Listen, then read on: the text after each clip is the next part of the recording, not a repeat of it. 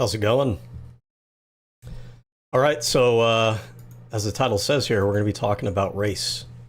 Isn't that such a fun conversation? We talk about race all the time, don't we? The left could just never stop talking about race. It's totally because the left just does not stop talking. It's not because the right can't stop talking about it. It's because the left can't. Obviously, I'm being sarcastic. The right is like obsessed with race. They try to pretend otherwise, but so many of their arguments, if you pay attention, they come down to like demographic change, issues of multiculturalism, issues with people from other countries, issues with other countries, constantly bringing up racial IQ, talking about assimilation, and a variety of other things, right? And so this pops up because recently there was I guess a conversation between two of the internet's greatest people, Nextaku, who's kind of like a lolicon person, general degenerate, and then Tectone, who was found civilly liable for seems like sexual assault or rape or something along those lines. And then you have Asmon, who loves to platform far-right content views and shout-outs to other far-right kind of race-baiting political figures. And so Nextaku and Tectone had a stream recently where they were talking about, I don't know why, somehow the whole conversation wound up revolving around racial IQ statistics, obviously cherry-picking data and misinformation. You're going to find as we go through this here, we're gonna look at their videos, we're going to talk about race because the right can't shut the fuck up about it. And so we need to talk about it. It's not going anywhere anytime soon. And I think the left has avoided having these conversations, having these debates, but I'm here to show you, and it seems like other people are trying to pick up on this now, this conversation is not a scary conversation to have. The reality is that like race science, that like racist kind of ideology, it went by the wayside for a reason. It went by the wayside because sociology actually debunked a lot of this. And it's just that the modern public discourse has not really been aware of those debunkings. And people kind of forgot how to argue against them, but you can, and there's some pretty simple kind of kill shots that we'll go over in a minute here. So without further ado, I wanted to say too, by the way, so you're going to notice, these are the things I want you to keep in mind as we go through this. They're going to cherry pick data and statistics. You know, they talk about truth, lies, and statistics. They're going to use the statistics angle where they're going to cherry pick statistics, or they're going to use statistics in a misleading sort of way. They're going to do that. They're also going to constantly conflate the concept of culture and race. They're going to pretend that they're talking about culture, but you'll notice that they're using culture as a stand-in for race. And they tend to do these things, talking to euphemisms and try to pretend like they're not racist. But they're going to use this euphemism of like talking about culture because they don't want to attach themselves to the label of racist. They want to try to use like other terminology in order to lead their audience to racism without actually saying racism. Another thing you're going to notice too, so these are the three main tactics: cherry picking, euphemisms, and then the last thing is that they're going to try to do this thing constantly where they say like, it's not racism, we're not being racist, we're just talking about facts. It's not racist to talk about facts. Well, facts can be used to spin a racist narrative, right? And keep in mind that the racists of yesteryear used what they thought of as science at the time, what we refer to now as scientific racism. They used what they thought in their mind were scientific arguments for their racism. They had things like phrenology, which was like a pseudoscience measuring different features of a individual in order to try to place them in some sort of racial hierarchy.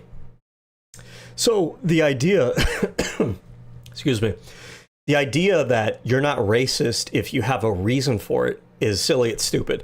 All that means is that you are a racist who thinks your racism is justified. Well, spoiler alert, crazy idea. Almost every racist in history thought that their racism was justified. It doesn't make you special, and it doesn't make you not racist. So those are going to be the three tactics. Going to be cherry picking, misrepresenting data, euphemisms, and then trying to do this thing where if they think that they can just throw stats and facts at you, that somehow that doesn't make it racist. That You know, if they only use, if it's a fact, it's all of a sudden not racist now. No, it just means that you're using facts to try to arrive or try to bolster your racism. So without further ado, we're going to jump into the first video is Asmon Gold reacting to, there's a gentleman, I guess his channel is called The Birdman, and it's TH with a 3 and then Birdman, no spaces. Really excellent video talking about and debunking kind of these race realist narratives. And Asmon Gold's going to be reacting to it. He's going to try to pretend like this guy didn't nuke his entire race realist arguments out of orbit, but he did. And so let's go ahead and get that one started. Exposing the grift, debunking Asmongold on IQ in less than 10 minutes. Well, thank God. I didn't want to watch it for that long, so it should be easy. Here we go. In one of the most ironic social media posts of all time, Asmongold makes the claim, in response to Mehdi Hassan, that the average IQ in Somalia is 68, and that I was rounding up, actually. It's like somewhere around 67.67, but yeah. This claim no one isn't cares. Racist, but a fact. What makes this post ironic is the very last bit where Zach claims Hassan's tweet. You'll notice this behavior that Asmon Gold does in a lot of his videos. It's this is like it's not like a logical tactic. It's a tonal, you know, vibe tactic of trying to signal to his audience that he is smug and intelligent above the other people he's reacting to. And he's so sure and so smart and so certain in his narrative or his position that he's unfazed by it, right? So you'll notice that when he's listening to these kind of conversations, he'll always do this thing where like, yes, yep, yeah, that's right, yep.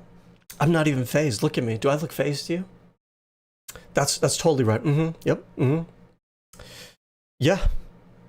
Right. And the whole idea is like, as the person's talking, it's like you are undermining everything that they're saying because you kind of have this tone, this demeanor of everything that you're saying is unfazing. I'm not even. I don't even think it's impressive. I'm just kind of dismissing it with this, just like, okay, yeah, cool, that's nice, awesome, cool, that's totally cool, Dag. And then he's going to respond, and he's going to try to have like his way of debunking what the guy says here. But as we're going to watch, and we're going to find out here, his audience probably finds this convincing, but the guy that he's reacting to is correct. And what the guy that he's reacting to is going to bring up is something called the Flynn effect. I've been trying to push this narrative into the public discourse for a while now. I can't take full credit for it. The reality is that I got it from Vosh. This is, by the way, Vosh, I think, majored in sociology. The right wing wants to like debunk all of sociology. But there's a reason why they want to do that. And there's a reason why having sociology as a discipline, having people trained in it, is important for these specific reasons. If you studied sociology, if you understand the sociological research into this topic, the sociology blows the fuck out of this race realism style argument. So we're going to see it here, and I'll let the author of the video kind of explain what the Flynn effect is, and then we'll kind of expand on that. Asmon Gold either doesn't realize, or he doesn't want to accept, or he doesn't want to signal to his audience that the Flynn effect absolutely 100% blows the fuck out of his race realism worldview. It nukes it from orbit. And the reality is that all these race realist people nowadays who have clung on to this race realism narrative, they have gotten it from cherry-picked memes online, served up to them, without them having to read and do the research themselves. Most of them aren't even actually aware of the Flynn effect or how it implicates the race realism narrative. They're not used to it. And so they're kind of caught blindsided by it when it's presented. Is an attempt to push a narrative. It absolutely is trying to push a narrative. It's trying to push the false narrative that every culture and every group of people has an identical IQ. There you go. You see it? Every culture. Now, I know what you're thinking. Right now, he's only said culture. How do I know that he's using it as a euphemism for race? Well, as we watch the video, I want you to pay attention to every time he says culture, because you're going to start to realize that he doesn't just mean culture. He's always using culture as a euphemism, as another word for what he really means grammatically in the sentence is race. we're talking about race. We're talking about racial IQ scores. We're talking about race science. We're talking about race realism. He's going to use culture as a stand-in for that. IQ. This is not true. Everybody knows this isn't true. You take 3 seconds and you look at the world and you know it isn't true. Well, not only is this Asmongold's attempt to push a narrative, but Yes. the claim itself that African people have low IQs is also an attempt to push a narrative. Yes. That number typically traces back to the war. There's also a lot of other components to why people have low IQ, and it's not necessarily race. I'm sure that race is a component, but I would say it's probably like a 4th or 5th level component. See, now he says that, but the reality is that if you watch his content and the political figures that he aligns himself with, and people like Nux talking Tectone, who we'll get to in a minute here, we'll find that Asmongold's actually parroting pretty much the same, like, word-for-word arguments that they do. He either got it from them or they all get it from the same place, but you'll notice that even though right here he's trying to hedge his argument now, that, oh, it's a little bit of race, it's a little bit of environment, they don't earnestly, there's honesty and there's earnesty. Honesty is when you're not lying, right? You're being honest. Earnesty is that you're forthright, meaning that you're not withholding information, because you can lie through omission. You can be honest in a technical sense, in the sense that you didn't lie about anything, but you also fail to give particular information that's really important. If you're earnest, you go out of your way to make sure that you give the full context, you give all the information that is relevant to the topic. Right now, he's hedging and pretending like, oh, yeah, I acknowledge that, there are environmental factors to IQ. But let's ask ourselves this question. When he's talking about this topic without pushback, does he actually emphasize the environmental factors that go into IQ? Or does he emphasize to his audience always leaving out the environmental components, leaving out controlling for those environmental components, and instead focusing primarily on race or culture? Let's see. So the big reason is you've got the big 3, right? 2 of them are like kind of harder to say, and the last one is like a little bit hard. It's a little bit more obvious. Inbreeding is number 1. Do you think that inbreeding is going to lower people's IQ or not? Do you think that It probably does, but here's a question I want to ask you guys, and this is where we want to use our thinking noggin when we hear stuff like this. What percentage, and I know that he doesn't have the percentage, he never cites it, but you need to ask yourself this question. What percentage of any of these particular groups are inbred? So among the kind of areas that he comes from in the country, what is the rate of inbreeding, right? That's kind of a question worth asking here. But also, I don't think we could explain the differences in IQ tied only to, or primarily, or even being a major factor with respect to inbreeding. Because I don't think inbreeding in almost any of these populations, maybe I'm wrong, but it's worth asking this question. How much is inbreeding actually a factor in any of these populations? How many of them are actually inbreeding? My guess is that the majority of those populations are not inbred. So whatever the average IQ statistics are, it's not really driven mostly by inbreeding. But anyways, let's keep going. By the way, inbreeding would not be a genetic determinant. In other words, between white people, between black people, between Asian people, right? Inbreeding is something that you can separate out. Inbreeding isn't due to genetics. Inbreeding is an external factor. And I know right now he's saying that that's the case. I just want to point that out. A society full of people that are inbreeding are going to have low IQs. Is it going to fuck up people's brains? Absolutely it is. You also have the amount of nutrition. You have food. So if you take people that are inbred, that have no food, you are going to have people that have extremely low IQs. This is just obvious. And the problem is that some people want to pretend like this isn't the case, but it's very... Nobody does. The people who are on the other side of this debate point to environmental factors. Environmental factors would be things like inbreeding or nutrition, right?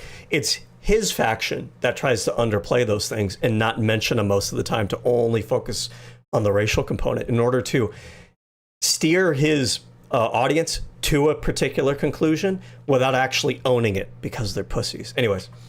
Evident that it is, because your brain isn't getting the nutrients that it needs. Now, I think that, again, if you really even assign all of that and you remove all of that, very clearly there probably are some degree of racial differences, but the main factors are inbreeding and nutrition. That's a massive fucking factor. And now he's going to say that at the beginning of this video, but you're going to see as the other person he's reacting to starts talking about the environment, the non-genetic factors, the environmental factors, as the other person he's reacting to starts talking about that, Asmon Gold is going to start trying to nitpick all of those things. Well, why would he do that?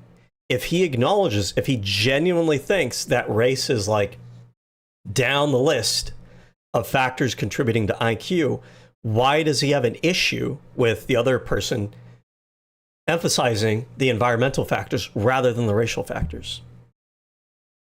And also, if you look at the way that people from Somalia have integrated into British culture, how they've integrated into American culture, how they've come from, let's say, Japan, you will see one common variable every single time. It's that these people are total drains on the society. That's worth asking, too. Like, where is he getting that from? Their integration into these different communities, like, he just says it. Does it give us any stats, statistics? Does it give us anything to actually solidify, to bolster that claim? Or is he just relying on the preconceived biases of his own community to just assume, like, oh yeah, they must be drains on society? I mean, I'm curious, by the way, in the United States, I'm curious if Somalian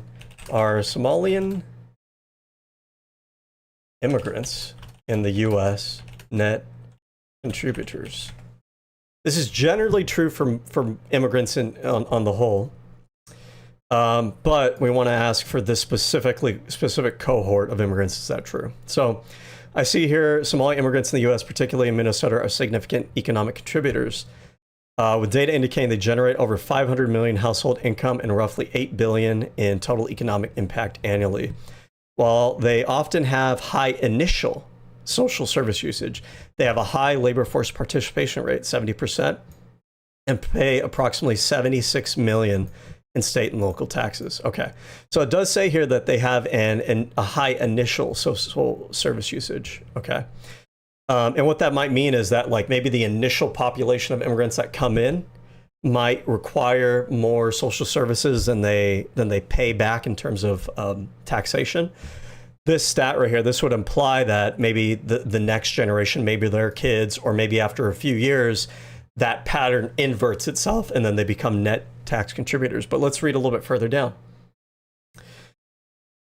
Despite high poverty rates, nearly 30% live below the poverty line, and lower average incomes, Somalian households contribute estimated 67 million annually in state and local, including sales. Okay, but I want to know, are they net? Their labor force participation rate is 70%. That's pretty good. That's pretty high.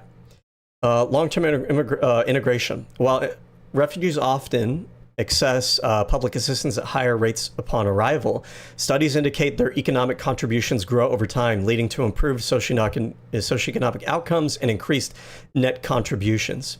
Now, the narrative that people like Asmon Gold and these other people want to spin is basically that, like, we can't and we shouldn't have, like, immigrants or non-whites because, like, they are a drain on society, right?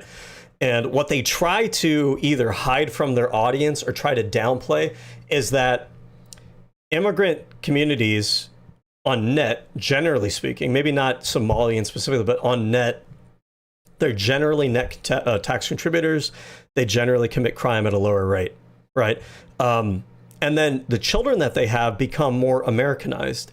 They have better, the Somalians that come here as first generation refugees were probably born and raised in a very economically disadvantaged and unstable region of the world. And we all know from child development that those early experiences that you have will impact, your lifelong success. And then having to uproot your whole life and move to a new country where you don't really necessarily speak the language and all those things probably make it hard. But oftentimes we see that their children do better than they do, and then their children's children do better than they do. So if it's the case that with immigrants we can expect that their children are going to become more Americanized and their children will do better economically, educationally, and otherwise, then why should we treat immigrants as if we can never have them, right? It's kind of silly. It's kind of stupid. It really, the motivation there is more than just on the surface what they try to make as like an economic or pragmatic argument. It's not. they are fishing for a reason to exclude immigrants and non-white people, and they're trying to dress it up as logical or statistical, but they're gonna do it by cherry picking information. Okay, I'm curious. Somalian immigrants, crime rate. Based on 2025, the crime and incarceration rates for Somalian immigrants are subject to intense debate. Okay, that doesn't tell me anything. When comparing all Somalian-born immigrants to native-born Americans, some data indicates Somalis have a slightly lower incarceration rate. Okay. Young males. Analysis by Manhattan Institute suggests that when narrowing the focus to male Somalian immigrants 18 to 29, this specific group has a higher incarceration rate than native-born American males in the same age group. Okay, that's fair enough, right? So, if you're not aware, young men drive most of the crime statistics across all communities, across generations.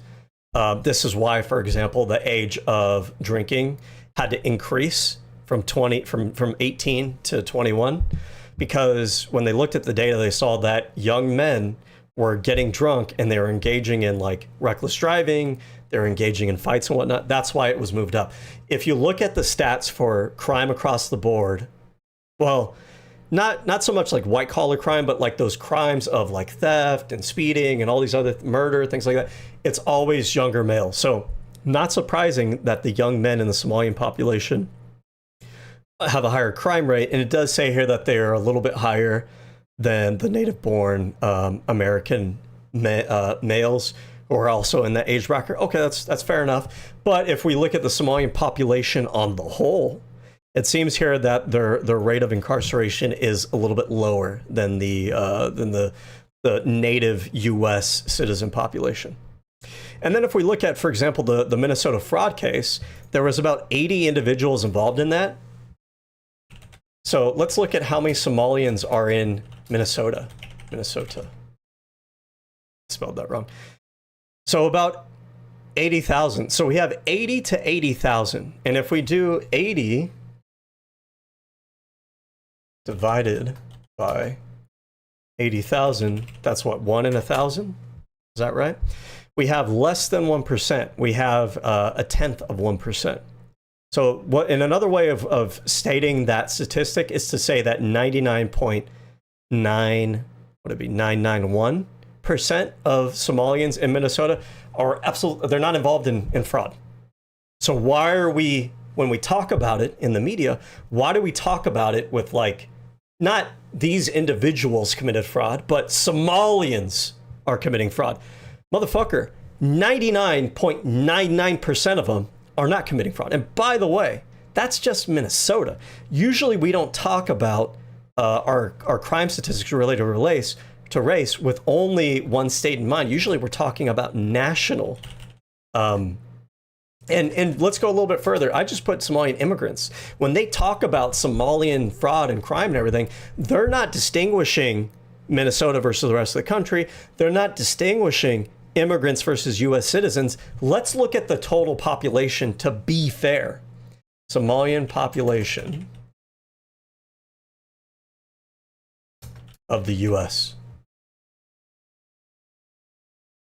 260,000. So let's do 80 divided by 260,000.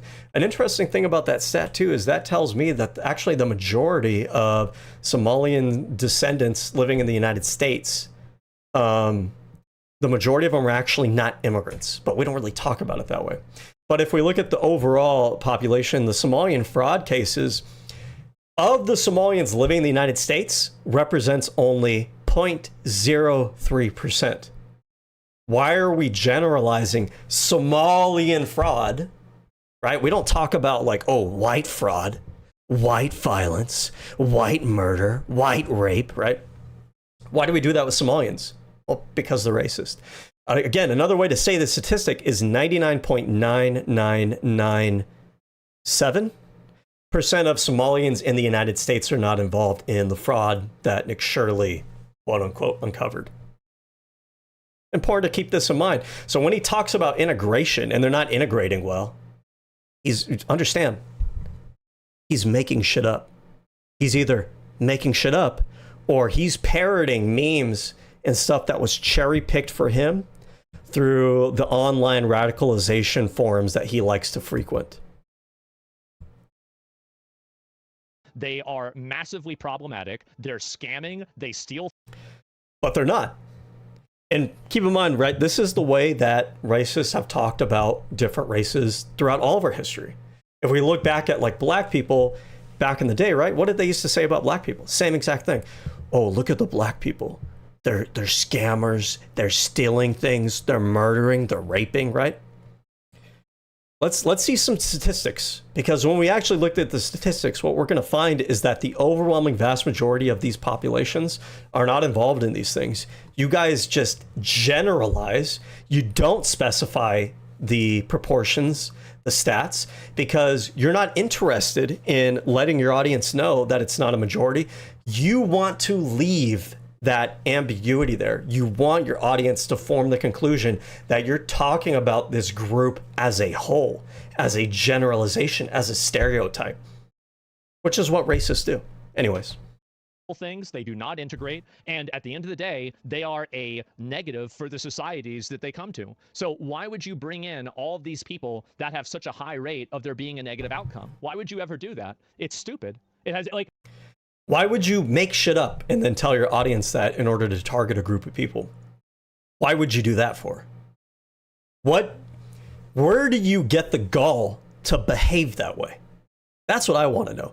You want to talk about all these other groups of people, and you're talking about wide groups of people. Let's focus on the individual. I think individuals who are a problem are a problem. And people who do stuff like this, you are a problem. You want to point the finger at every other group of people, right? And say this group is bad, and that group's bad, and we shouldn't have this group of people, and this group of people is dragging us down, this, and that. You are actually the ghetto mentality, shit-stirring kind of person who actually degenerates society. If you made a population of people, like if we just copy and pasted Osmongold's, and we had a whole population of Osmongold's in the country, they would be the people that cause the problems. if you just take a step back, are you keeping your country safe? Are you keeping your people safe when you allow immigration from a country that has a massive inbreeding? Do you want to know what the percentage the scary of women who are brown victims people of female genital mutilation are in Somalia? 99%. Do you know what the percentages of female Somalians in the United States who have been victims of genital mutilation? Probably close to zero. Why do we pretend that the Somalians that live in Somalia are reflective of the Somalians that live in the United States? Osmongold wants his audience to think that Somalians are Somalians and they'll only ever be Somalians, and their entire identity is reduced down to basically the same as all the other Somalians. We can make big sweeping generalizations. He doesn't want to acknowledge, and he doesn't want his audience to acknowledge, and they don't want to acknowledge, that people can come from different parts of the country or different parts of the world, and they can actually integrate into the United States. They can come from different places where maybe the outcomes there are not very good, but because they are actually just humans at the end of the day, they're able to adapt better to a society like ours that has more development. Because if they admit that to themselves, then that means that their narrative about not being able to have immigrants or non-white people in the country, it goes out the window. They need justification to exclude different groups of people. I'm not kidding. If you look up the World Health Organization, and they have a study on this, 99% of women in Somalia are victims of female genital mutilation. I don't want to import that culture into my country. I don't want to take the risk that I'm importing that culture into my country. I don't want them here. At all. Yeah, we know you don't want them here. That is your conclusion, and then everything else is working backwards from that conclusion. We know that about you. Obviously, you're a xenophobe. You're a racist, is the reality. Work of Richard Lynn. It's disgusting. This guy, a literal self-described scientific racist. What does that have to do with whether it's right or not? You're calling somebody a word. What does that have to do with this? Here's what it has to do with it, right? He's trying to make an accusation that the other guy's engaging in ad hominem. Calling somebody a name is only ad hominem when it's not relevant to the arguments that are being made.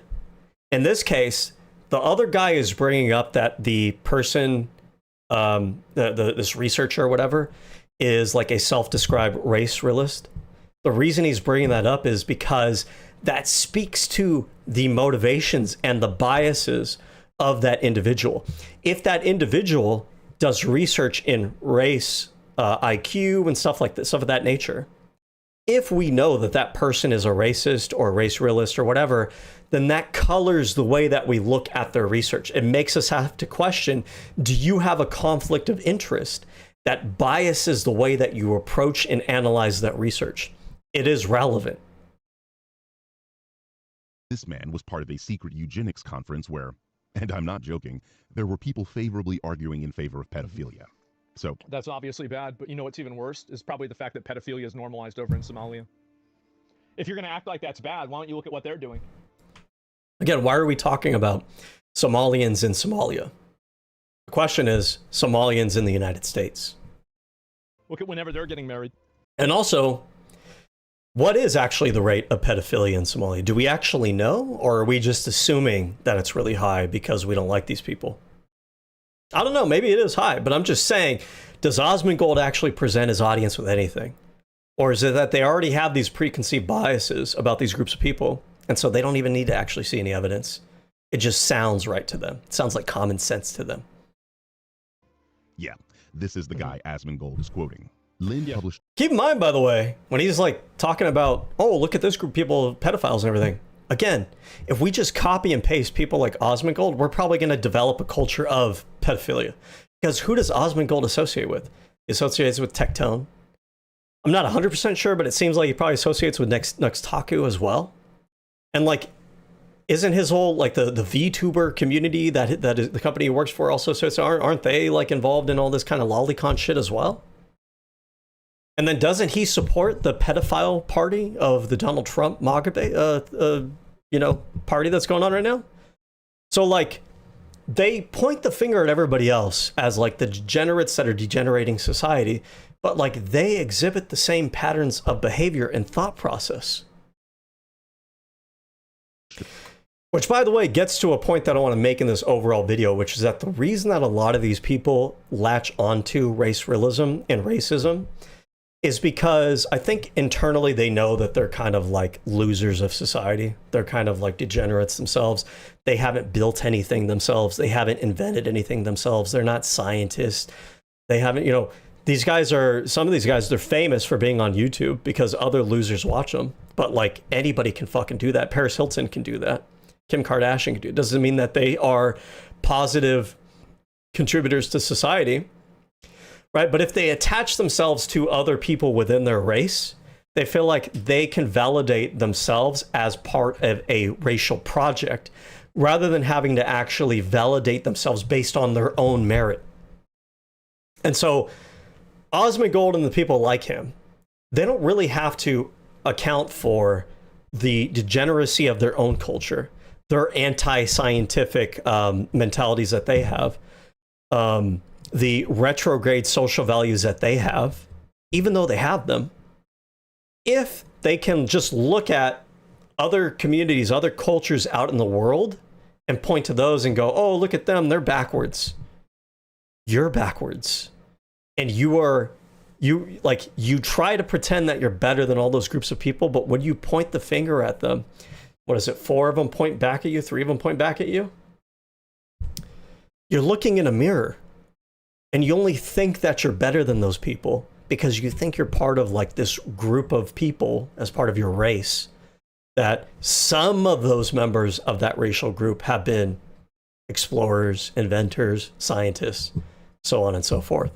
But you are not the average of your race. You are an individual of your race. And as an individual of his race, Osmongold, Nextaku, Tectone, These are like the low IQ, degenerate, socially backwards, anti-scientific kind of people. They are like, there's this joke that the people on the right like to reference. I think it's from, is it from Chris Rock? Maybe it's, I don't remember which black comedian it is, but it's basically the black community says there are black people and then there are N-words, basically, right? I don't really like the joke. I don't like that people cavalierly toss out and everything, but you'll see a lot of like memes on the right where they try to reference that joke. Unironically, though, it's funny because they think otherwise. People like this guy, they are the, you know, they are the substandard portion of their racial group, but they think that they can latch themselves onto like the higher achieving, more socially, more civilly, responsible, high status individuals in their society. I mean, if we were to look, by the way, I mean, because they'll point to white culture, white societies, Western societies as an example of like, look how awesome, look how good we are. But if you look at those societies, they tend to be the more liberal, secular, left-winging societies in the world, which they disagree with. They don't like those. It is those elements, those aspects of those societies and those cultures which set them apart from the rest of the world. But these people are delusional enough to believe that what actually sets them apart is their race and not those values. And they exhibit all of the opposite values to those things. Anyways, let's keep going. The paper in 1982 called IQ in Africa in the pseudoscientific journal The Mankind Quarterly, a white supremacist outlet that is currently... See, he's trying to poison the well by saying that things are pseudoscientific, saying they're white supremacists. He's trying to poison the well by talking about the specific research that the race realists are citing. Now, Asmon Gold's not paying attention because, you know, when he's listening, he's not listening to integrate what's being said or to have his mind change. He's listening for a way to try to, figure out what the next counter argument's going to be. And so we have on here a Wikipedia article on this book or this research paper, whatever, that this researcher wrote. And so on the Wikipedia article, it says these things about pseudoscience, and it says, it's a white supremacist journal. The video that Asmon Gold's reacting to, I don't think the guy who's making the video has actually emphasized these things specifically. He's just putting up the Wikipedia page on this book or this article just to kind of show you like, oh, this is the book, this is what it looks like. Here's like a quick summary of it. And so Asmon Gold says that the guy he's reacting to is trying to poison the well. But poisoning the well implies that you are trying to bias the audience to not grapple with the merits of the argument, but instead, characterize the argument or the source of the argument as being bad or having a bad association. Now, you can do those things. You can point out the negative and bad associations. But if you actually are going to get into the merits of the argument, it doesn't really matter whether you've poisoned the well or not, because you're actually going over the merits. And the author of this other video actually does get into the merits of, for example, why is it called pseudoscience?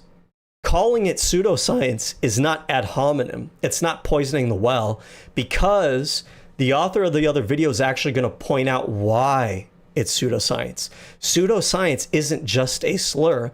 Pseudoscience is an accurate label for something that is inaccurate, bad. It's not really science. To even call it science isn't really a good way to describe it, because it's not science. It doesn't stand up under scientific rigor.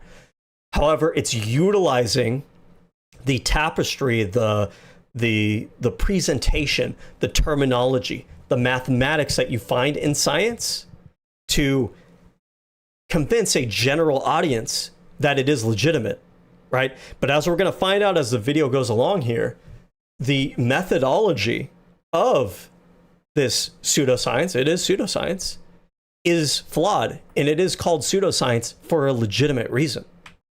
Premises, etc. You're not actually attacking the argument. You're not actually attacking any. But you could do both. right? If I were to attack your argument and point out how your argument's flawed and it was really fucking stupid, if after pointing that out, I also mentioned that you're a fucking moron, it's actually not really technically an ad hominem, because I am actually attacking the merit of your argument. And the label that I give you as a result of that is warranted. It's validated by what I've pointed out about your behavior and how bad your argument is. To point out that this is pseudoscientific and it's a white supremacist journal it's true if we find out as the author goes along that those things are warranted by the evidence that's presented. Anything that's being said, you're assigning negative variables and negative attributes to it, and then hoping that people, because of those negative variables and attributes that you're assigning to it, will assume that it's wrong because they're not supposed to agree with things that have these attributes. Notice, by the way, that Asmongold constantly does this with wokeism, with feminism, with SJWs, and he just went on a long diatribe a little while ago about Somalian immigrants, right? He does the same thing. His whole thing is that he poisons the well on liberalism, on feminism, on wokeism, on immigrants. But he thinks everybody else is doing it because he cannot see himself in the mirror. He cannot see that he is the very low IQ, degenerate, loser, lack of good intelligent argument kind of person that he tries to characterize everybody else as. That's what he's doing. It's dishonest. Maintained by the... Because keep in mind, by the way, too, that Asmongold didn't just throw out a bunch of claims about other people. He threw out a bunch of claims without actually referencing any stats or any evidence to back it up. So if you want to talk about ad hominem and poisoning the well, he's actually doing that. The other person that he's reacting to is making claims, but he's supporting those. You're going to find out right now, he's going to support those claims with actual evidence and actually digging into the literature. The hilariously named Human Diversity Foundation. Yes, because there's diversity between humans. That's correct. Far-right white... Notice, too, that this response that Asmongold has, right? The author of the other video, I keep saying that, it's Birdman. Let's just refer to him as Birdman for the rest of this. The author of the other video that he's reacting to is the Birdman. So notice that Asmongold has to pause the video and seize on when the Birdman just describes like it's part of this group called the Human Diversity Group, right? Asmongold is, well, yeah, because humans are diverse. Yeah, he didn't say otherwise.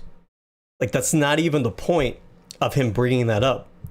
But Asmongold is like, he's so eager. He's so eager to try to nitpick any little thing that he can do to try to, I don't know, get a win on this argument or something. It's like the dude wasn't even disagreeing with you. He's just literally just explaining that he's part of this group that's literally named that. Chill the fuck out. Nationalist company. Again, none of this has anything to do with whether this is a good or an accurate thing at all. This is more, again, and again, I want to take a step back. It's environmental, it's educational. There is also the factor of inbreeding, which is massive. All of these things have nothing to do with race, and they're still all factors for IQ. So what's happening is that you just have a person who's throwing a bunch of buzzwords at it to... It's funny that he even says this, because if he actually believes that, then he doesn't actually disagree with the author of the other video. So what is the issue? Right? What do you take offense by with this other video? The other video is making that point, that it's all these other factors. It's not just race. Why do you feel offended? Why do you feel attacked by that? Why do you feel like you need to argue against it? Hopefully get people to disagree with what's being said. You're trying to shut down conversation, and you have to keep in mind, let's go back and talk about that eugenics conference that... But he's not. They've been running this playbook for 10, 20 years now of oh, we can't talk about this. We can't have this conversation. But we are having a conversation about it. He made a video to have a conversation about it. The reality is that you guys don't really want to have the actual robust conversation about this, because you're going to find out very quickly there has been robust research and conversation throughout all these years on these particular topics. And it's just that your side has fucking lost. You guys lost a few decades ago, but you're just not aware of that because you don't actually bother to research anything. You just get memes fed to you online by people who are unironically poisoning the well for you. That was banned. The reason why these things are banned is because research into this topic isn't allowed. You have to keep. That's not true, though. And the thing is that he doesn't, like, there is research into this topic. Sociology has looked into this for decades. We've had this research for a long time. He doesn't know that there's research into this because he's low IQ. He's a loser. He doesn't actually think for himself. I know all these people, they think like, oh, I found like the secret sage knowledge that everybody else doesn't want you to know about. No, you were fed cherry-picked information, lies of omission, and you're so incredibly intellectually lazy. And it's not because you're white, by the way. It's just because you specifically are a loser. You're so intellectually lazy that you never even bothered to ask yourself the question of what information are they not telling me? And is there actually anything in sociology or otherwise that debunks these ideas? You never looked. So when they tell you, oh, this idea, this topic is banned and no one wants to talk about it, you just believed it because you're gullible, because you're not actually part of this high IQ group that you think you're a part of. You're actually the low IQ individual that drags that average down. Keep in mind that the father that invented DNA, or not invented, excuse me, discovered DNA, was effectively had his entire career destroyed because he said that there's a chance that there could be a racial basis for where IQ is coming from. And so the reason why... I have a feeling, how much do we want to bet that he's not even accurately describing that story? That's not actually the full context of what happened. Father of DNA. Is it James Watson? Stripped of honors. Okay. Now this, I forget if The Guardian is a reliable source or not, but Wikipedia tends to be pretty good. So let's see. There's probably going to be a part on here about why. And by the way, just because you discover DNA, the discovery of DNA, what we knew about DNA at the discovery of it was very rudimentary compared to what we know about DNA now. When we discovered DNA, we didn't have the full human genome sequenced. We didn't know what genes were going to others, like all the different specific developments in the anatomy of a human. We still don't fully know that yet.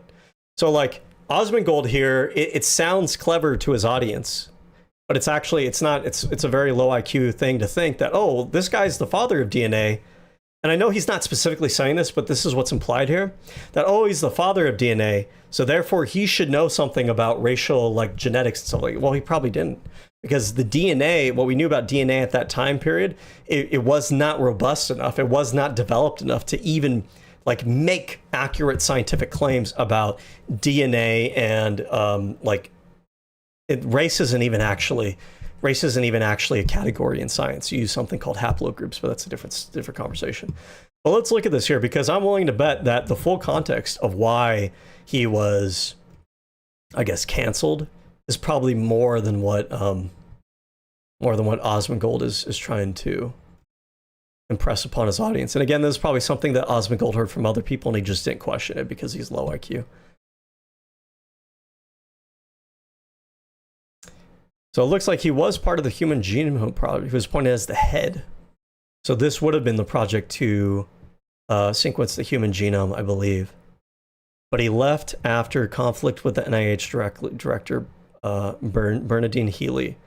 He was opposed to Healy's attempts to acquire patents on gene sequences and any ownership of the laws of nature. 2 years before stepping down from the Human Genome Project, Watson had stated his own opinion on this long and ongoing controversy, which he saw as a logical barrier to research. Washington said, "The nations of the world must see that the human genome belongs to the world's people, as opposed to its nations." I don't even know what he means by this, because it seems like the person that he was disagreeing with her here, she wanted to patent, if I understand this correctly, gene sequences. This would be like if you're doing genetic engineering. I don't think you can just patent, I could be wrong about this, but I don't think you can just patent like naturally occurring gene sequencing or gene sequences. That sounds like here he probably had like a misunderstanding. He left within weeks of 1992 announcement that the NIH would be applying for patents on brain-specific cDNAs. See, cDNAs, what is a cDNA? complementary DNA. Okay, so this is synthetic, single or double-stranded DNA synthesized from a mature mRNA template using reverse transcriptase. Unlike genomic DNA, cDNA contains only exon sequences, coding regions without introns. It is essential for cloning eukaryotic genes in bacteria, creating cDNA libraries, studying gene expression, analyzing RNA. It is used to express eukaryotic proteins in prokaryotic systems, which cannot splice out introns. Okay. So like the specific thing that they're talking about here is like, it's synthetic, it's human, like human created DNA sequences. So when he says like, the nations of the world must see that the human genome belongs to the world's people as opposed to its nations. He seems to have like fundamentally misunderstood or been like a little bit paranoid here, because the stuff that was being discussed as being patented was not like naturally occurring human DNA. It would have been like synthetic DNA engineering, genetic engineering, which like, yeah, of course, like genetic engineering is something that you would patent, of course. Especially you put like all the research and development into it. Okay, so let's see. I want to find out what he was canceled for.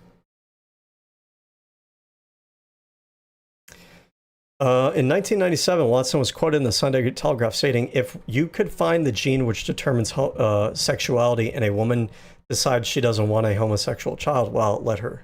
Okay. So, you know, designer babies. I know that's controversial. I'm pretty kind of a little bit agnostic on that, but okay. The biologist Richard Dawkins wrote a letter to The Independent claiming that Watson's positions were misrepresented by the Sunday Telegraph article. And then maybe they were, yeah. And that Watson would equally consider the possibility of having a heterosexual child to be just as valid as any other reason for abortion, to emphasize that Watson is in favor of allowing choice. Well, it's a good question. I mean, I wonder if he would say that. I'd like to hear that in his own words, but that's not really what I'm looking for here. Watson was quoted in 2000 saying, "Whenever you interview fat people, you feel bad because you know you're not going to hire them." I mean, why not? Watson repeatedly supported genetic screening and genetic engineering in public lectures and interviews, arguing that stupidity is a disease and that the really stupid bottom 10% should be cured. How do you cure them? Okay, if he's talking about genetic screening and genetic engineering, then what he means by this is like they shouldn't be allowed to be born. That's what he means by that. He also suggested that beauty can be genetically engineered. Okay, people, it's terrible. If we made all girls pretty, I think it would be great. Okay. So, like, by definition, this is a highly, like, discriminatory person, right? That's not ad hominem. That's, like, literally the dictionary definition of what that word means. Okay, later life. Type 2 diabetes. Sold his Nobel Prize. Why would you sell your Nobel Prize? After complaining of being made an unpersonful and controversial statements he had made. Okay. That's so weird, though. It's weird, like, selling a Nobel Prize. Like, what do you do with a Nobel Prize that you bought? It's like a participation trophy at that point. Nobel former students, other affiliations, avoiding boring people. Genetic determinism in controversies. I mean, it's worth stating, right, that we see that he has had a career throughout this entire time, it looks like. In 2014, he published a paper in The Lancet.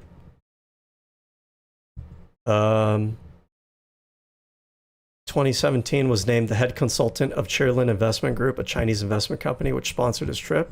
He was an institute advisor for the Allen Institute on Brain Science.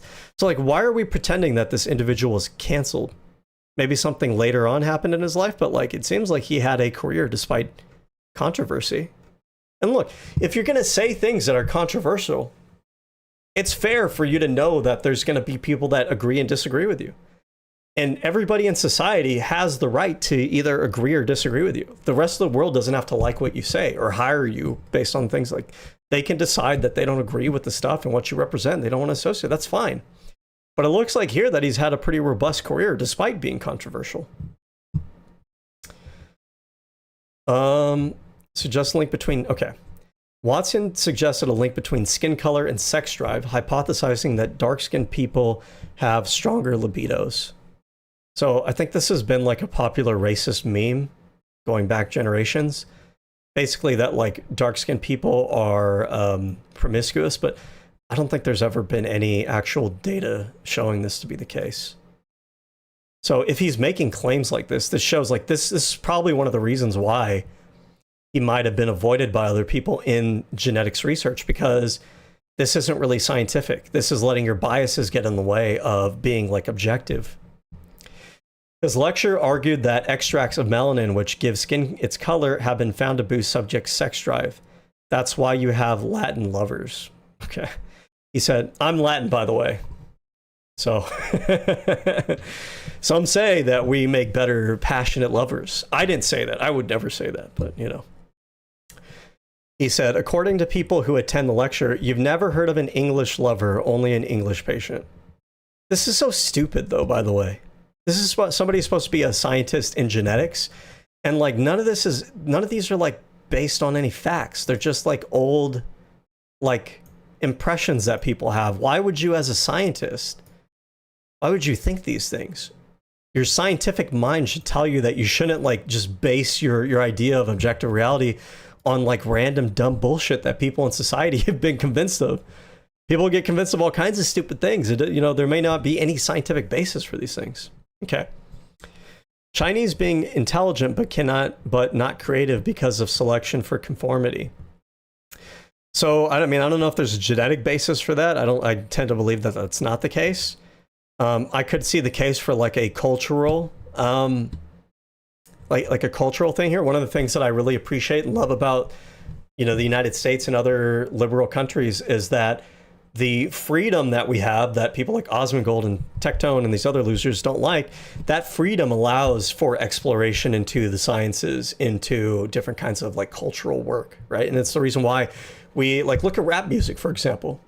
Rap music, if you go back like 30 years, these conservatives would have been like they would have hated rap music, and rap music shouldn't be like something that we encourage or emphasize or celebrate. But now rap music is spread out all throughout the world. You'll find Chinese rap, you'll find Japanese rap, you'll find Middle Eastern rap, right? Rap has become a dominant cultural phenomenon, and it's because in the United States, people have the freedom, the liberty to explore different ideas and different things. Anyways. And Indians being servile because of selection under caste and endogamy. Regarding intelligence differences, so like I understand what he's saying here. He's saying that the cultural predispositions and the societal structure are selecting for, through like sexual selection, I suppose, people who have like certain traits, right?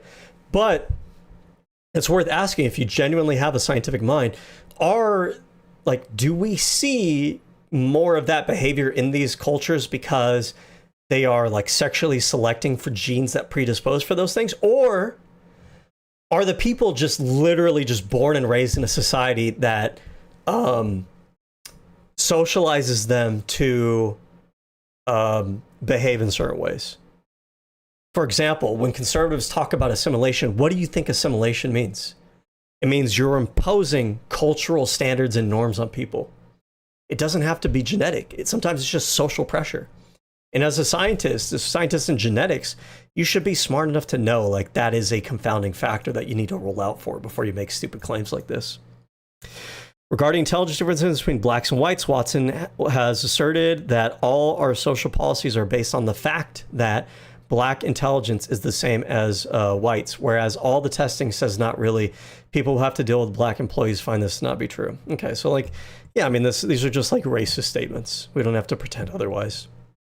He might think that he is justified in his racism, but that's what this is. It's just like stereotypes and biases regarding race. Watson repeatedly asserted that differences in average measured IQ between blacks and whites are due to genetics in early 2000s. But see, this is the thing here. He says stuff like this, but it sounds like he's not actually providing any evidence for this. So what do you call that when you have like certain impressions of groups of people, and you don't even have like any data, like, you're a geneticist. Why would you be making these claims if you don't have any like genetic evidence for this to be the case? Well, it's because you have a bias. In early October 2007, he was interviewed by Charlotte Hunt Grubel of the Cold Spring Harbor Laboratory. Watson discussed his view that Africans are less intelligent than Westerners. Watson said his intention was to promote science, not racism. Those aren't mutually exclusive. You can be somebody who wants to promote science and racism at the same time, right? Saying, oh, I want to promote science, that means I'm not racist. It doesn't mean anything. You could be motivated by racism, and the science that you try to seek out might be science that you think is going to reinforce that racism. Again, remember what I said at the beginning of this video, the arguments that they're going to use. And one of those is that, oh, I'm not being racist. I'm just trying to, I'm just talking about facts and stats and stuff like that. It doesn't mean that you're not racist. It just means that you're trying to use stats and facts to try to bolster your racism. Okay, Watson issued an apology, then retired at age 79 from CHL from what the lab called nearly 40 years of distinguished service. So he chose to retire. Maybe there's some pressure to do so, but even so, they gave him like as much of an honorable release from their service as, I mean, they called it 40 years of distinguished service. So, I mean, it sounds like they were being pretty polite despite these like irresponsible statements that he made. Because again, he is in the branch of genetics. This isn't just like a random asshole off of the street. He's somebody who speaks from authority on genetics. For him to be making these kind of sweeping claims without any genetic evidence it's in that realm. It does like call into question your qualifications for being in that position. Watson attributed his retirement to his age and to circumstances that he could never have anticipated or desired. Okay, so, I mean, I don't know where Osmond Gold's getting this idea that he was canceled over racism. And I'm not even against him being canceled for racism, but it does seem like he had a pretty robust career and had a lot of opportunities, despite a lot of the controversial things that he said. And again, like, we are having these conversations. These conversations are happening. This idea that we're not allowed to have these conversations. If you're not old enough to remember, 30 years ago, we were not obsessed with race like we are today, because the right is obsessed with talking about race all the goddamn time. We live in an era where somebody who's a member of the Trump administration does like neo-Nazi salutes at the inauguration, and we're pretending that we live in like the most PC era in mankind. Give me a break. Why there isn't a lot of research or information in this is because there is a wrong answer. And it's basically politicized science that has been effectively co-opted by activists that will not let people have a conversation about this. Is it not politicized science when you are making a bunch of, like, from your position of authority on science, in positions of scientific authority, making a bunch of claims that are not substantiated by the research in order to push like a certain narrative? Is that not politicized? Is it only politicized when it's in a direction that we don't like? This topic at all. That's the reason what's going on. In this journal, Flynn argued that the IQ of sub-Saharan Africa... The guy's a critical drinker, generational hater. What is this? Pull this up.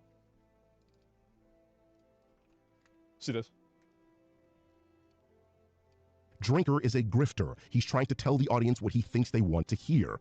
Hilariously, it works on you, proving that the audience of grifters are very, very low IQ. Others can argue differently. There is no winner here. Besides, you're a low IQ alt-right incel that has a personal vendetta against anything you perceive to be left-wing. You are not a reliable source. The guy is a low IQ moron that is seeking attention. I mean, his videos are hate videos, not criticism videos. Of course. Yeah, that explains exactly why you're a loser who spends his free time making fun of marginalized groups on the internet while being a dipshit low IQ manlet that is invisible to every woman walking past you down the street.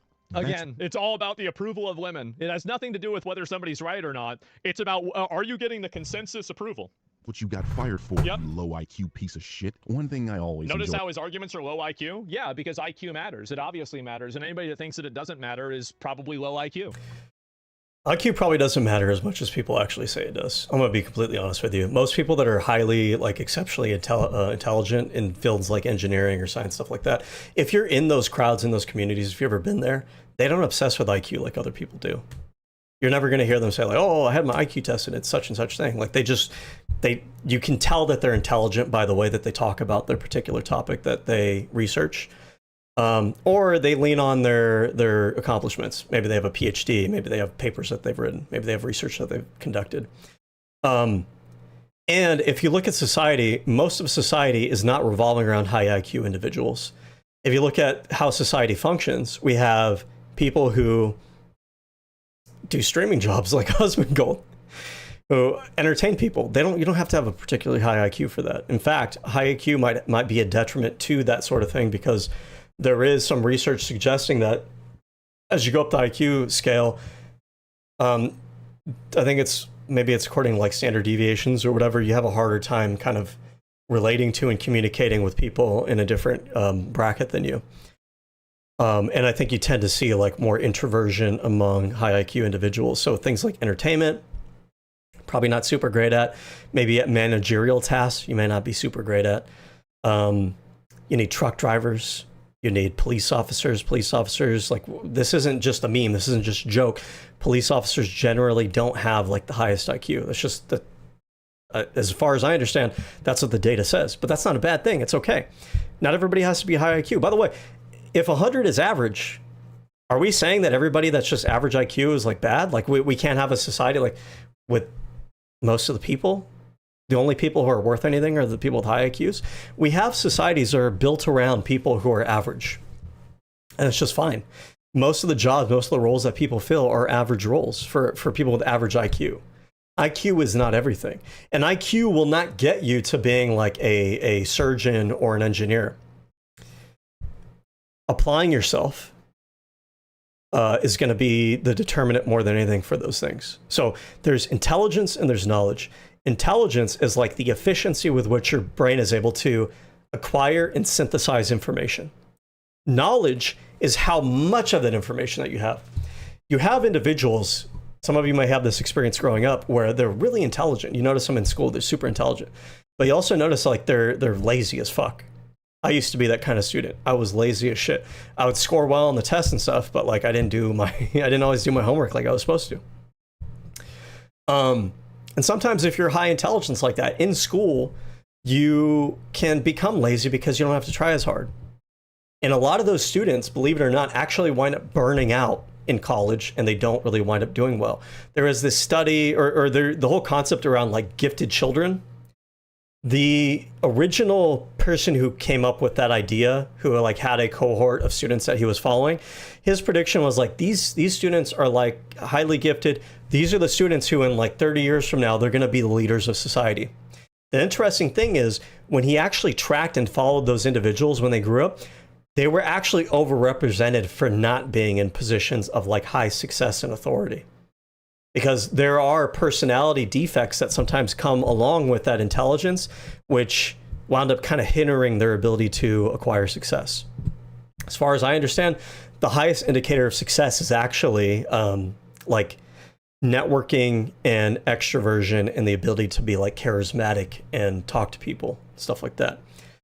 And so like IQ is important for certain things. We overemphasize it as a society because the reality is that society needs a lot of different skills.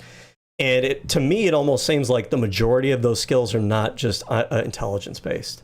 That the average human being is smart enough that the kind of roles that humans tend to be useful in, most of those don't require massively high IQ. They require just kind of like an average IQ, but they require other skills. The charisma, the networking skills, the ability to work hard, to not be lazy, to show up on time, to have that discipline. Like those things aren't the same thing as IQ. Anyways. From grifters is how they are so opportunistic that they will contradict themselves if it means they can serve up a shallow dunk to their low IQ viewership. That he knows the point that's being made, but is misrepresenting it to fit the narrative he's trying to push. Right. I mean, the alternative is to suggest he's low IQ. And I would never do that. God, I can't take any more of this low IQ dribble. Drinker is well, anyway, so this is the person who's making a video of me talking about IQs. Huh. It sure seems like he cares a lot about IQ, actually. Well, actually, I think what he's doing is he's being sarcastic. He's using your guys' own logic against you. That's actually the point that he's making. Of course, Asmon Gold, because he's so high IQ, he couldn't pick up on that. Right. And also keep in mind, none of these were arguments. None of this was an argument at all. Well, why would they be? It's a totally separate video. I've been thinking this the entire time that he went on this side tangent to review that video. That video is not the video that's related to the topic at hand. That's a completely separate video about a separate thing. Like, yeah, of course it doesn't really have much to do with the topic at hand. No shit. Was around 70.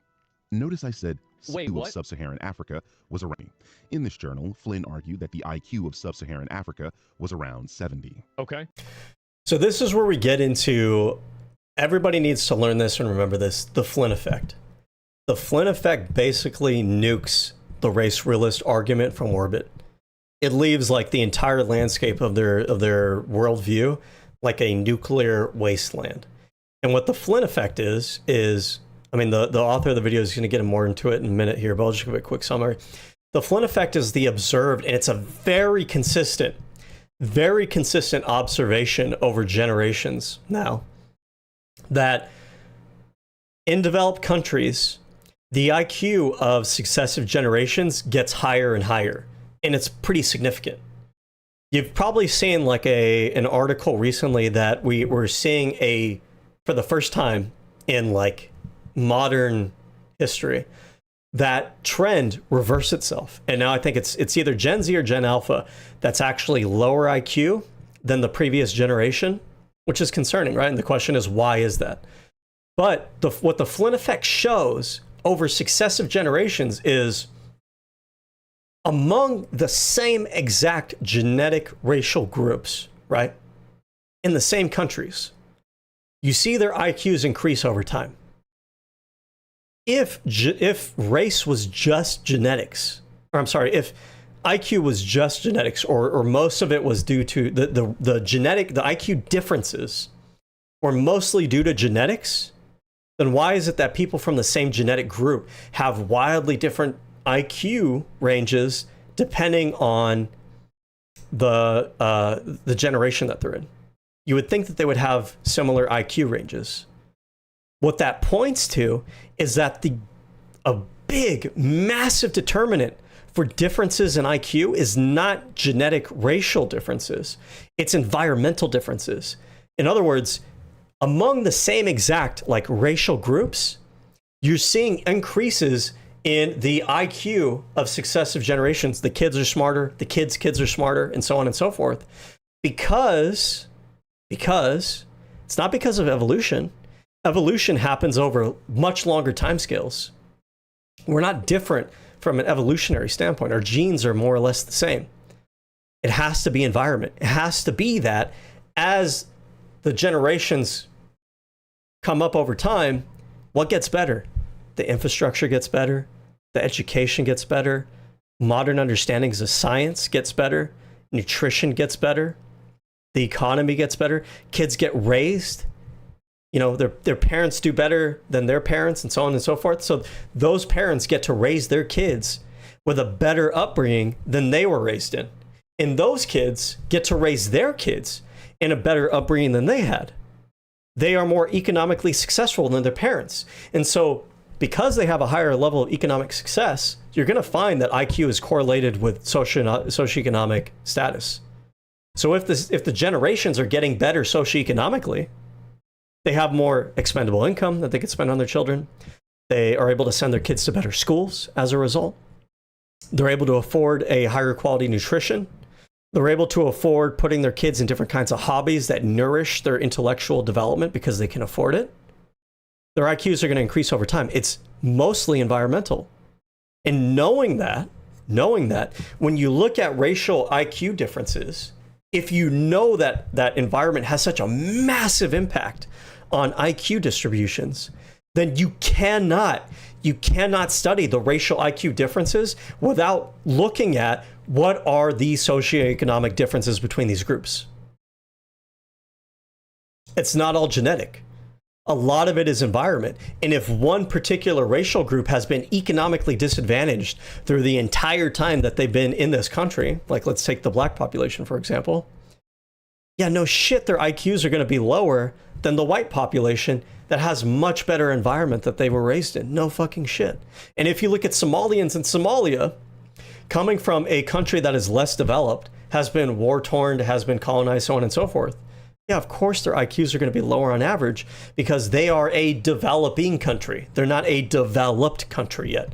But we expect, as it is in other populations and as it's been through history, that population, that group, that country As they start to become more developed and build upon successive generations, getting better and better over time, their children will become more intelligent over time. And guess what? That's what the data shows. It shows that that is indeed the case. Notice I said sub-Saharan Africa. Yes, Lynn's argument was that a continent that consists of about 50 countries. And by the way, we were talking about earlier, Asmon was saying that he was poisoning the well on this Robert Lynn figure by pointing out that this Robert Lynn figure was like a white supremacist and a neo-Nazi, all that shit, right? Or a race, whatever it may be. They're all the same to me. They all look the same to me. That he was poisoning the well. And it was basically essentially just engaging in ad hominem. But the Birdman is actually substantiating on the merits. This is the racial IQ that that Robert Lynn guy was citing as the basis for like this racial IQ race realist narrative, but the methodology is flawed. It's flawed because you're taking an entire continent, one of the biggest continents in the world, which has multiple different countries, different government structures, different levels of development, different ways that they structure their society, different social values, different ethnic groups. So all having massively different environmental factors that are going into their IQ. And you're just taking that entire continent and you're saying, oh, the average for that entire continent is 70 IQ based on this specific little group within that overall continent. That's stupid. That's not good methodology. You don't do that with other groups of people. You don't do that in Europe. You don't do that in Asia. You don't do that in the United States. We have data broken down by country in Europe, because you have Eastern European countries that probably have a lower IQ. I mean, let's look that up. I'm sure that's probably the case, right? Why is it, by the way? Because they're white. So why would their IQs be much lower than the other Europeans? Maybe it's because they are from balkanized post-Soviet states that are, you know, their development has been hindered by the degradation of their societies due to the corruption and the dissolution of the Soviet Union. But let's just make sure that this is actually the case. IQ ranges Europe.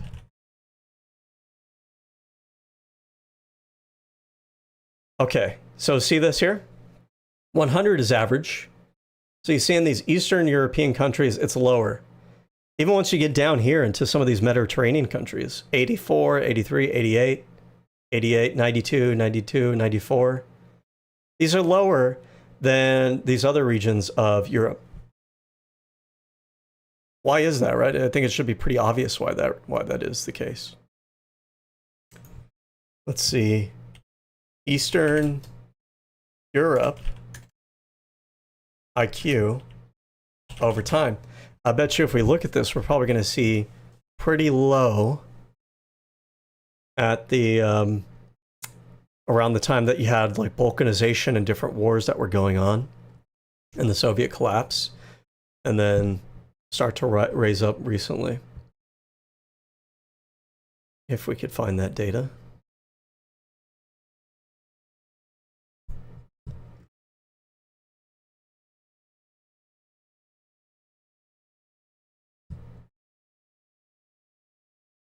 Ex-communist is 94. Latin America is 88. Middle East is 84. Africa, East Asia, rest of Asia, all the countries. Okay.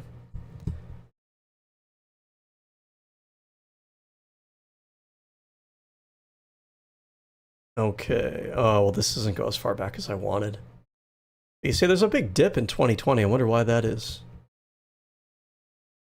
Oh, this highest 1Q growth? Oh, first quarter growth. This is totally different. Anyways, let's move on. All had a...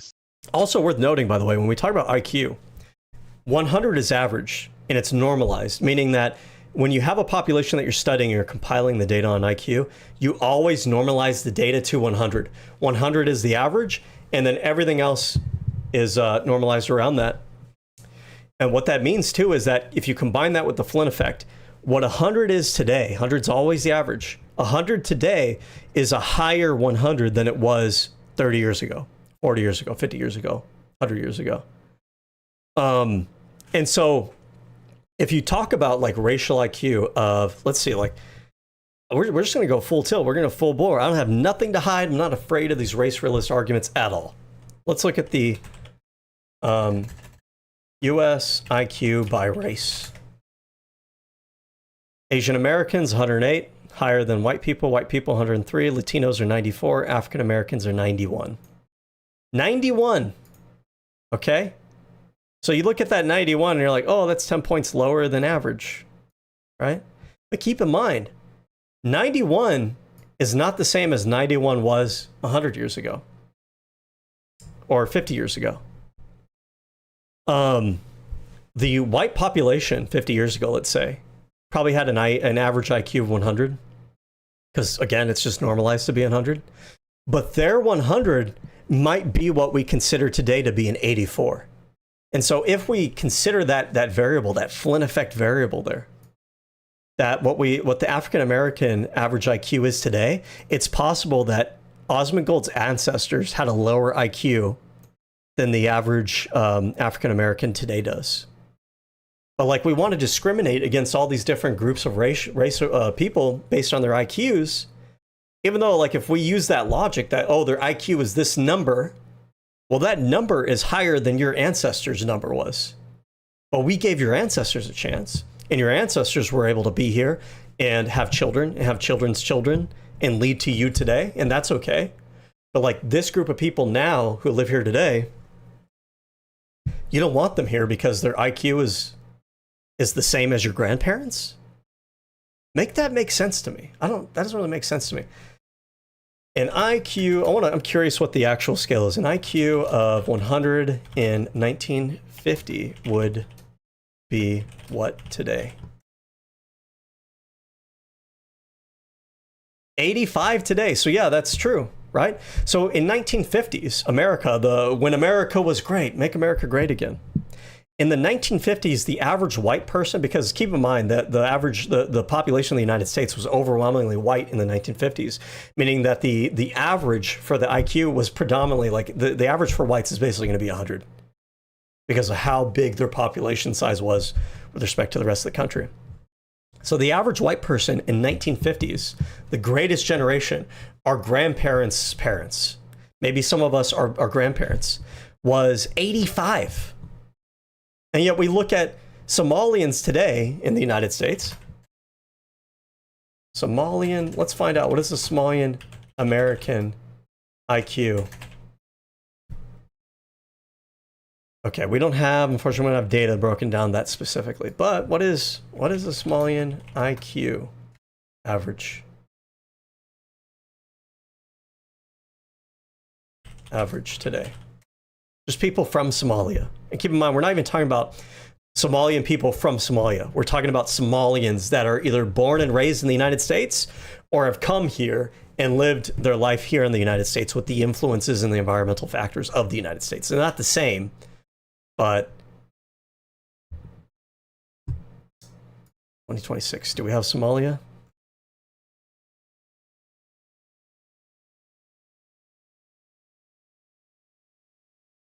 Lesotho, Chad.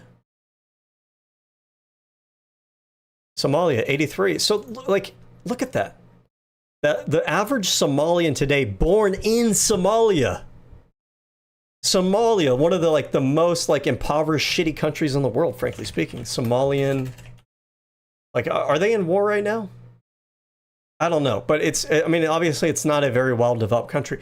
But the average Somalian living in Somalia has a higher IQ than the average fucking white person that was living in the 1950s. Higher IQ than your grandparents or your grandparents' parents, whatever it may be, your great-grandparents. But yet we want to discriminate against these people. Similar, very low IQ. Okay. All the European countries have similar IQs. All the Asian countries have similar IQs. What does that mean?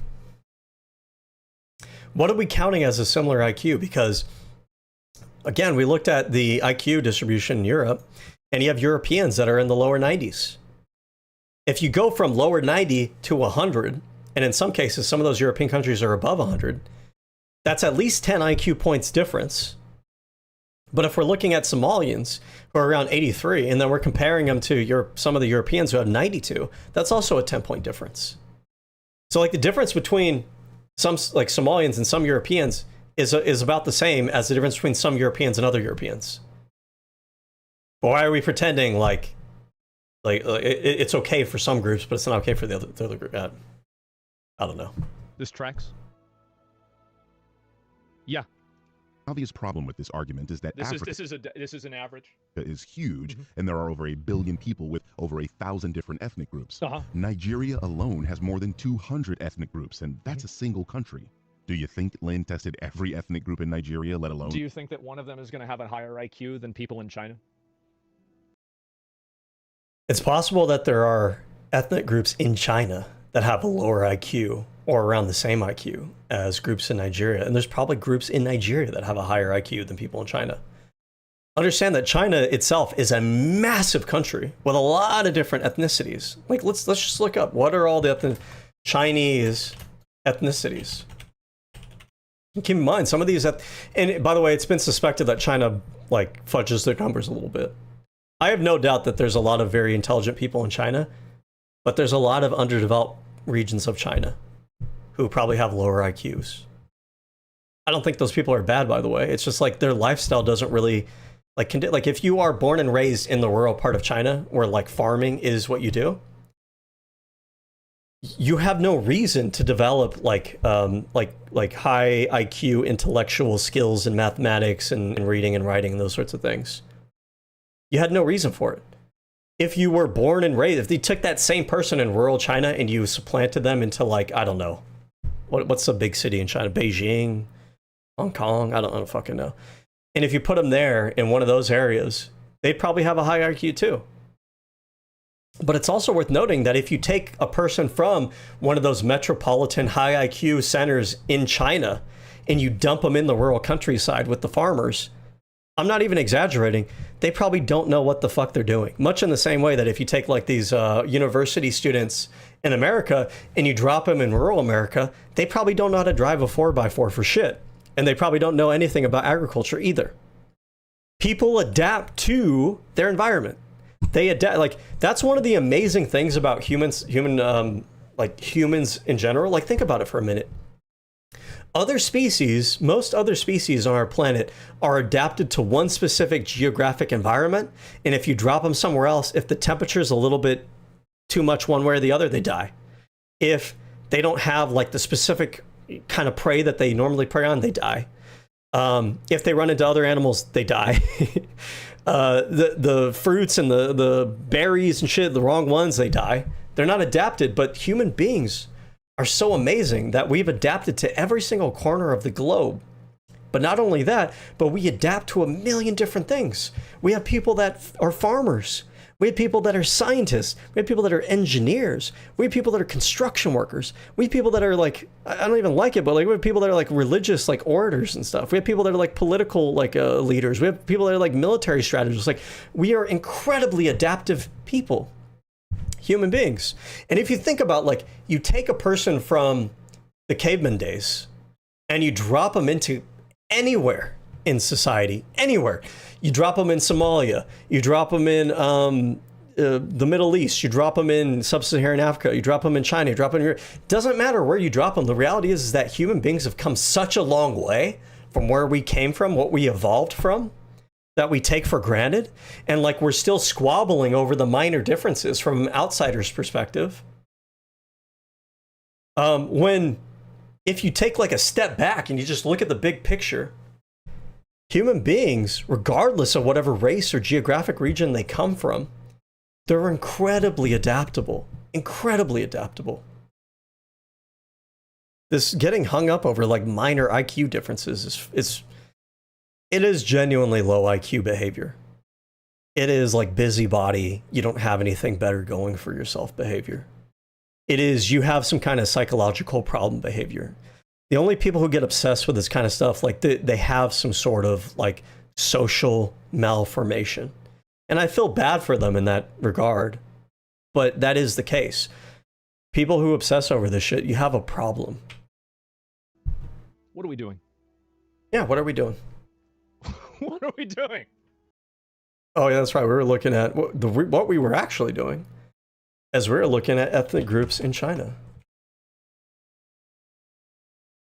56 distinct ethnic groups. Chinese IQ by ethnic group. Whoa!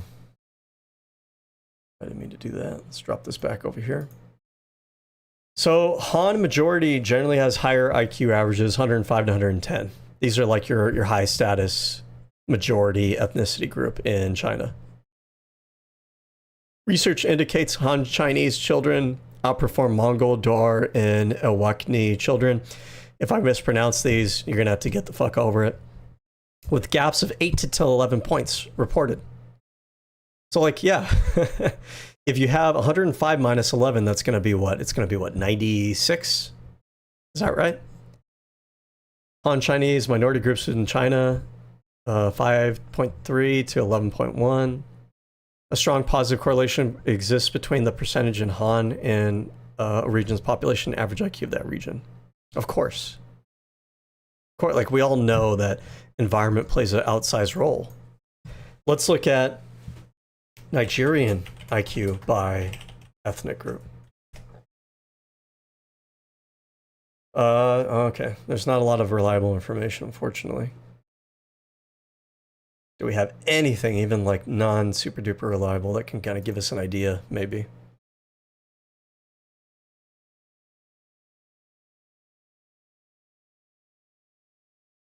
In educational relative to native whites. Okay, that's not what I'm looking for either. Okay.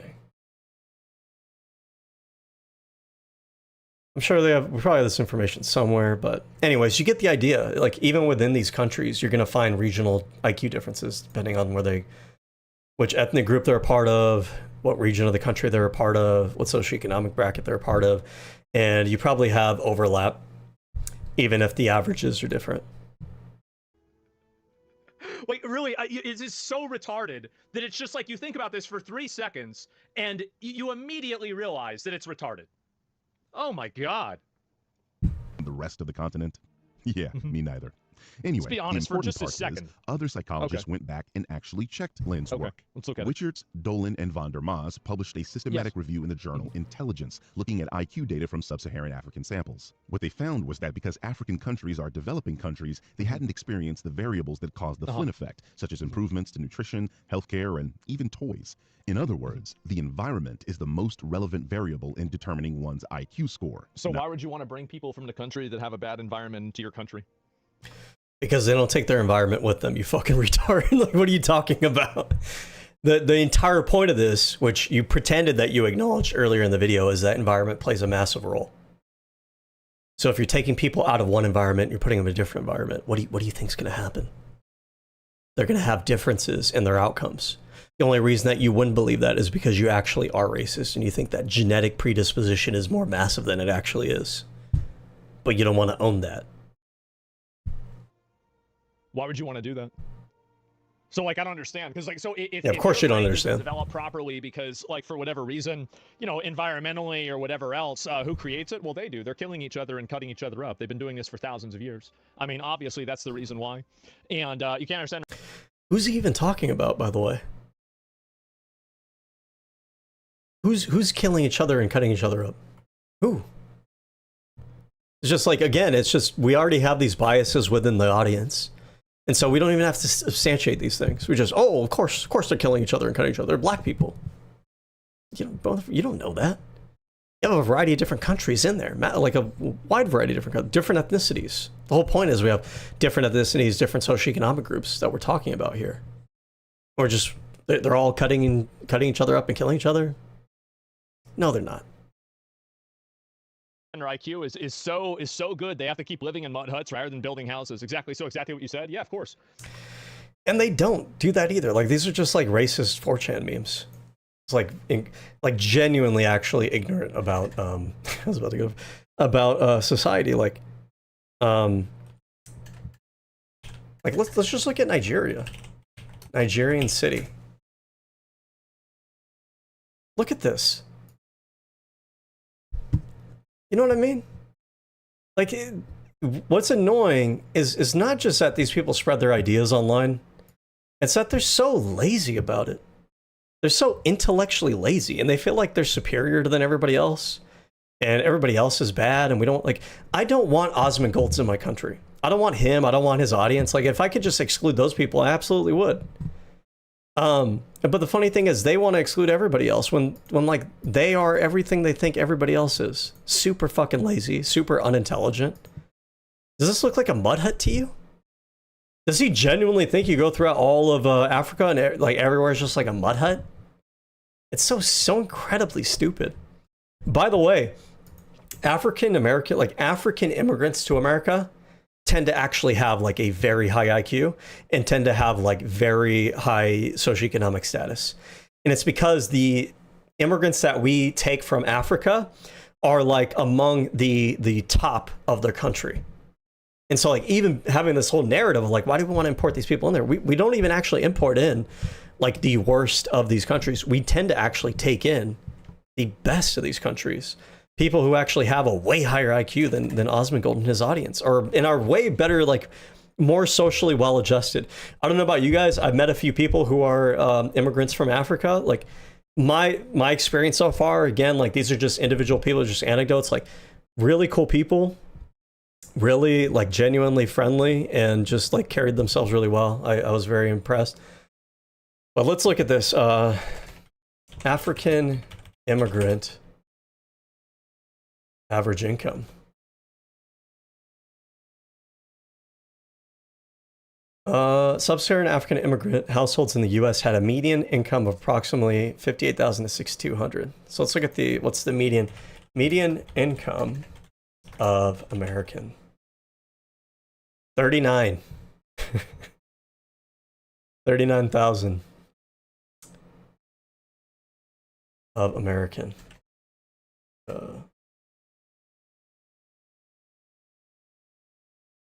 62 to 62,000.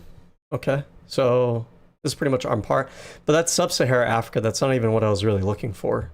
But this would make them on par, a little bit higher than the average, or than the median.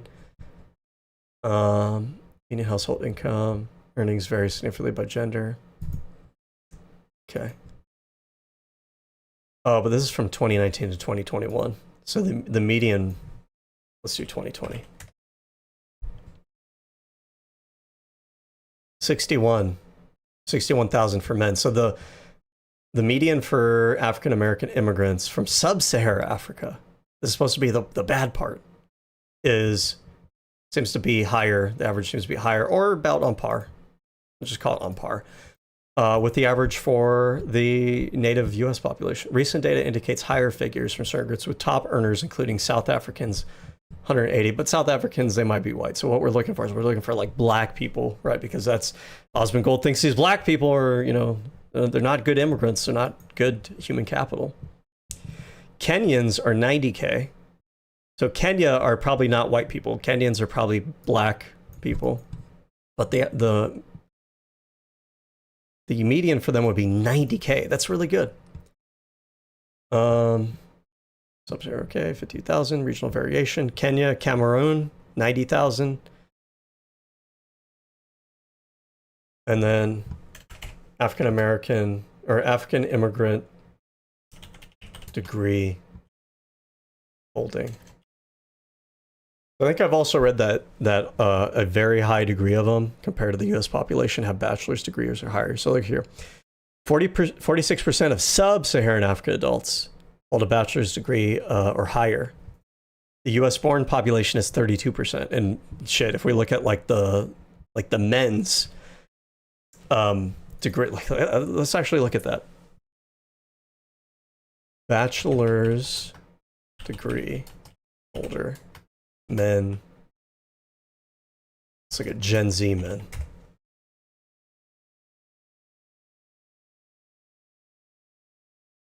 Males 20 is roughly the same. Oh, that's the unemployment rate. I'm not looking for that.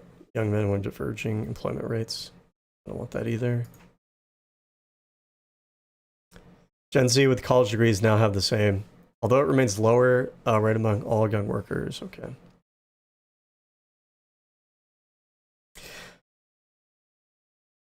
The survey found 42% of Gen Zers are currently working on or pursuing a blue-collar or skilled trade job. Okay, I may not find this data now without wasting a bunch of time. We have underemployment. Young male college grads are now jobless. Okay, that's not the data I'm looking for either, but okay, you get the idea. Moving on.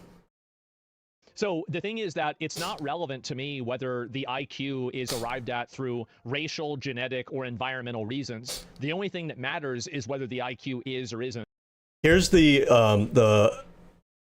killer question to ask people like this. And I remember back when Destiny was debating Nick Fuentes, he asked him this question too, and Nick Fuentes flip-flopped on this. If all they care about is IQ, why are they focused on race? If you want to just focus on IQ, then be consistent on that. That means that low IQ white people, you're against them being in the country as well. That means that you're fine with high IQ, you know, black, Muslim, sub-Saharan African, Somali, whatever it may be, right? If you want to go by IQ, we'd be talking about IQ, but instead you're talking about race. We can find the IQ of an individual person. We don't have to just go off of what is the average for their race. But you guys are focused on race for a reason. Because all of this they're just excuses to subsidize your racism. They're just excuses. Your conclusion is racism, and you're just fishing for reasons why your racism is validated. These don't even really make sense when you actually interrogate them, because if you only wanted to go by IQ, we could just go by IQ, and we could do that on an individual level. We don't have to go by population-wide trends or whatever. If you bring a bunch of people who are functionally retarded into your country, you're going to have a lot of problems. So why? This is also another misunderstanding about IQ averages. If you're looking at IQ averages of like Somalia, for example, when we looked at earlier, and their average IQ, I think, was 83. That is not like a... There is a low IQ threshold that actually, I think, correlates with mental retardation. And I'm not using that as a slur. I'm using it as like in technical sense. Mental retardation IQ. Mental retardation, now commonly termed intellectual disability, is characterized by an IQ score below 70 to 75. See, that's what I thought it was. I just wanted to look it up. So if you're below 75, which by the way, 84 isn't even below 75, but keep in mind that 75 is 75 with respect to the US 100. And the reason for that is because that ID, that intellectual disability, is it's like you take a person with that intellectual disability and you place them in any society, they're also going to have kind of the same issues with they're going to have the same issues with learning that requires different kinds of support. But like somebody in Somalia who has an IQ of, the average is 84 over there. It's 84 with respect to our 100. But over there, it would just be considered 100. That person is not like, they don't have mental retardation. They don't have an intellectual disability. They are like, they have a normal functioning, regular brain, right? And don't get super offended by these terms. Like, you understand, I'm not trying to be offensive or anything. I'm trying to, like, there are people with intellectual disabilities that it's technically true. I'm not the kind of person that discriminates against those people. Like, those people, they need support. I don't have an issue with those people being here. I don't have that mentality. These people, the Asmon Golds of the world, have that mentality. But somebody with an 84 in Somalia, 84 compared to our 100, they have a perfectly normal, non-intellectually disabled brain. They exist in an environment that isn't conducive to producing the same kind of outcomes that we have here in the United States. So if you take that person from over there and you raise them over here, it's not like you're importing somebody in who is like genetically predisposed to having a lower IQ. You're taking them from over there and you're putting them in a new environment. This environment, they would perform about as well as anybody else who had like the same upbringing. This is a fundamental misunderstanding of how IQ statistics work and what these numbers actually mean. These numbers are normalized. And when we're comparing like averages across different countries, we are comparing with respect to the United States' average IQ. I know that this might be a little bit confusing if you're watching this. You may not like fully grasp what I'm saying here. And like, I encourage you to read more about like what racial IQ, or I'm sorry, not racial, but just IQ in general, what those numbers actually, what does 100 mean? How do we normalize for 100? What does like a number from another country when we're comparing, what does it actually mean? Because like, this is subtle, but you really have to understand this. 84 over there does not mean, even if they had 75 over there, it wouldn't mean that they're mentally disabled. 75 over there would be 75 normalized to our 100. I might not even be using the word normalized correctly, but I don't care. You get the idea. 75 in our country is a determinant for intellectual disability, because an average person in our country should have an IQ of 100. That's what we've normalized it to. If they fall below that, we understand that the reason for that is probably not just environmental, or we want to investigate if it is or not, because they're being born and raised in the same society. So for them to have a 75 compared to our 100 indicates that there's something going on there. If you take somebody with a 75 in Somalia compared to our 100, their 75 is not due to an intellectual disability.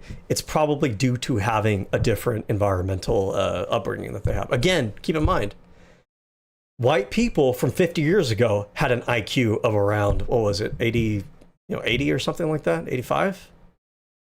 Not to say that I was like intellectually disabled IQ, but just keep in mind that their IQ was lower, even though they're genetically the same. Anyways. Why would you ever invite that type of chaos into your country? It doesn't matter where they're coming from. It doesn't matter why it's happening. Why would you ever do that? It's stupid. There's a reason, like, aren't like 80% of these people on welfare in America? It's insane. Are they? Let's look that up. Never take anything these people say for granted. Somalian percent on welfare. High percentage of Somalian households in the United States, particularly in Minnesota. Altogether, 81% of Somalian households consume some form of welfare compared to 21% of native households. Something went wrong with this response. 81% of Somalians are on welfare, 73% get Medicaid versus 18%. Okay. 27% of Somalian immigrants in Minnesota receive cash welfare. Sites by welfare. Tired of hearing the false percent. Okay, let's see what these people have to say. The numbers are being cited do not come from official government welfare database. They come from analysis of American Community Survey data. The ACS is a large census survey where households self-report information. Self-reported surveys do not capture every Somali household. Only government data can show national or statewide welfare statistics. No one outside the government has access to nationwide. Okay. Well, take it with a grain of salt. I mean, I wouldn't doubt that it is high. Because again, like, these are people that are coming from, most of them are, or a lot of them are here as refugees, and they're coming from areas where there was like a lot of social turbulence and whatnot. The question isn't whether or not they receive welfare as like poor, impoverished, war-torn refugees.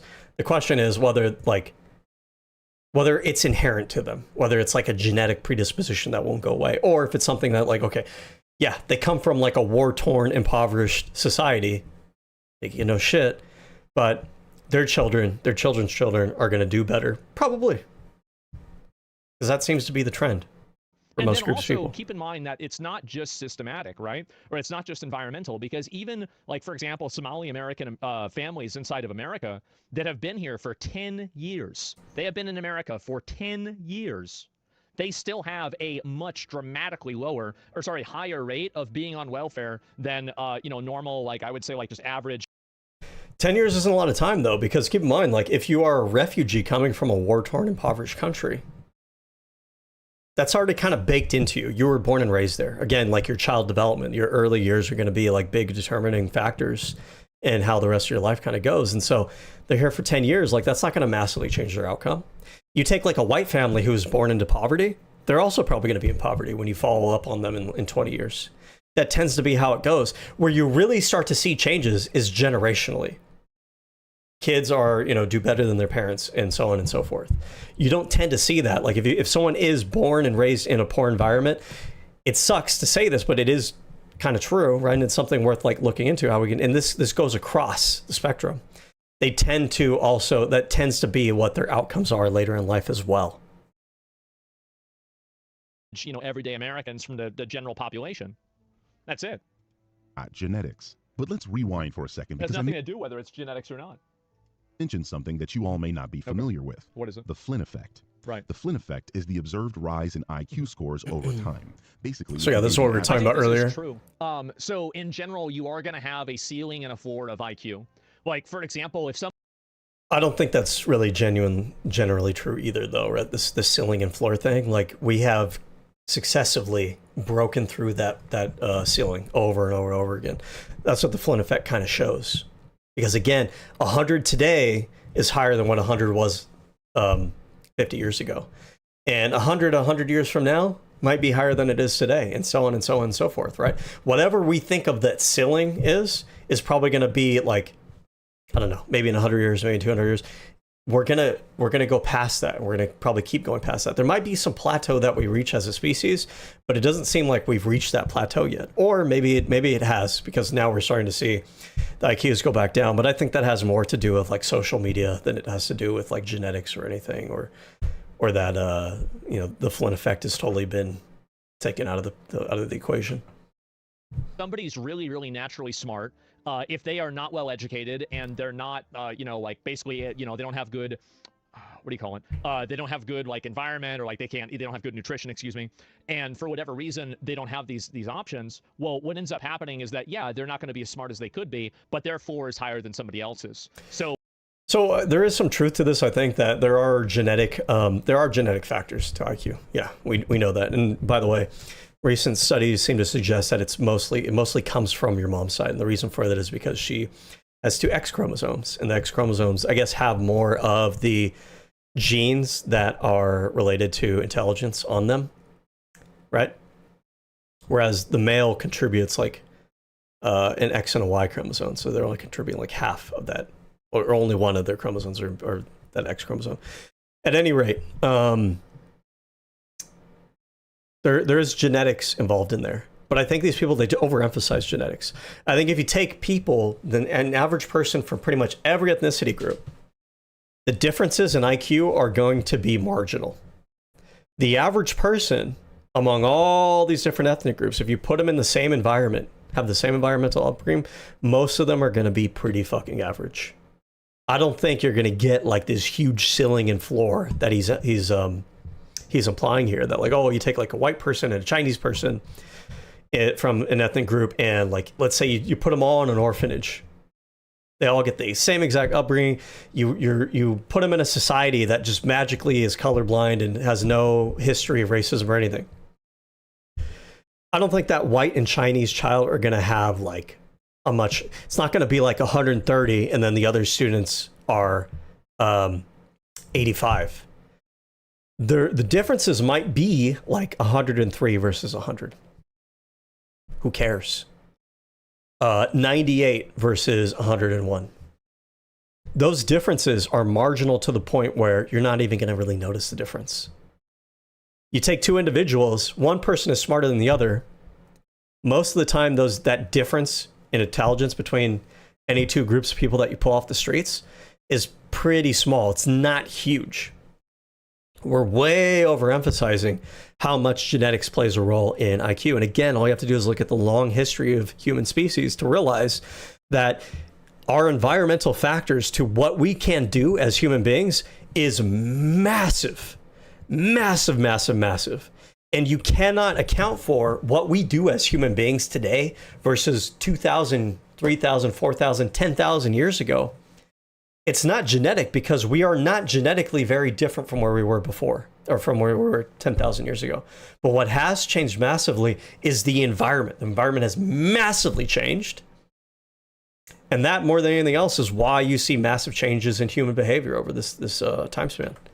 So it's the same as anything else. There's a variation of it, but that variation doesn't go from 100 to 0. There is a natural, inside of that genetic variation, there is a ceiling and a floor for each individual person. Person from 1901, a modern IQ test, they would score dramatically lower than the people of today. Not because they were genetically predisposed to being less intelligent, but because IQ tests measure certain types of abstract. There are people that are just stupid. This is, and there's a problem is that a lot of people inside of Western society are terrified of the idea that people. Notice that this isn't even engagement with the point that the guy was making. Like nowhere in this did the guy say, "Oh, there are people that are not, or there aren't people who are like very low IQ, lower on the IQ." That's not the point. The point he's making is that within even the same populations, the same kind of like genetic population groupings, even within those groups, you see massive variation in IQ, especially over time. People are not equal, but they're not. And we all know this. Everybody knows this. If you've gone to a public school, you would know this. There are a lot of people. And here, by the way, when we talk about like people are not equal, what is the difference in IQ, conservative versus liberal? Does Osmon and does Nux and Tectone, do they ever talk about this IQ difference? We've had a variety of studies over the years that consistently show that conservatives have a lower IQ than liberals. And yet these conservatives are still talking all their fucking shit and flapping their goddamn gums.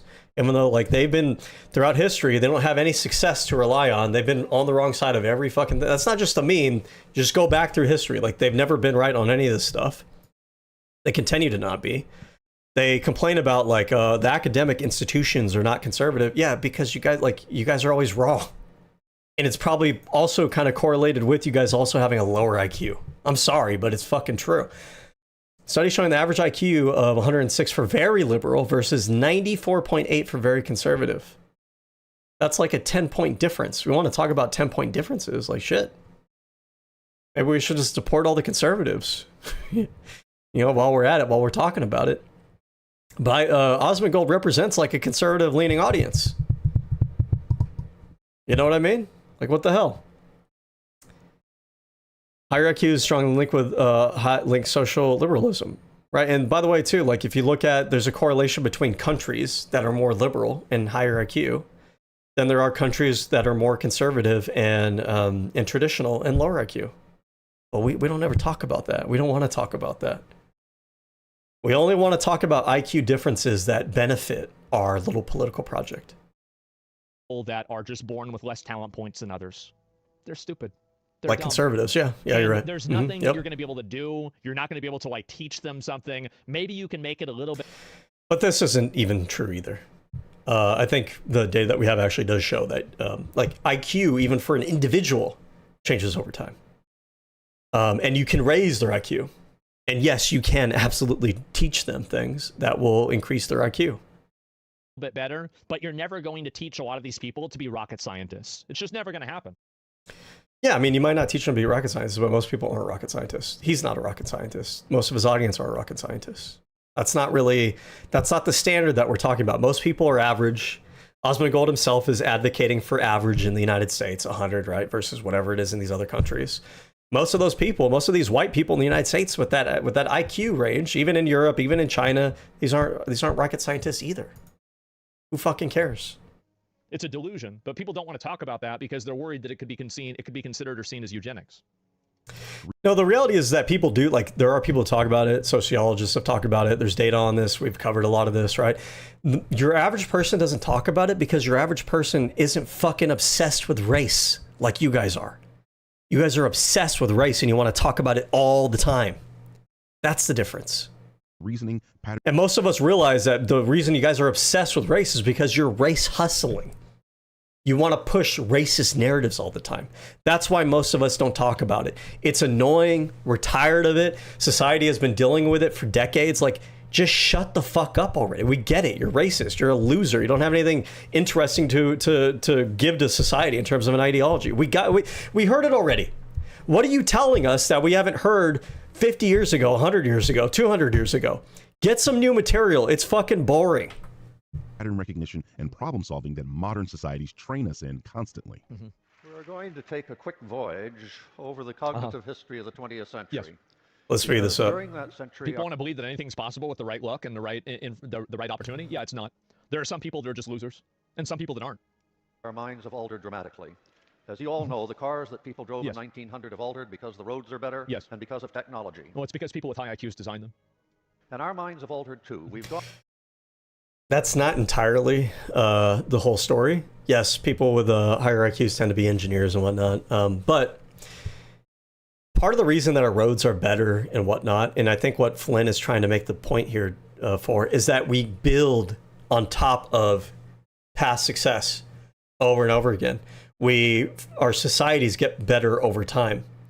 Somebody with a high IQ 100 years ago, 200 years ago, probably didn't have the same level of familiarity and understanding with quantum mechanics than someone with a maybe even a slightly less high IQ today.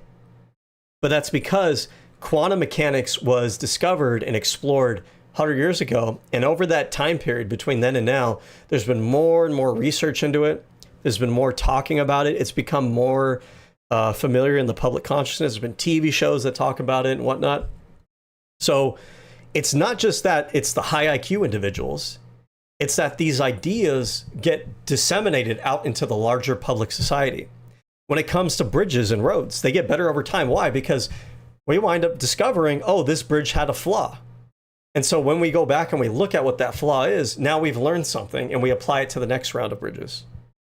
It's not all about, oh, you just have like these magical high IQ people who just discover everything. These people are always building on top of what came before them from people who also had maybe even a higher IQ than they had. And yet they didn't have as advanced roads and bridges as we have today. But it's not because they were stupider than us necessarily. It's because they weren't, when they were born and raised, they weren't given the advancements that were made in their lifetime for them to build on top of. We are given the advancements that are made from the previous generation, and then we get to build on top of that over and over and over again. And a lot of that work is mundane. A lot of that work sometimes isn't like super duper high IQ people and stuff. Some of it's just the mundane, slow grind of slow and steady iteration and observation, trial and error over time. It doesn't always come from high IQ. Gone from people who confronted a concrete world and analyzed that world primarily in terms of how much it would benefit them, to people who confront a very complex world. And it's a world where we've had to develop new mental habits, new habits of mind. Now, this dramatic change was drawn to my attention through massive IQ gains over time. And these have been truly massive. That is, we don't just get a few more questions right on IQ tests, we get far more questions right on IQ tests than each succeeding generation back to the time that they were invented. People are getting smarter, okay? This is an argument against what I said. What does this have to... Also keep in mind, like the recent studies that we've seen where we're now seeing the Flynn effect reverse itself. What has also happened around that time period? The rise of reactionary social discourse and politics in the United States. So like there is an angle, there's an element of maybe social media plays a big role in this, maybe our attention spans play a role in this. Maybe, I'm just throwing it out there. We don't really know for sure what all the factors are. I'm just gonna throw it out there. Maybe it also has to do with the conspiratorial, reactionary, anti-scientific, retrograde thought processes of conservative neo-reactionary belief systems that have become incredibly popular among the young people today. Maybe that has something to do with it. Have to do with what I said. Indeed, if you score the people a century ago against modern norms, they would have an average IQ of 70. If you score us against their norms, we would have an average IQ of 130. Now, this has raised all sorts of questions. Were our immediate ancestors on the verge of mental retardation? Because 70 is normally the score for mental retardation. Or are we on the verge of all being gifted? Because 130 is the cutting line for giftedness. James Flynn, the political scientist who documented this pattern, showed that IQ scores increased roughly. And this guy, like, what does it have to do with it? Like, he doesn't understand. I don't know if it's he doesn't want to understand, or if he genuinely can't understand, or if he's too busy being so smug and up his own fucking ass that he can't actually, like, sit there and try to contend with ideas that he doesn't like or that he's not used to. 3 points per decade in many countries. But I think he's explained it pretty well. Happens, and one of the reasons is a eugenic reason. Whenever you He doesn't get it. The eugenic reason doesn't make sense. That's the whole point of this. The eugenic reason doesn't make sense. The Flynn effect shows that IQs increased within the same genetic pools. Eugenics doesn't make sense for that explanation. It can't be simply that you're choosing like, oh, this group of racial people versus the other group of racial people. The difference has to be, the majority of the difference has to come down to different environments, affecting basically the same genetic groups. But there's something in genetics called epigenetics. It's basically your gene expression within the environment. If you have roughly the same average genetics within the same kind of racial genetic population, but you're seeing differences over time, it's because those genetics are having a different relationship, a different expression within a different environment.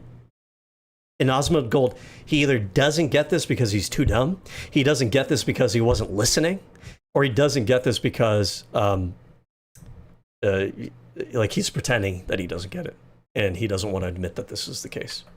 You have dumb people that are really stupid, the probability is that they're not going to reproduce. So the reason why is that those dumb people... And like, this is an incredibly stupid and dumb thing to say. We know actually from stats that the lower socioeconomic scale have more children than the higher up. We know that higher IQ individuals tend to have less children than lower IQ individuals. Like, this is like 180 degrees the opposite of what Osmond Gold is saying here. And it's crazy that he would even say this, because like most people, this isn't even like niche knowledge to know. Most people are aware of this. People usually make bad decisions. Those bad decisions get them put in jail. And those bad decisions are like having children out of wedlock, having sex without protection, not seeking an abortion when you need to, not realizing that you're not ready to have a child yet. Yeah, those kinds of bad decisions lead to more children. And you can't have a kid whenever you're in jail. So that's what happens, is that a lot of dumb people wrong. Well, of course, it's obvious that's true. Is that a lot of the dumbest people are... I'm curious too. Let's look at like the jailed population birth rate compared to, well, it'd be like non-convict. I wonder if even this might even be higher. The birth rate within the incarcerated is driven by a high prevalence of pregnancy at the time of admission, with roughly 5 to 10% of women entering prison or jail pregnant. While the overall U.S. pregnancy rate has been declining, the population in jails and prisons faces unique, often higher risk of adverse outcomes. Okay. Okay, pregnancies result. Convict birth rate versus non-convict.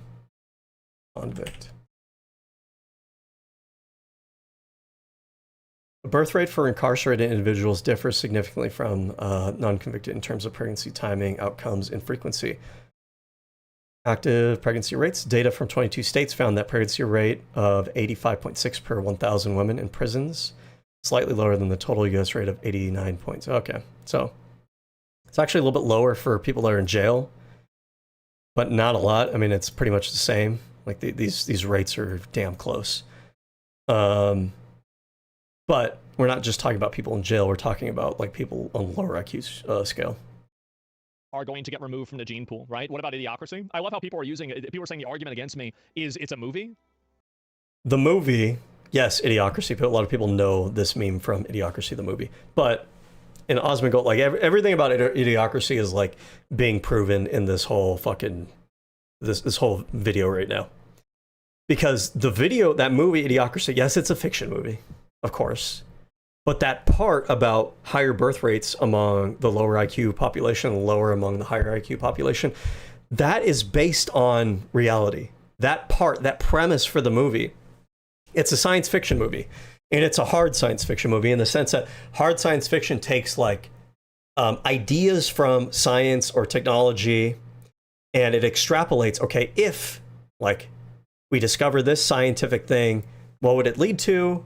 Or if we had this technology, what it would lead to? Or if this particular scientific trend were to keep manifesting itself, kept trending in that direction, what would it lead to?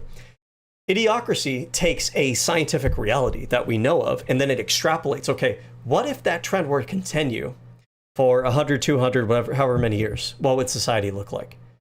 The fiction part of that is that extrapolation. The nonfiction part of that is the premise for that extrapolation. The premise being that, you know, high IQ versus low IQ population birth rates. I mean, let's just look at it. High IQ versus low IQ birth rates. And I'm pretty sure that this is consistent across different countries, consistent across time as well. Individuals with lower IQ scores tend to have more children than those with higher IQ scores. I mean, I don't even know why I need to tell you guys that. This is obvious. A 15-point increase in IQ in women is associated with 21 to 25% reduction in odds of having a child. That's massive. That means what? I think 15 points, I think, is 1 standard deviation. Yeah, that's what it says here.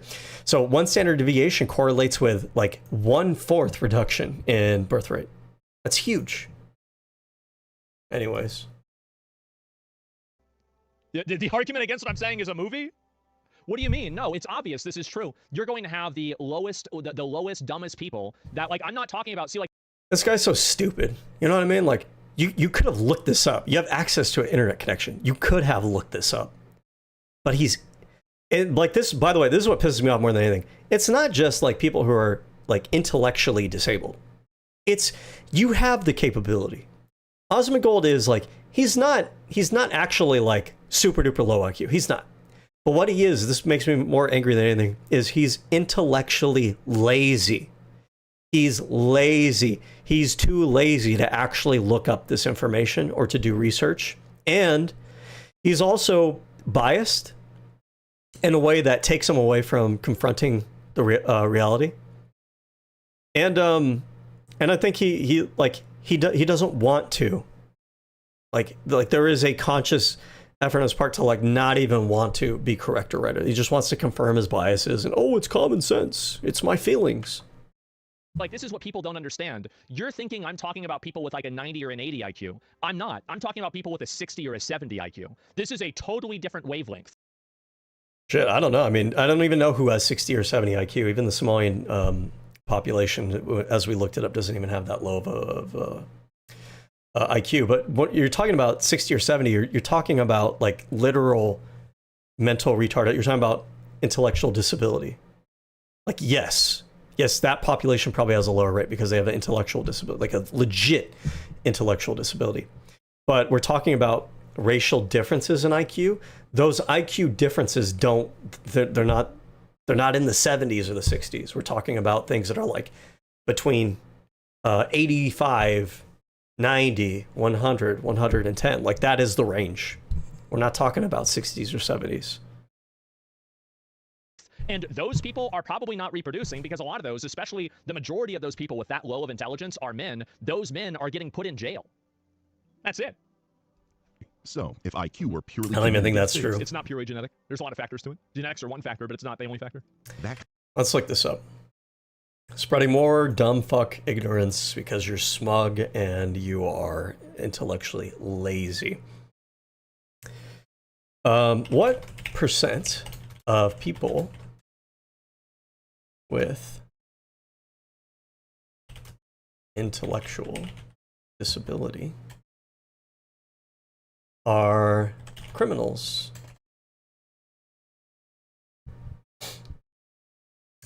4 to 10%.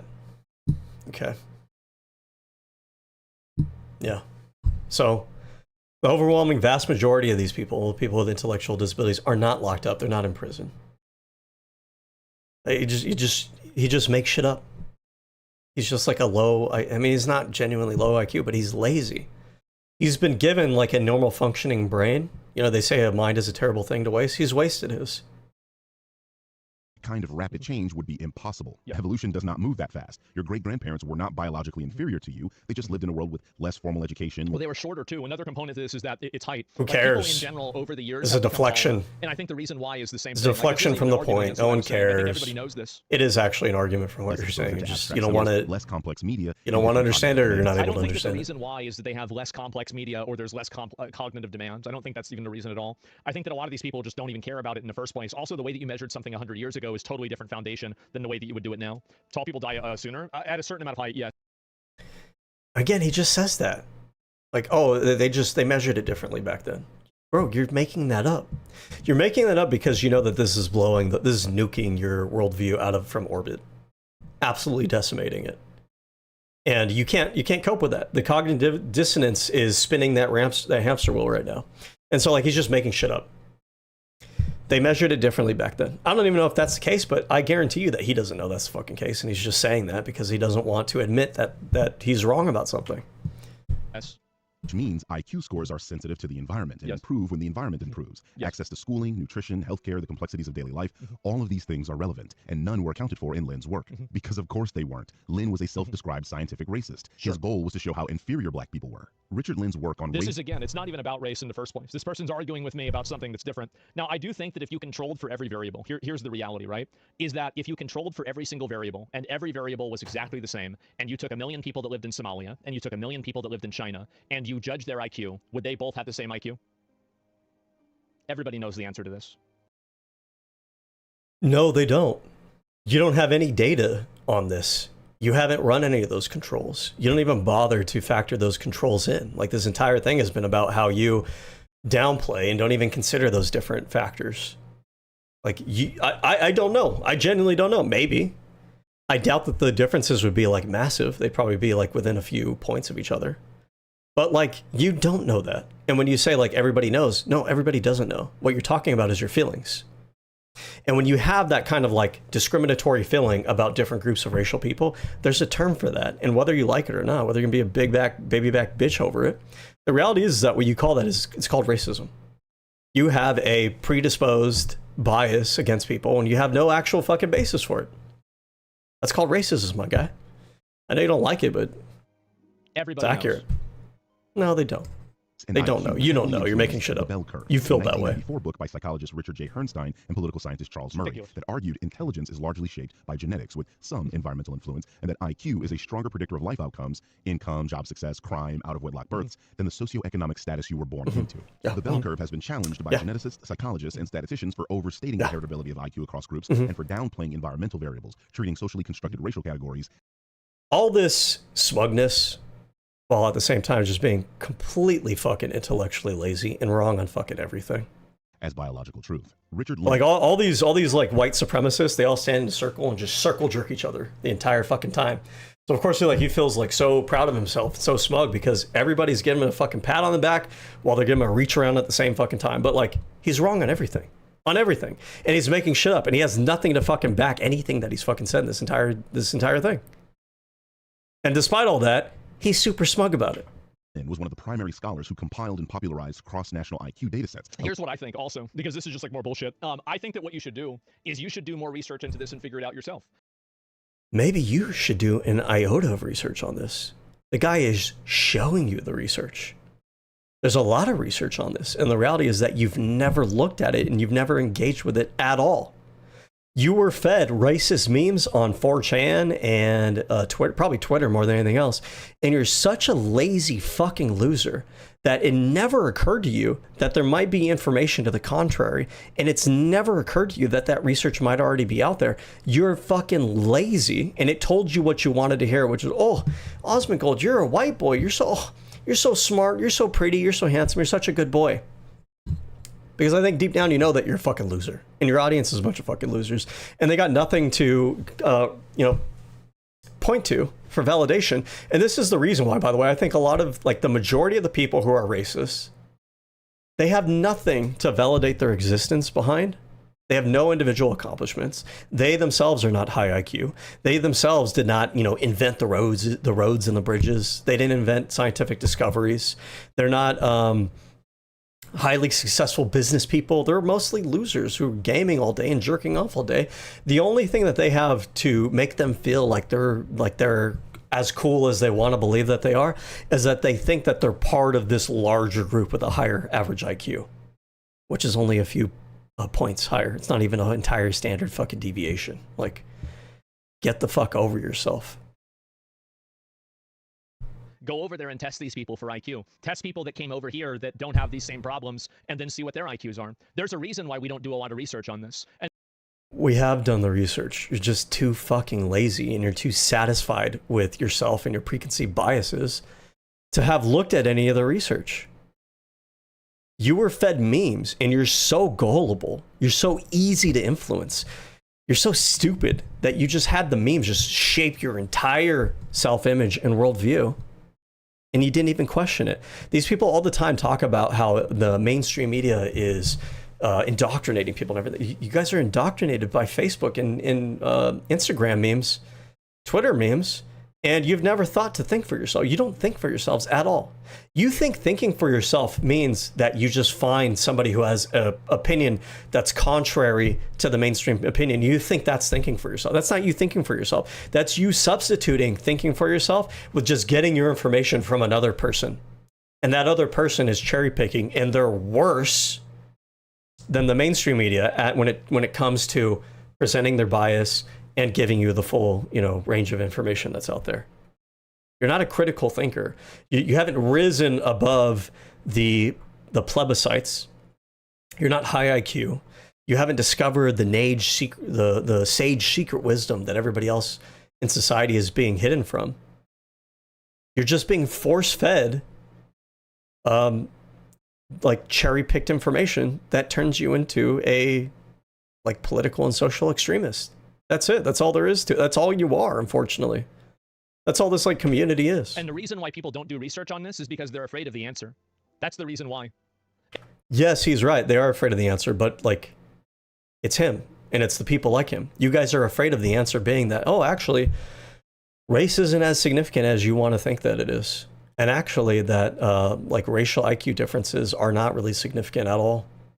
You don't want to hear that answer. And so you avoid social science. You talk shit on social science all day without ever actually engaging with it. And you don't know that there's research out there to the contrary because you're too fucking lazy. And frankly speaking, you don't want to know. You've never looked it up because you got the answer you wanted to hear and you never looked any deeper than that. And I want to go back to what I've said before is that look at the people that are advocating for more information versus look at the people that are advocating for less information. I'm confident that I think that more research and more investigation into this will lead to the obvious outcome. But for some people, they don't even want to talk about it. They don't even want to look into it. And that's the real problem. And they don't want to do that because he's got information right there in front of his face. And he's talking about how he's not even engaging with it. He's talking about how everybody else doesn't want to talk about it and they don't want to engage with the information. I'm beating a dead horse at this point, but you know what I mean? It's so stupid and so insane. And the movie Idiocracy, apparently it wasn't science fiction. It's just the reality. You got the information right there in front of your face. You're unwilling to look at it. What they've built onto it is they built an entire ideology of the blank slate. The blank slate doesn't exist. The blank slate is to a degree true, but there are also a lot of things about it that are not true. And so what I don't know anybody who says there's a blank slate. I think what we say is the whole argument over nature versus nurture for a long time. Everybody's known that the answer to that question is yes. It's a little bit of both. The conversation has always been how much for both of those things. What is the mixture? How much of this thing is contributing versus the other thing? That's the real conversation. The question, the conversation hasn't been, is it nature or nurture exclusively? Welcome to the conversation. Your understanding of how everybody else is talking about it is the boogeyman that's hiding under your bed. It's a caricature. It's a paper straw man that you've erected for yourself. And if you were to go outside and touch some goddamn grass and actually talk to people, maybe you'd realize that. what happens is that you have people that have this entire ideology that's built around this lie, and because of that, they try to never talk about or never discuss any difference besides this. Can you explain why Lynn said that Iran has an IQ of 80? It's been proven now it's 110. Well, I don't know. I didn't see about Iran. I have no idea what that reason is at all. I don't think that Iran has an IQ of 110, but I know that Iranians have very high IQs on average. 110 would be higher than anybody else in the world by 5 points. So I find that to be unlikely. But overall, I think that's very true. I don't think that's true either. I think, what is it? I think it's Liechtenstein. Liechtenstein IQ average. Oh, no, wrong about that. Okay. Well, it doesn't really matter. Who cares? Alleging to show innate racial hierarchies. Yes. This is the textbook definition of racism, by the way, that race is a fundamental determinant of human traits, and that those different... It is a fundamental determinant of traits. It obviously is. One of the best traits. So again, getting back to what I discussed at the beginning of this video.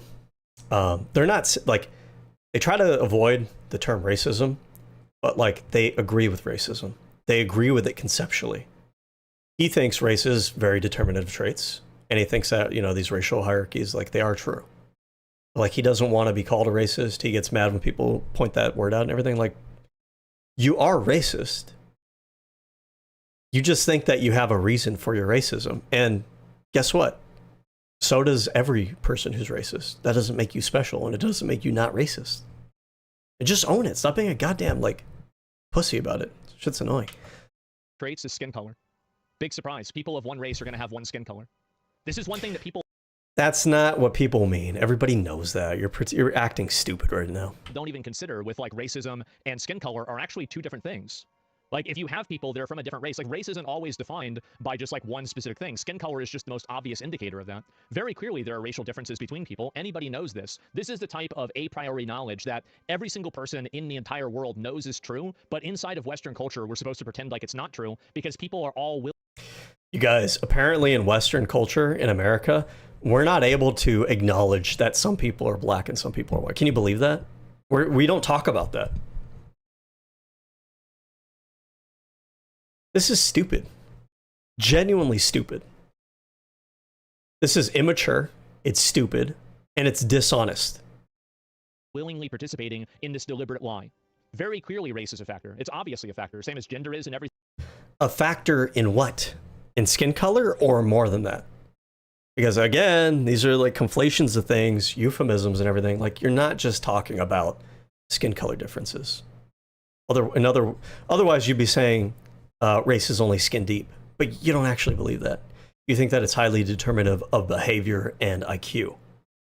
So just say that, just own it. I don't even know why they hide it at this point. Like, it's become so normalized within their communities, within their spaces. Like, why are you pretending? Like, I know you believe this. You know you believe this. Your audience knows you believe this. You know that I know that you believe this. Your audience knows. Everybody fucking knows. Why are we, like, you want to talk about, like, what everybody actually knows? We all know that. So stop playing around and just, like, own it. Everything else, but for some reason, because people are afraid of talking about this, nobody ever wants to look into it at all. All right. Yeah, well, we're not tired of it. If you were actually trying to debunk this, you would do further research into people that... There's the research. You just don't look at it because you're lazy. And then he would be showing that further research, talking about something in a... He is showing the research. You're just not looking at it, and you're failing to engage with it. But there's never is provided. It's all just people saying that he's racist or other books that other people disagreed with. Well, maybe they're saying he's racist because the evidence shows that he's racist. You know what I mean? Oh, nothing is racist. No one can be racist anymore. Oh, you said racist. I'm triggered. Stop being a baby. Like, engage with the substance. Or talking about something in a theoretical means, but there's never actually any data that's disproving this. I wonder why that is. He's showing it to you, and you're actively ignoring it.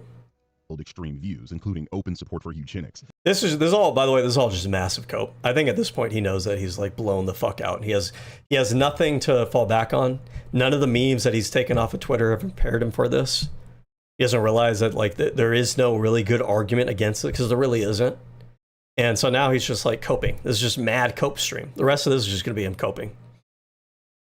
But that his data practices have been widely criticized for flaws in its methodology. Eugenics works. A good example of it is Yao Ming. So Yao Ming's like 7'4", 7'5", or something like that. And he was actually a product of China having people doing selective breeding. I mean, this is obviously true. If you have two black people that have a kid, the kid's... That's actually kind of like proving the whole point here.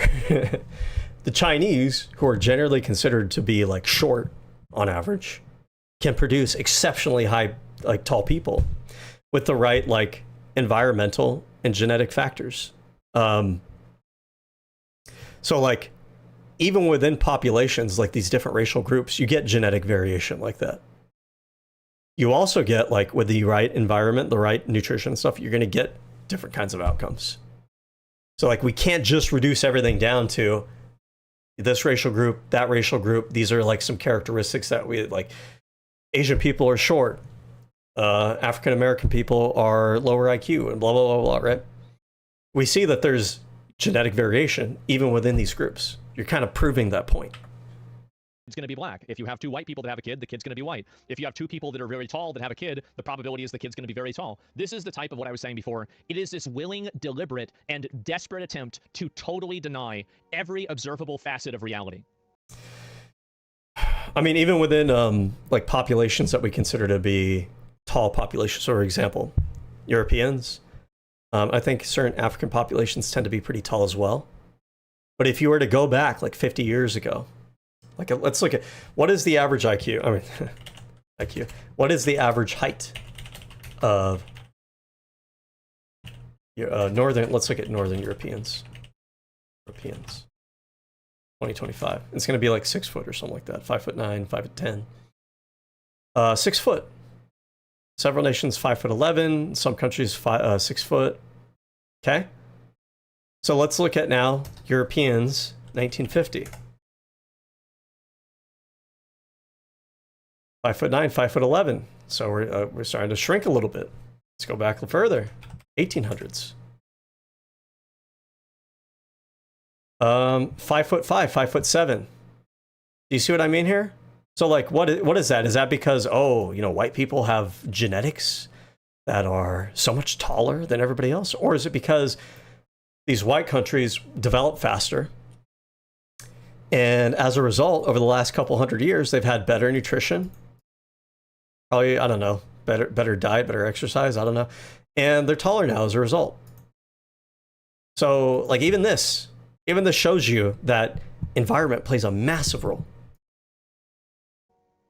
And this reality denial, there is an entire pyramid and an entire temple of misinformation and distorted values that are coming out of this. These are people who are fundamentally, not only are they against science, but they're afraid of the consequences of science. That's really it. That has nothing to do with IQ, though. What do you think the probability is that the hereditary traits that are physically observable are the only elements of things that could have anything to do with genetic variability? What do you think the probability is that height and skin color are almost 100% genetically heritable, and IQ? But they're not. I mean, we just went over this, obviously, and this guy's just too stupid, too ignorant, whatever it may be, to know a lot, like almost all of, like, not, I'm not gonna say all of these traits, but so many of these traits are highly dependent on environmental factors. Who isn't at all. Really? Think about this for 3 seconds. And by the way, like, we don't even have to guess. When it comes to IQ, we don't have to guess. We already know. We just went over this. The Flynn effect shows you that environmental factors are massive. And they are probably the most massive contributor to IQ differences across populations and across time. We don't have to guess about this. We don't have to extrapolate from skin color and height.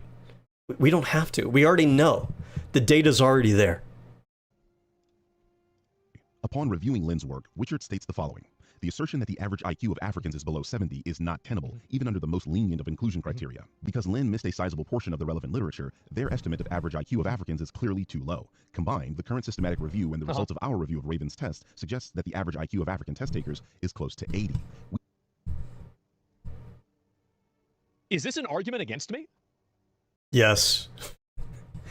Yeah, because not only does it show you that the people that you get your data from were not like conducting good research, it's flawed research, but also if you were following the goddamn conversation, you'd know that an IQ of 80 is probably what your grandparents or your great-grandparents' IQ was. And as Flynn said in the little monologue that we featured in here, it's not that your grandparents were mentally retarded in a technical sense. It's that their environmental factors were fucking different, you goddamn fucking moron. Like, wait a minute, wait. So you're quoting people who are saying that it's not... He hasn't engaged with, like, any of the ideas up until this point. And he thinks that he has, like, a W now, and he's just, oh, I found it, guys, wait, so you're telling me... You missed everything else. You didn't understand everything else that's been going on in this conversation. 67? You've just been looking for like something to try to salvage your dog shit ideology, and you've missed the entire conversation. And it's 80? Like, oh my God, do you understand how massive of a difference that is versus 100? Holy shit, that's insane. Oh my God. We believe that the accuracy... It's not an F, it's a D-, guys. And this is their argument. There's a reason why they, as I said, there's a reason why they don't do research into this. Estimates of national... Wait, I'm sorry, he's arguing against you? Yes, you cannot join the army with an IQ below 80, by the way. They're borderline. Exactly. So I think that... Okay. Yeah, anyway, so we're already like 2 hours into this bullshit, and it's kind of redundant. You get the point. I'm going to fast forward along here because it's just going to be another 30 minutes or so, another 20 minutes of him not being able to get the goddamn point. because he doesn't want to get the goddamn point. The benchmark. So you cannot be part of the army if your IQ is, I think, below 82. Yes, within the same population, because if your IQ is 82 with respect to everybody else in that goddamn population has IQ of 100, that tells you that there's something about you with respect to the rest of that population. That's why. It's not that somebody with an IQ of 80 from another country that has an entirely different environment that they grew up in. It's not the same comparison, because if you were to transport that person, transplant them over here, they'd probably have a different IQ outcome. Because what IQ actually is IQ is like an abstract approximation of, like, I don't know, how intelligent your mind is. And if your IQ is 80 on another goddamn continent, in another country, with another system of government and schooling and everything else, and nutritional system and everything, that mind is not fundamentally unable to perform the same duties that someone with an IQ of 100 in our country going into the military does. It's that if you are in the same country, in the same environment, have the same opportunities more or less, and your IQ is that low, then that abstract measure of the ability of your mind is telling us that there is something that's hindering you compared to everybody else. And it's not easily like, we can't just look at that and think, oh, it's something environmental, because you're from the same country, you're from roughly the same like socioeconomic, I mean, even saying the socioeconomic background, it's not entirely true, but like, you're from the same country. So what is causing that IQ divergence? It's not just like a lack of resources, it's not like we can just put you in that position and you're going to perform the same as everybody else. In the same way that if we took somebody else from, like, Somalia, I guess, with an average IQ over there, and we put them over here, they should be able to perform the same as everybody else, because they're ostensibly, there shouldn't be something wrong or some kind of intellectual disability that's causing that issue. It seems to be environmental. So if you transplant them to a different environment, if you transplant them into boot camp, it should be able to perform the same tasks as everybody else. Anyways. And the reason why is because, and also keep in mind, average. Now, what does average mean?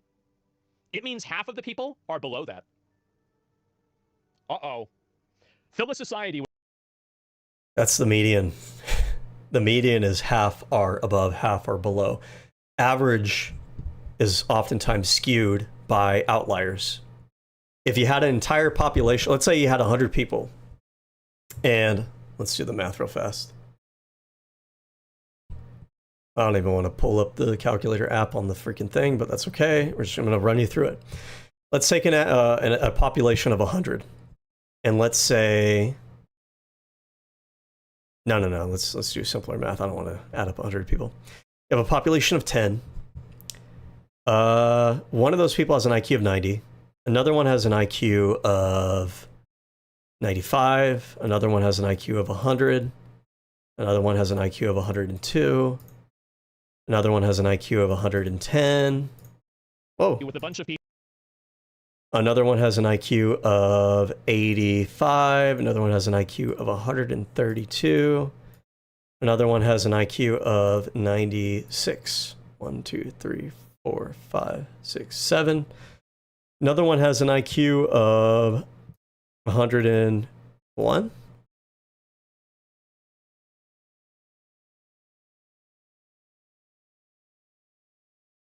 And the last one has an IQ of 88. So we divide that by 10, and we get 99.9, essentially 100, an average of 100. But let's say we have a population of 10 people, same size population, but now we're going to find the average. But instead we have numbers 102, we have 75, let's say, we have 88, we have 99, we have 105, we have 115, 1, 2, 3, 4, 5, 6. We have an IQ of 96.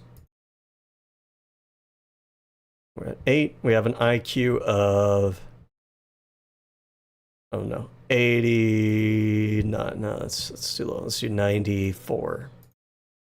1, 2, 3, 4, 5, 6, 7, 8. We have an IQ of 103.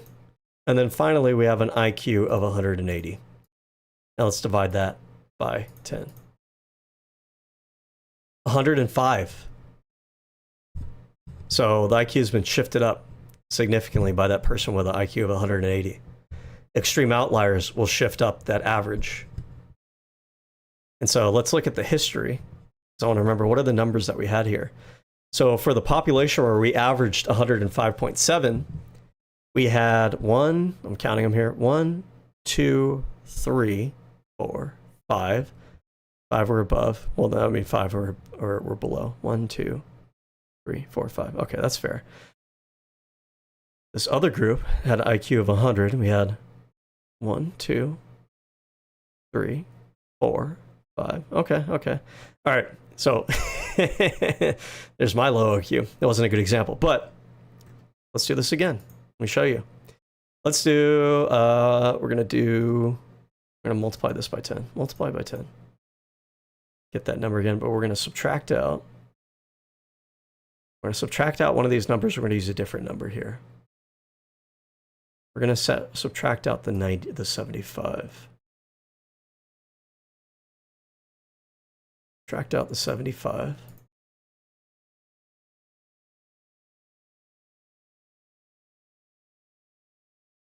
Okay. And instead we're going to add another high number. We're going to add a 165. I don't know.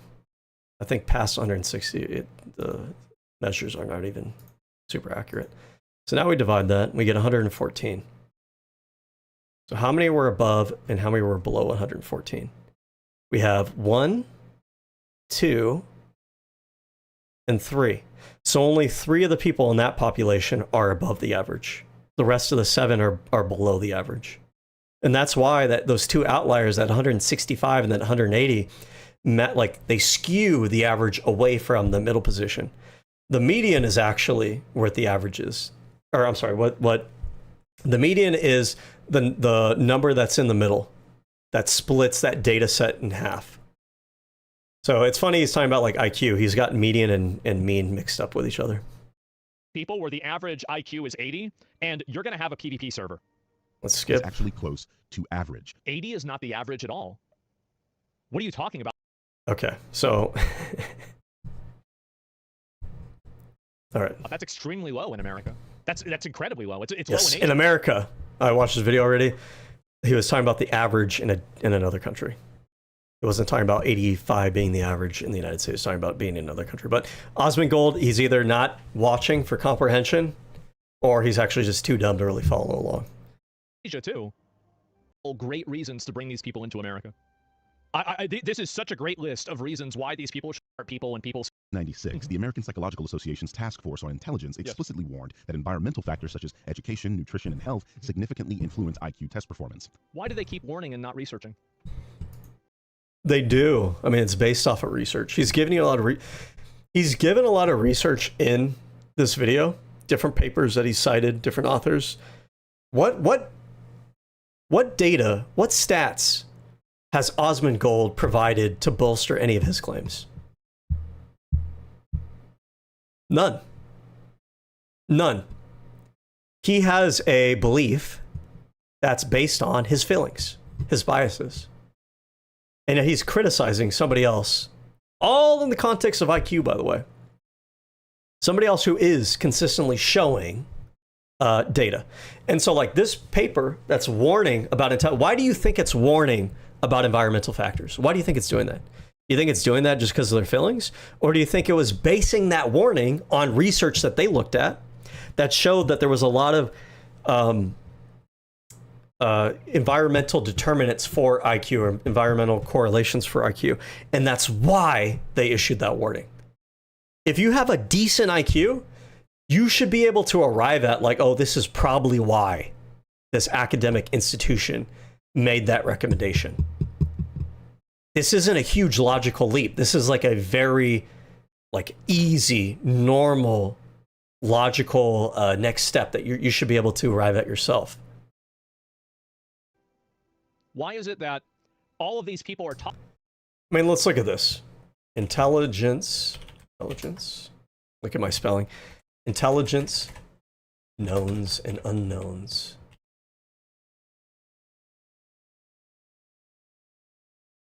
Okay, so here's that paper, looks like, I think.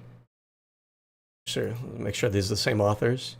We have Ulrich Nesser. Oh yeah, okay. So this is that same paper. Can I get access? Oh man, I gotta purchase this PDF. Let's see, there's another source.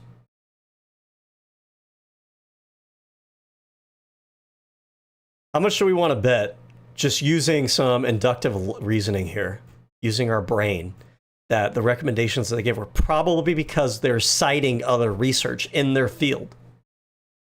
Is that too much to ask, that you might have that, you might be able to make that reasonable inference? Is that too crazy? Is that too much to ask for Asmon Gold and his audience?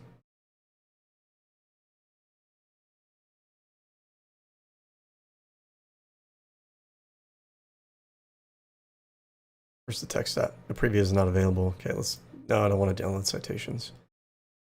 I want to download the PDF. Read the publisher review. Download other version. Download. Jeez, how many hoops do I got to jump through to read this shit? Okay. Okay. Another unfortunate aspect of the debate was that many participants made little effort to distinguish scientific issues from political ones. Research findings were often assessed not so much on their merits or scientific standing as other supposed political implications in such a climate. Individuals who wish to make their own judgments find it hard to know what to believe. Reviewing the intelligence debate at this meeting of November 1994, the Board of Scientific Affairs and American Psychological Association concluded that there was urgent need for an authoritative report on these issues, one that all sides could use as a basis for discussion. Okay. Ulrich Nesser, blah, blah, blah. We're talking about different people. Public interest consulting extensively on this process. The Committee on Psychological Testing and Assessment nominated a third nominated council representatives task force met twice in January and March. Between and after these meetings, drafts of the various sections were circulated, revised, and revised yet again. Disputes were resolved by discussion. As a result, report was presented. Okay. So right here, they're asking, like, what even is intelligence? How do you define it? What is a significant conceptualization of intelligence at the time? What do intelligence test scores mean? What do they predict? How well do they predict it? Why do individuals differ in intelligence, especially in their scores on intelligence tests? Do various ethnic groups display different patterns of performance on intelligence tests? And if so, what might explain those differences? What significant scientific issues are presently unresolved? Ever since Alfred Binet's great success in devising tests to distinguish mentally retarded children from those with behavioral problems, psychometric instruments have played an important part in European and American life. Okay, we have talking about SAT scores, GRE, MCATs, LSAT, GMA, it's a different test. Tests of intelligence itself come in various forms. The Peabody Picture Vocabulary, Revan's Progressive Matrices. Okay. By convention, overall intelligence test scores are usually converted to a scale in which the mean is 100. This is what I meant by normalized.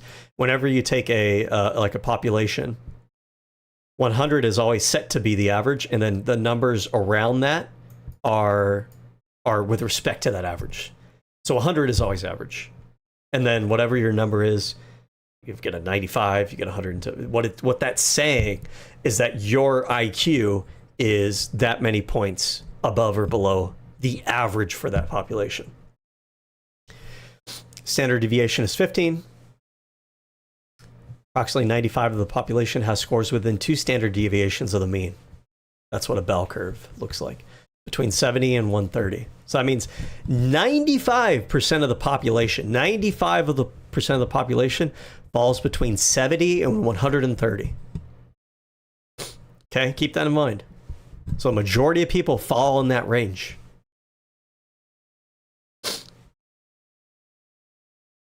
Okay, multiple forms of intelligence, related findings. Other investigators will also demonstrate. So throughout this, they're referencing different tests that have been developed over time. They're referencing different theorists.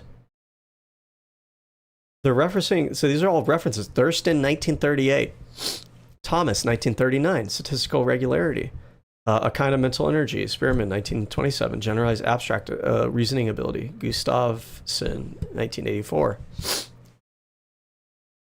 There have been disputes over the utility of IQ and G. G is this abstract concept of like, is there a measurement of intelligence? And IQ tries to approximate G. But G is kind of like this abstract, I don't know, an idealized concept of what it means to be intelligent. Okay. Again, they're referencing other theorists. Other people have talked about this issue. So we have some theories. We have cultural it is difficult to compare concepts of intelligence across cultures. English is not alone in having many words for different aspects of intellectual power and cognitive skill. Okay, these differences extend not just conception of intelligence, but also what is considered adaptive or appropriate in a broader sense. In a study conducted in San Jose, California, Okagaki and Sternberg, 1993, asked immigrant parents from Cambodia, Mexico, and Philippines, as well as native-born Anglo-Americans, Mexican-Americans, about their conceptions of child-rearing appropriate teaching and children's intelligence. Parents from all groups except Anglo-Americans indicated that such characteristics as motivation, social skills, and practical school skills were as or more important than cognitive characteristics for their conceptions of intelligent first-grade children. Okay. Developmental progress. So what's it called? Like Vygotsky's theory, intelligence testing, that correlates.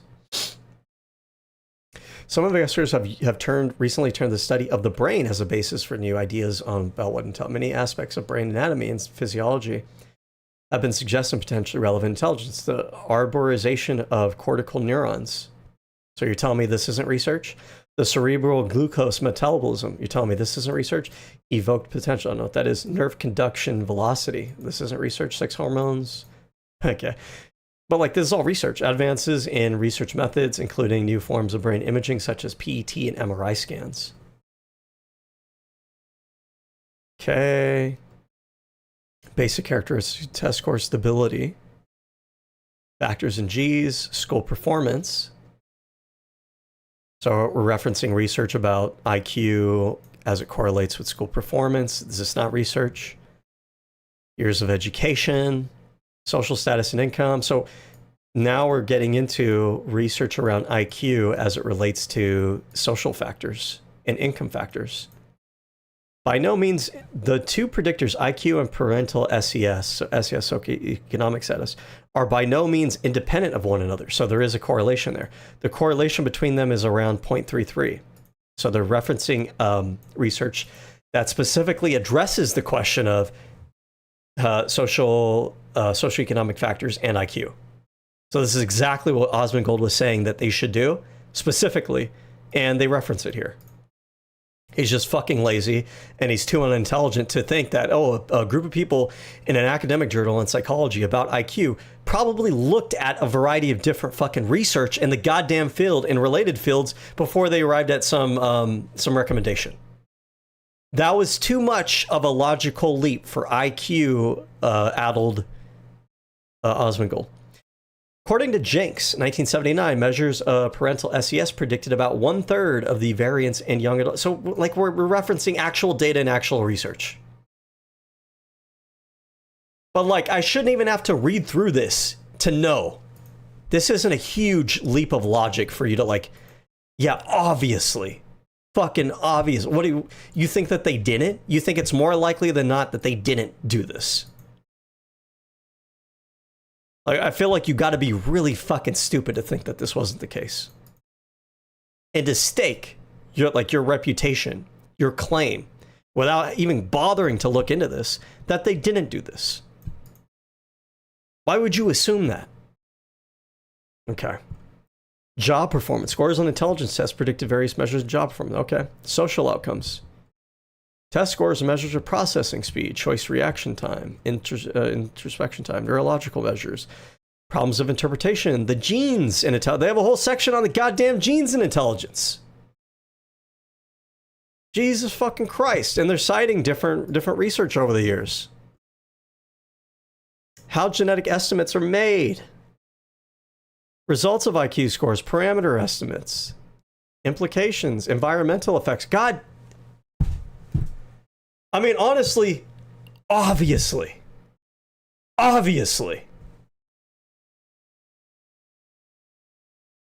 shouldn't even have to read it to know that. You shouldn't even have to read that to know that that was probably going to be in here. But this guy, he's so sure of the dog shit fucking meme research and worldview that's been spoon-fed to him, like the lazy piece of shit that he is, that he couldn't even fathom the idea that a academic paper overview of and recommendation on intelligence would not be informed by a variety of research that they fucking looked into and reviewed. And yet he wants to lecture other people on IQ and race and shit. He should just maybe shut the fuck up, maybe? I don't know. Talking about it, but there's never any data analysis. There's never any data analysis except for all of the data that they cited in this that you were too fucking lazy to look into. And also too unintelligent to just make the reasonable inference that it was probably there. Which actually is common sense.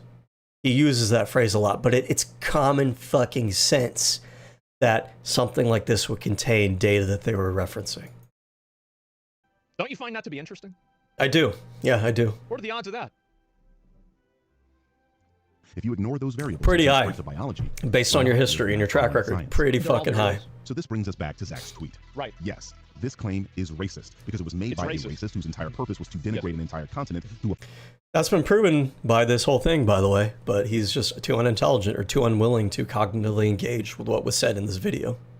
Hold white supremacist narrative. Africa are Chinese. They usually employ Russian mercenaries for protection. Talking about researchers replicating results. Why is... Anyone who's been around illegal and low-income immigrants before knows that Minnesota daycare scams are just the tip of the iceberg. This is happening all over the country and at $1 trillion scale. Okay. Well, you don't really know that. Why don't you do some research? Why don't you produce some facts, some evidence? Why don't you actually do that? Like, I'm kind of curious. What is... How many white Americans commit fraud?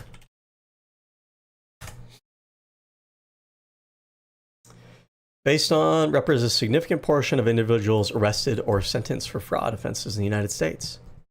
According to FBI Uniform Crime Reporting data, in 2019, approximately 85.4% of the individuals arrested for fraud were white. Whoa, wait a second. 85.4%? That's crazy. I didn't know white people made up 85.4% of the population. Hold on, let's see here. What percent of the population is white? What? 57.5%? Well, that would mean... Wait a second. That would mean that the white population is actually overrepresented for fraud. Almost by a factor of 2. But we're not concerned about that. Isn't that weird? He doesn't even know what the rate or the percentages of Somali fraud as a percentage of their population on a per capita basis or anything. But he's willing to just assume that there's a lot of fraud with Somalian immigrants. Meanwhile, white people are overrepresented for fraud. And I bet you he's never spent a second fucking talking about that.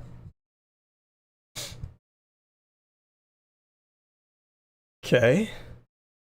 Isn't that interesting? What I want to know is table 43, does it tell us what the actual numbers are? Total arrests. Do we want to go by total arrests or do we want to go by convictions? Total arrests. We want convictions. Arrests. So all I'm gonna get is arrests. I want convictions, my friend. I want those convictions. Give me those convictions. Sentence. This is what we need. We need sentencing.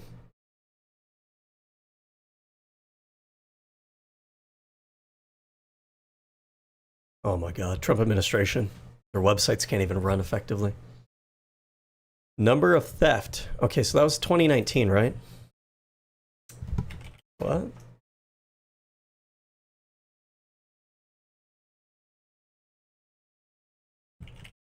What percent of fraud is white? What percent of fraud is blue? What percent is green? What was the number again? It was what? What year was that? That was 80 something in the year of what? The year of our Lord?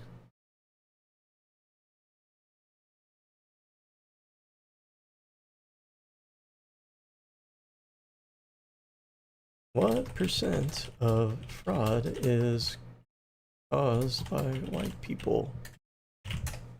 By YT people?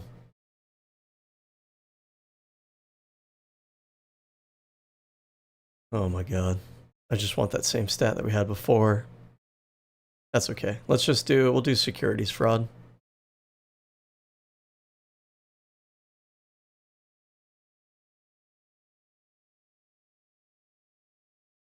.70 of theft, property destruction, and fraud offenses were men. Well, that's okay. That's men. We don't care about men. We don't care about men here. We're misandrists on this channel. Okay, but number of theft, it was, what was it? It was like 80, right? It was more than 80, but let's just use 80. We're rounding down for them. And I think it was, fuck, what year was it? We just do history. Whoa! I don't want you to see my history. I'm just kidding. What percent of the population is white? How many Americans commit fraud? Oh, white Americans. This is the one I looked up, right? 85.4. Okay. So 85.4. Theft, property destruction, fraud. Oh, this combines with fraud offenses. How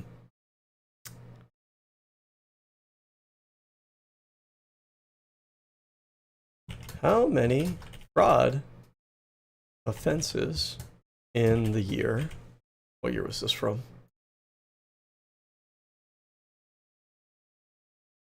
(2019) in the year 2019.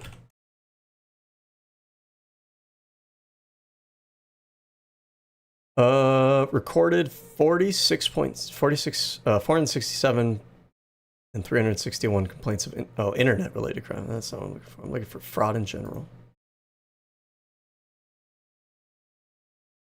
Oh, 1.7 million fraud reports. Those are reports. Fraud convictions? Convictions.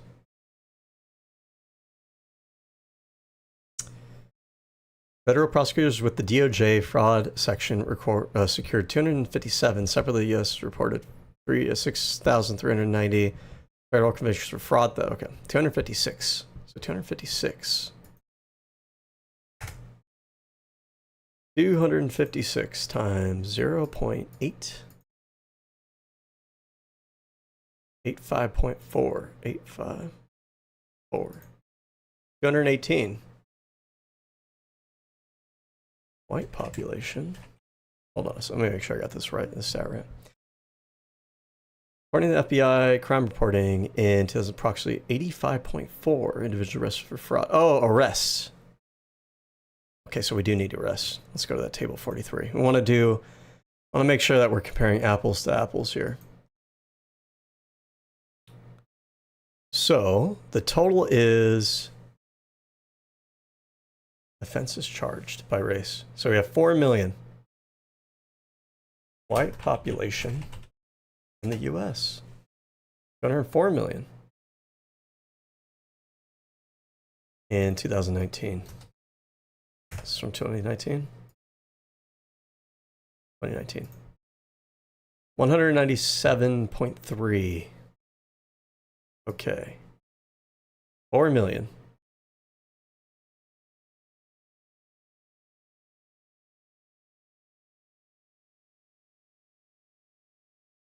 Okay. if we do it by ethnicity, curfew and loitering, all other suspension. Oh, but we want fraud. We want fraud specifically. 51,861. 51,861. Under 18. This is above 18? This isn't even... Let's just assume the Somalians were all above 18 that committed fraud in Minnesota. So... where are we at? Should I go? Fraud.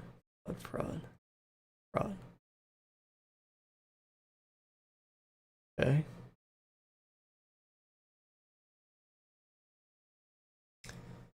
Not Hispanic or Latino, but I want to know, like, not Hispanic, Latino, but white.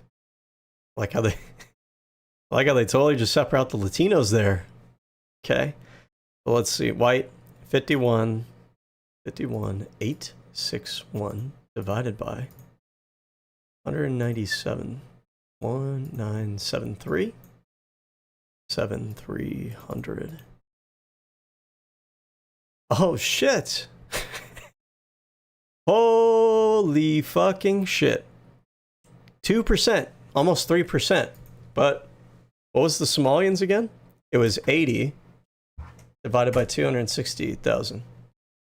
Whoa, wait a second. Somalians weren't even 1%. The Minnesota fraud wasn't even 1 goddamn percent. Wasn't even 0.1% of the Somalian population. And yet, we're in this goddamn crusade against all Somalians in the fucking country over that. And yet, white people here, a whole 2.6% of these motherfuckers, like almost 100 times the rate, have been arrested for fraud. And yet, why aren't we having the same kind of energy and rhetoric directed at white people? And notice, by the way, liberals don't do this shit. This isn't a talking point that liberals throw out there. This is the kind of shit that these like Asmon Gold right-wing losers do. They're like, oh, let's find a few people in this demographic population that did something bad. Now we're going to start going after the entire demographic population as a result. People aren't doing this with white crime statistics. Well, we could, especially fraud, if we want to talk about fraud. But it's very highly represented among the white population. White population commits more fraud as a proportion of the population than they should be doing. And we don't do that. We don't have the same kind of like crazy stereotypical energy for them. So it's just stupid. Is it that none of these researchers are doing this on a regular basis? Why is it that this actually, they do. A country that has just an IQ lazy. of 68 average, or let's say it's 80 on average. Let's assume it's 85. Do I want to bring a bunch of median level average 85 IQ people into the country? No. Here's an interesting question to ask him.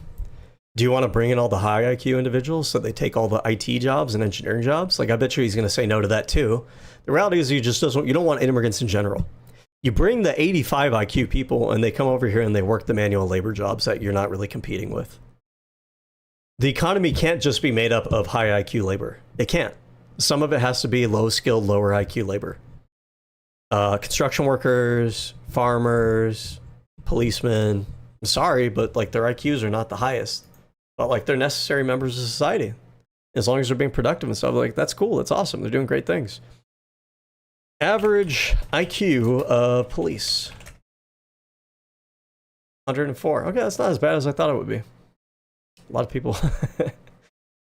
And yeah, it's generally cited to be 104, which is considered slightly above. Okay. Oh, this is where this idea comes from. They reject applicants who score too high. It's not that police officers in general are like stupid dumb. They're average. They don't want to employ people who are like too high in the IQ threshold. What's the average IQ of a construction worker? 90 to 110. So pretty average as well. But some of them dip below the average. Some of them are in that 90 territory, 10 points below average.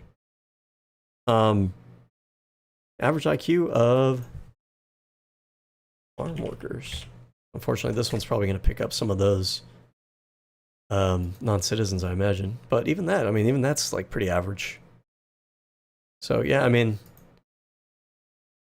It's because these people are like an entire almost standard deviation below the average, and I think that their functional value Yeah, again, not really. This is a misunderstanding of how those stats work. They would be a standard deviation below the average if they were born and raised in the United States. Because again, the IQ is like an abstract, it's like an abstract measure of like what their brain, what their mind is capable of. But you have to factor in that environmental factor. If you supplant them, you take them out of an area where they don't have the same kind of resources, environmental factors, you put them in a place with different environmental factors.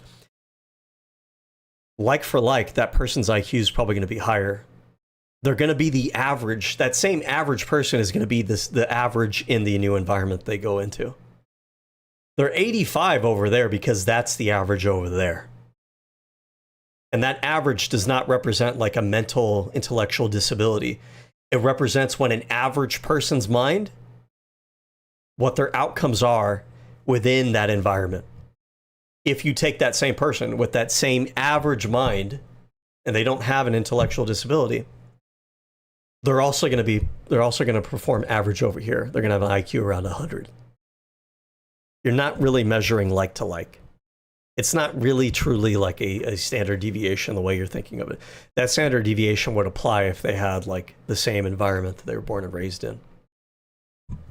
That's the reason why. Is narrative pushing. There's no difference between somebody with a 100 IQ and a... Oh my god! This is a... Okay. So it looks like he's gonna look at a bunch of memes now. I don't really care. I'm not interested. Let's move on here.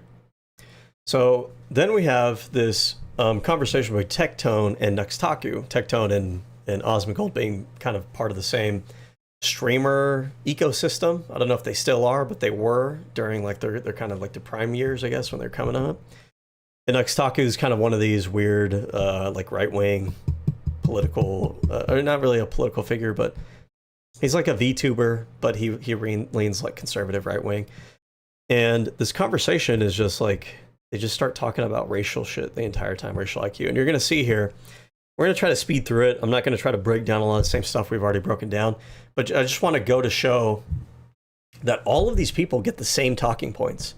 I don't know if they learn it from each other or if they're all getting the same memes online, but you'll notice they all have the same cherry-picked arguments that lack kind of like, if you had somebody like the Birdman come by and give them information about like the Flynn effect and all this different research that's been conducted over time, it kind of debunks a lot of the things that they say. But you'll notice that they all conveniently have the same cherry-picked arguments around IQ and race and stuff. Okay? I'm doing very well. Leftist love. Yeah, no, that. The tolerant left strikes again. Did you see my tweet on that? No, I didn't see your tweet. Yeah, I tweeted out. Nobody cares. Like Hassan, I would say the writing is terrible. This is unrealistic. No one's that evil. Like, needs to get deported. Yeah, it's very obvious. Right, like it's very obvious. Like we have a country, we have. Right? Like this sounds a little bit like the Asmon goal take that got him into trouble. But the difference is some cultures are actually just worse, and I don't want them imported here. Sure. And I don't think it should be a controversial opinion per se. Like for example, hypothetically. All right, hypothetically. So here we go. Some cultures are inferior and shouldn't be imported here. Which ones? It seems like the cultures that you're talking about, if you're actually talking about culture, are like the same culture as you guys. The kind of cultures who subjugate women as second-class citizens. The same cultures that are obsessed with like these like traditional values and like ethnic separations, and my group is better than your group, the same kind of tribalism, like that kind of culture. If there was a country where the average IQ in that country was 67, I just wouldn't want those people coming to our... It's hilarious. You know the average IQ in Somalia? Is that what the average IQ is in Somalia? Look it up. It's not real. Hold up. Average. So, see? 67, that's not even the actual accurate number. The average IQ in Somalia is like 83. Where do they get the 67 from? This might be outdated data. It might just be like an incorrect piece of data. But isn't it weird? Isn't it convenient that they all cite that same misinformation? Why is that? IQ Somalia. It says not available. The country's not included in the most comfortable global IQ rankings. I'm looking for any... Oh, average IQ by country. Hold up. I found it. Let me look this up. Let me pull this down. Put into an AI. Put into ChatGPT or Grok or something. Somalia, I gotta find that shit. Would you be able to? What the fuck? Oh my god, they can say that on the map. What an idiot. Oh no, they won't have it on this. No. On the average IQ by country, they don't put. Bro doesn't even know where Somalia is at. You go to Somalia, you'll see they have it blank. Wait, really? Okay. So let's do this again. What is the IQ average of Somalia? Last time we looked it up, it was like 83. Recent data from global and official and aggregated studies often place average IQ in Somalia within the range of approximately 67 to 68. Comparatively, these figures are often cited within the context of borderline impaired range, which differs from the standard deviation used in developed countries. But that impaired range is because within that same environment, you're underperforming what the average person should be able to. That's what that standard deviation is. But we saw data earlier that said that there were 83. Let's see. What does the site say?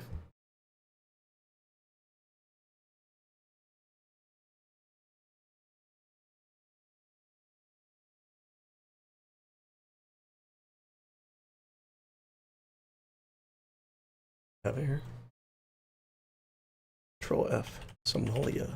Oh, there we go. 90. So like this one gives us 90. So you get varying data depending on who you ask, right? We got 83 in the other one. We're getting 90 here. But why are, like, notice like they're all citing the same 67.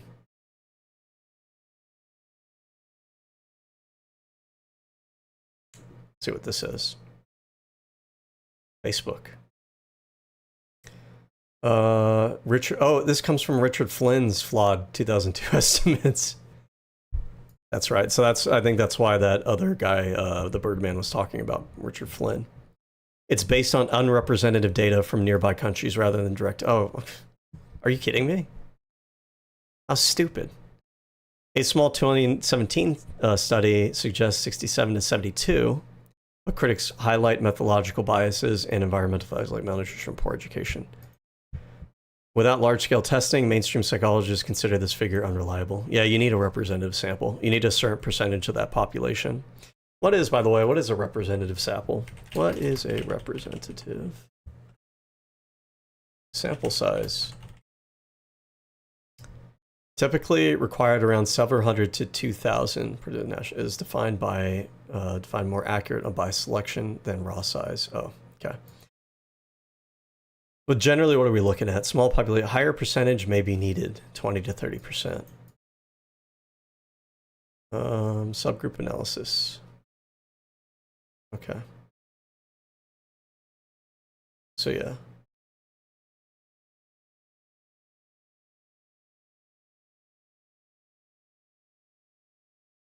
$2026. Let's look at this one. I actually don't even fucking know where Somalia is either, but at least I know it's not. At least I know it's not way the fuck over here, okay, or over here. Namibia.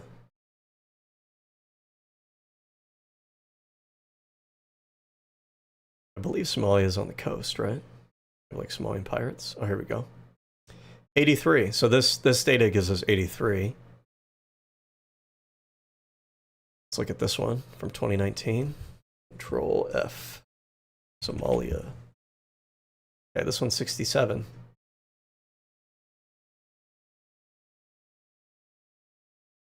Oh, but this is just some random asshole on the internet posting. I don't know how reliable any of this is. But yeah, it does seem like we don't really have super duper reliable IQ data on Somalia in general. It sounds like they don't have good representative sample sizes. But why are all these race realists citing the smallest possible number that they can find online? Somalia.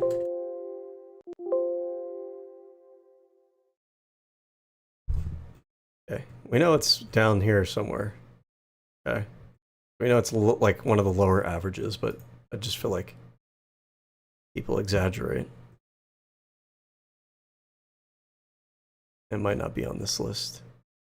Okay. Okay.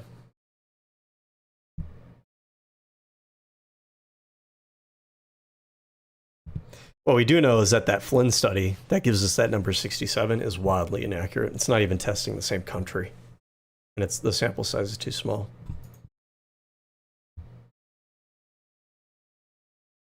Average IQ about 2019. God. It's a picture made for ants.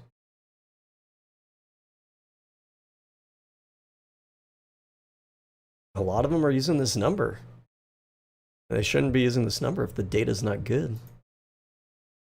And it does not seem to be. All right. Well, you get the idea. Let's move on. They leave it blank on purpose. It's racist. Okay, yes. But Well, they probably leave it blank because there's not good data sets to pull from. And so rather than reporting data that's misleading or might lead people to false conclusions, because it's not a good study, you err on the side of saying, hey, you know what? I don't actually know, because you don't actually know. Go to Grok. Okay, great. Go to Grok. Okay, let me pull that. We're going to use Grok to fact check. You're on way too many countries when they fucking should. Yeah. Okay, the most cited figures was in 70 or 67 to 78. This comes primarily from comparison by Richard Flynn, based on very limited data. In their initial influential work, including 2000 Intelligent Nations, they list Somalia as approximately 68. This draws heavily from a small 2017 study of Somalian refugee children in Kenya camps. So these would be Somalian refugees that are living in a camp. So already you're probably selecting from a sample of the population which is smaller than the average of the entire population. That's like, imagine we have refugees from, I don't know. I mean, really from any country. If you're a refugee, you're fleeing bad conditions, and you're probably like also in like a low income, like if you're in a camp, right? Especially a refugee camp in Kenya. You think refugee camps in Kenya has access to like the best education and the best like food? Like they might not even be getting an education in Kenya in a refugee camp. So those IQs are not going to be very reflective. Earlier estimates were extrapolated from neighboring East African countries, and no direct large-scale testing existed in Somalia itself. Many online sources, rankings, and social media discussions repeat this 67 to 68 figure, often 2006 context. The data is based on, so this data is unreliable, but they're all repeating it. Like, it might sound racist. The Somalian daycare fraud, which was fucking disgusting. The was It is a radicalizing number. Like, you see this, and it's like, why are we doing this to ourselves? We're killing ourselves. Now, what do you think happens if we... But like, if we are killing ourselves, right, we're bringing over all these people with like such a low IQ, we shouldn't have to just point to low IQ. If we're saying that the low IQ is a proxy for knowing that it's like bad for our country, then we should be able to actually just point to like, are they causing bad outcomes in our country? And when we looked at that earlier, we saw that like their crime rate was not, like for most crimes, it was not, and for the general population was not particularly high. We saw that the young male population was a little bit higher than the US citizen young male population. Young male populations across the board are overrepresented for criminality. But like even that wasn't like some super duper crazy high number. And it still reflected like a very small percentage of their overall population. I'm curious, I'm curious what the welfare rate of second generation Somalians.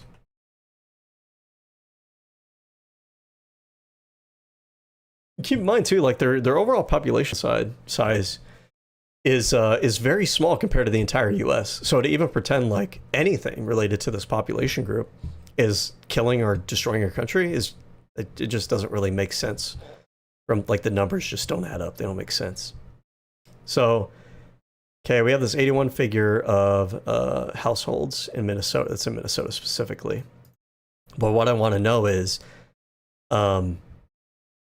second generation Somalians, how many of them are on welfare? Because I'm willing to bet that number decreases significantly. And I may not be able to find the data on this. 50% of children in Somali immigrant households live in poverty. Well, yes, if their parents live in poverty, then they're going to live in poverty. But what we want to know is like people like Somalian children who are born and raised in the United States. How do they fare? We probably don't have it broken down to that level of resolution. That's okay. We import, let's say, 250,000. Again, I can use Somalis as an example. Sure. Right, let's say I bring in 250,000 Somalis into like one small community. Who do you think the elected official is going to be? Somalian. Oh, yeah, Ilhan Omar, in fact, was elected. Ilhan Omar. Do we think Ilhan Omar was overwhelmingly voted in by Somalis, or do you think that the population of Minnesota, let's see, what district is she from? She is from the 5th district. And the 5th district has a population of what? 705,000. Okay, look at population breakdown of this community. 60% white, 17% black. That might include Somalians. 10% Hispanic. Let's add up the numbers that are non-Somali. Okay. Calc. By the way, the immigrants and refugees will not be voting. They don't have citizenship status. They don't have the right to vote. The second generation Somalians would.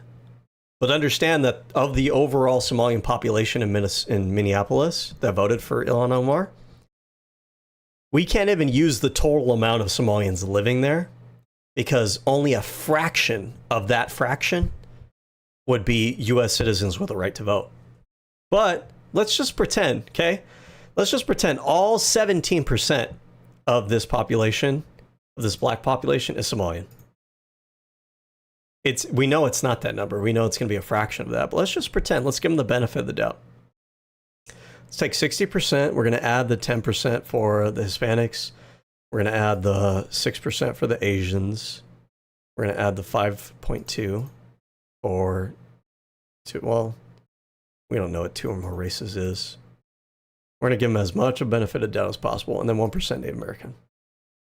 77%. So Ilhan Omar cannot be voted in by all these Somalians that are coming in. The numbers just don't add up. More than like 3/4 of the population there is not Somalian. And the number, we know the number is higher than this 77%. We just don't know how much higher. It's probably safe to assume it's probably like 80 or something.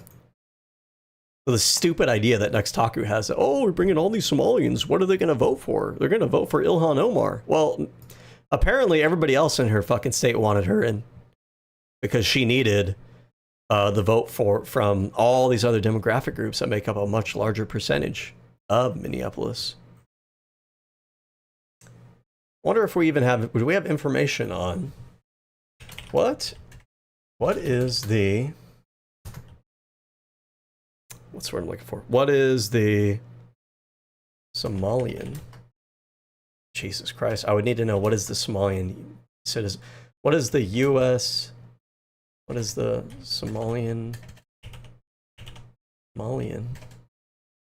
citizen population of Minnesota 5th district. I don't know if we have data that's going to be like this clean and neat. Oh, hold on. Minnesota? So the Minnesota is... No. Minneapolis? You know what? Okay. What is the... Hold on, do we get... Let's look at this. Control F, Somali. And 60% of the district's residents are immigrants, the highest of any district. Okay, these are immigrants, they don't have voting rights. This has the largest population of Somali Americans in countries, with Somalis making up 3%. 3%! According to Nuxtaku, 3% of this goddamn district voted Ilhan Omar into office. What a fucking moron. What a stupid loser, dumb fuck piece of shit who doesn't understand stats, can't reasonably make inferences, doesn't have a concept of proportions. What a stupid motherfucker. Because the Somali community voted for her. All right, so essentially now. Because the Somali community, 3% of that goddamn district voted for her. That's why she's in the office. It's not the 97% of the rest of that goddamn population that had to approve of her being in there. It's that 3%. What a stupid Now, moron. Ilhan Omar is constantly in Congress, and guess what the #1 thing on her mind is that she's fighting for? Somalians. As an example. More Somalians welfare. and immigrants. I mean, that's not even true, though. Some of her... Let's look at Ilhan Omar campaign. What did she run on? Oh my god. I don't want to donate to you right now. I want to get to... Is there a way for me to skip? No, donate. No, I don't want to donate even once. Is this all we have right now?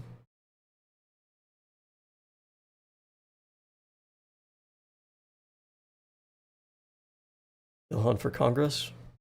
Oh, here we go. Ilhan's record. Okay. These are different meetings and bills and shit she's participating in. Okay. But I want to know, what are like the policy platforms that she's focused on, that she runs on? Because according to Nextaku, she's Somalian. She's from, you know, she has a Somalian background, ethnicity. So she must only give a fuck about Somalian people, right? Because that's how Somalian people are. They only care about themselves. They only take after and care about Somalians, and they don't care about anything else. They're Somalian. Everything about them must just be Somalian, right? Everything about them. That must be the case. Okay. Protector Liberian? Oh, Jesus Christ, I'm a brain fart here. Liberian American community from deportation. Okay, so yeah, here, this is immigration related. Okay, we'll give him a point on that one, but look here. Providing nearly 30 million free school meals throughout the pandemic. So focused on school meals for children.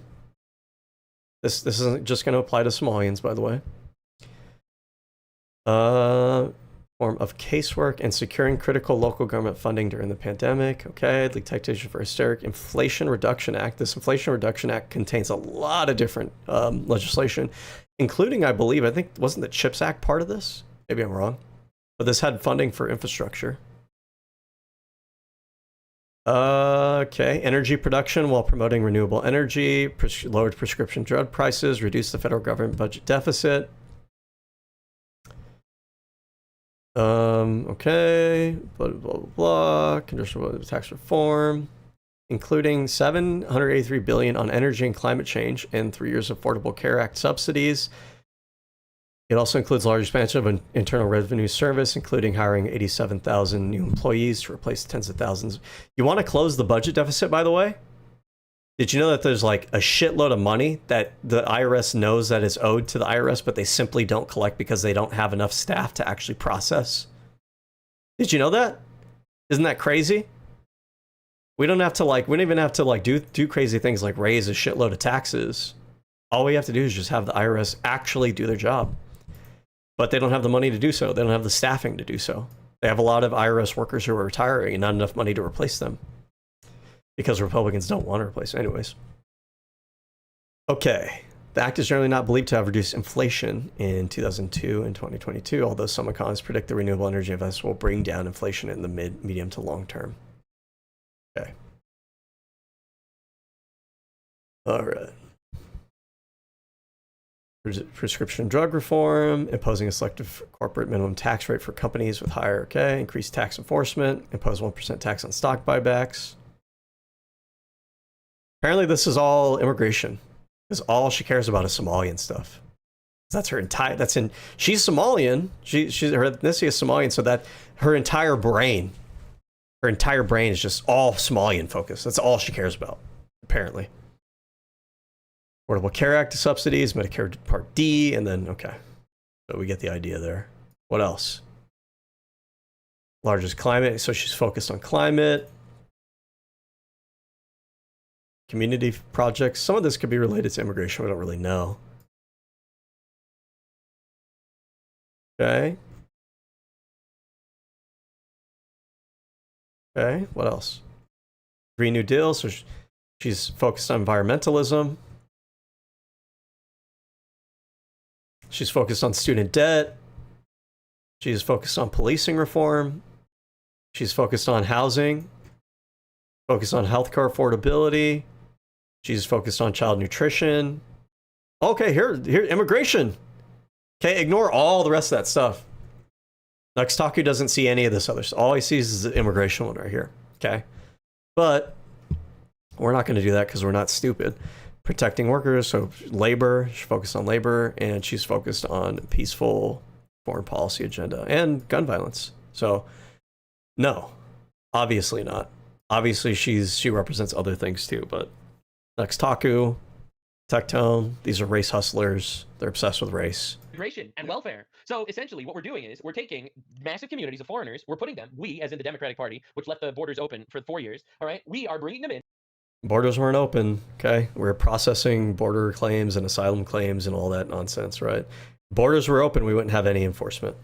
These people, like, they can't just, like, if you think it's bad, if you think immigration enforcement was bad, then just make that case. Like, why do you guys always need to lie and exaggerate? Maybe it's because you think your actual point isn't that strong. To elect their own retards, okay? Well, they don't. It's 3%. Okay, like they're not even electing their own retards, but we have retards in our country. Their name are Nuxtaku, Tectone, Asmon. So that those retards could fight against immigration policy to bring. Just very well. It's also the same thing with the issue with Irina Zaruska's killer that was, I believe, released 17 times. It was another not due to their education. So this killer, this Rishka, whatever, who was killed, like I believe she was killed by a U.S. citizen, was she not? Or how do you spell her name? Rishka? Oh my god. Damn it. Arishka killing? Oh, Irina Zarutska. Okay. So she's an immigrant. Interesting that they care about an immigrant, right? Because I guess she's a white immigrant. It's interesting. This wasn't even a U.S. citizen. Usually they don't give a shit. The suspected assailant, DeCarlos Brown Jr. Okay, so who's this guy? Let's find out. Was he an immigrant?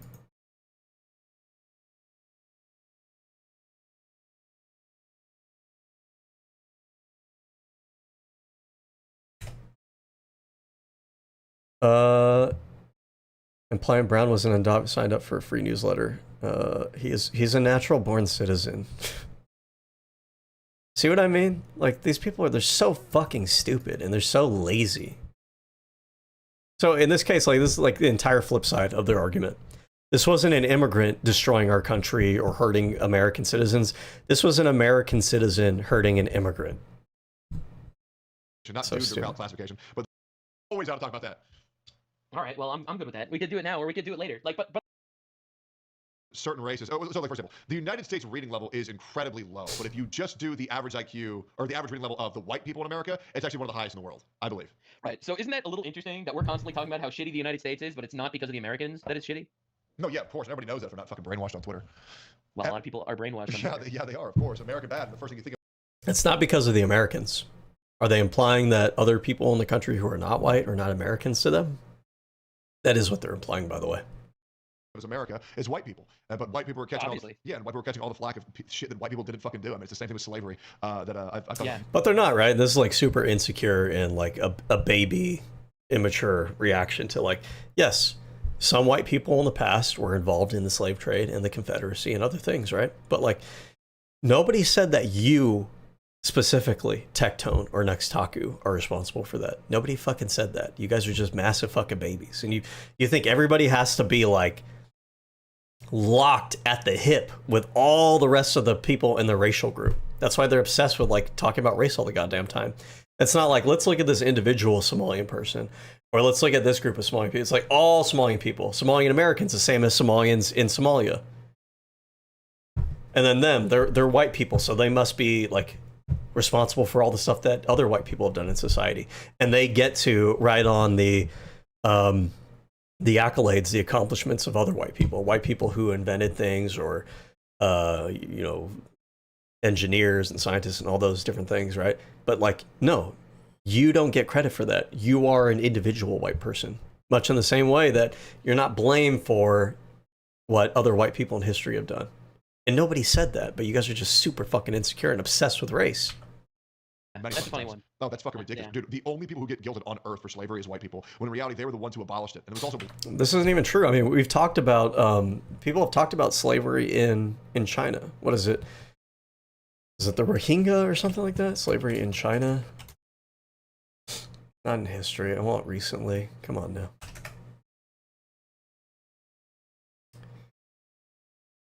Human trafficking and forced marriage. Modern slavery in China. So yeah, the Uyghurs. The Uyghurs have popped up in conversations that we've had. The Biden administration talked about the Uyghurs. And there, yeah, we know, you know this too. I've heard about this talked about too, that there's Muslim slaves in the Chinese population. So, I mean, there you go. Black people who sold black people into slavery, not fucking whites. It's crazy. Yep.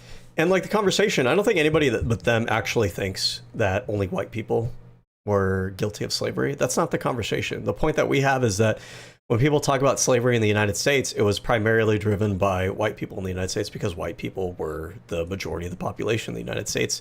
And they were the power structure in the United States. And the type of slavery that they engaged in was based around this. Is justified in their mind by like white supremacy. They basically treated people who were non-white as subhuman, and therefore it justified the slavery that they engaged in.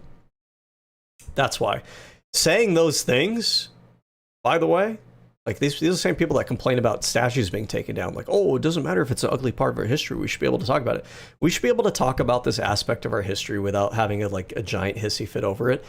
Yes, some white people in U.S. history were engaged in slavery, and that's pretty specific to the white population in the United States because, frankly speaking, they were just the majority, and they had the power structure. It's not that other groups didn't engage in slavery. It's just that it was overwhelmingly a problem with white slave owners in the United States.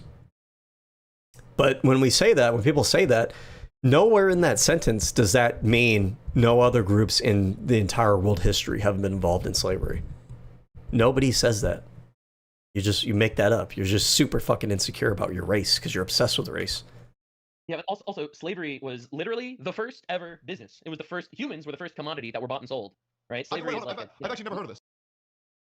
That's probably not true either. I don't know what the fuck that means. Slavery was the first business.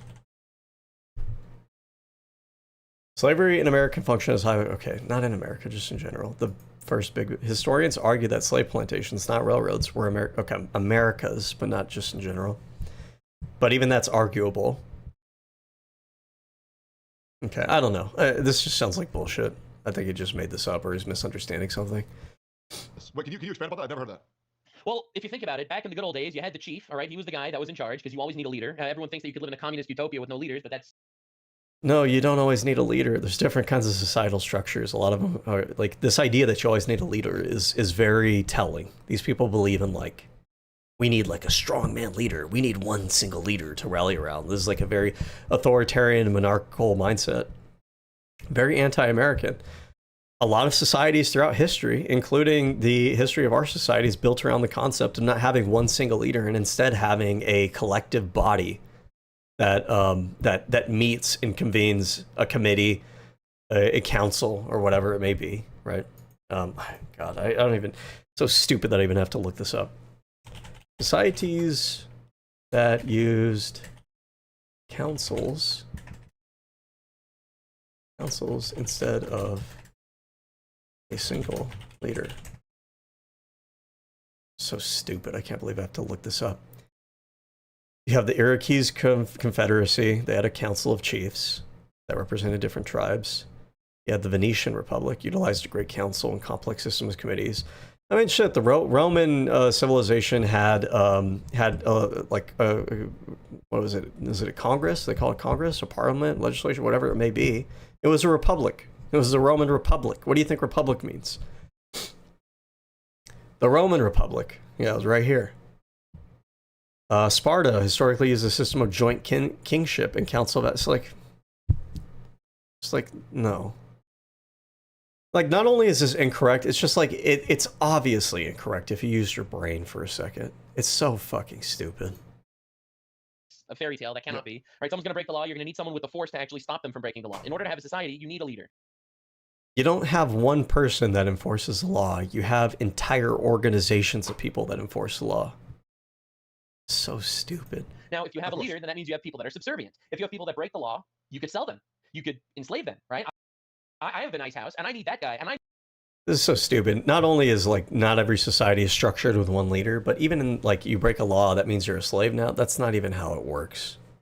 Yes, in some societies, I'm sure that was the case, but like he's positing this as like as if this is like a fundamental aspect of like every society. No, like that. No.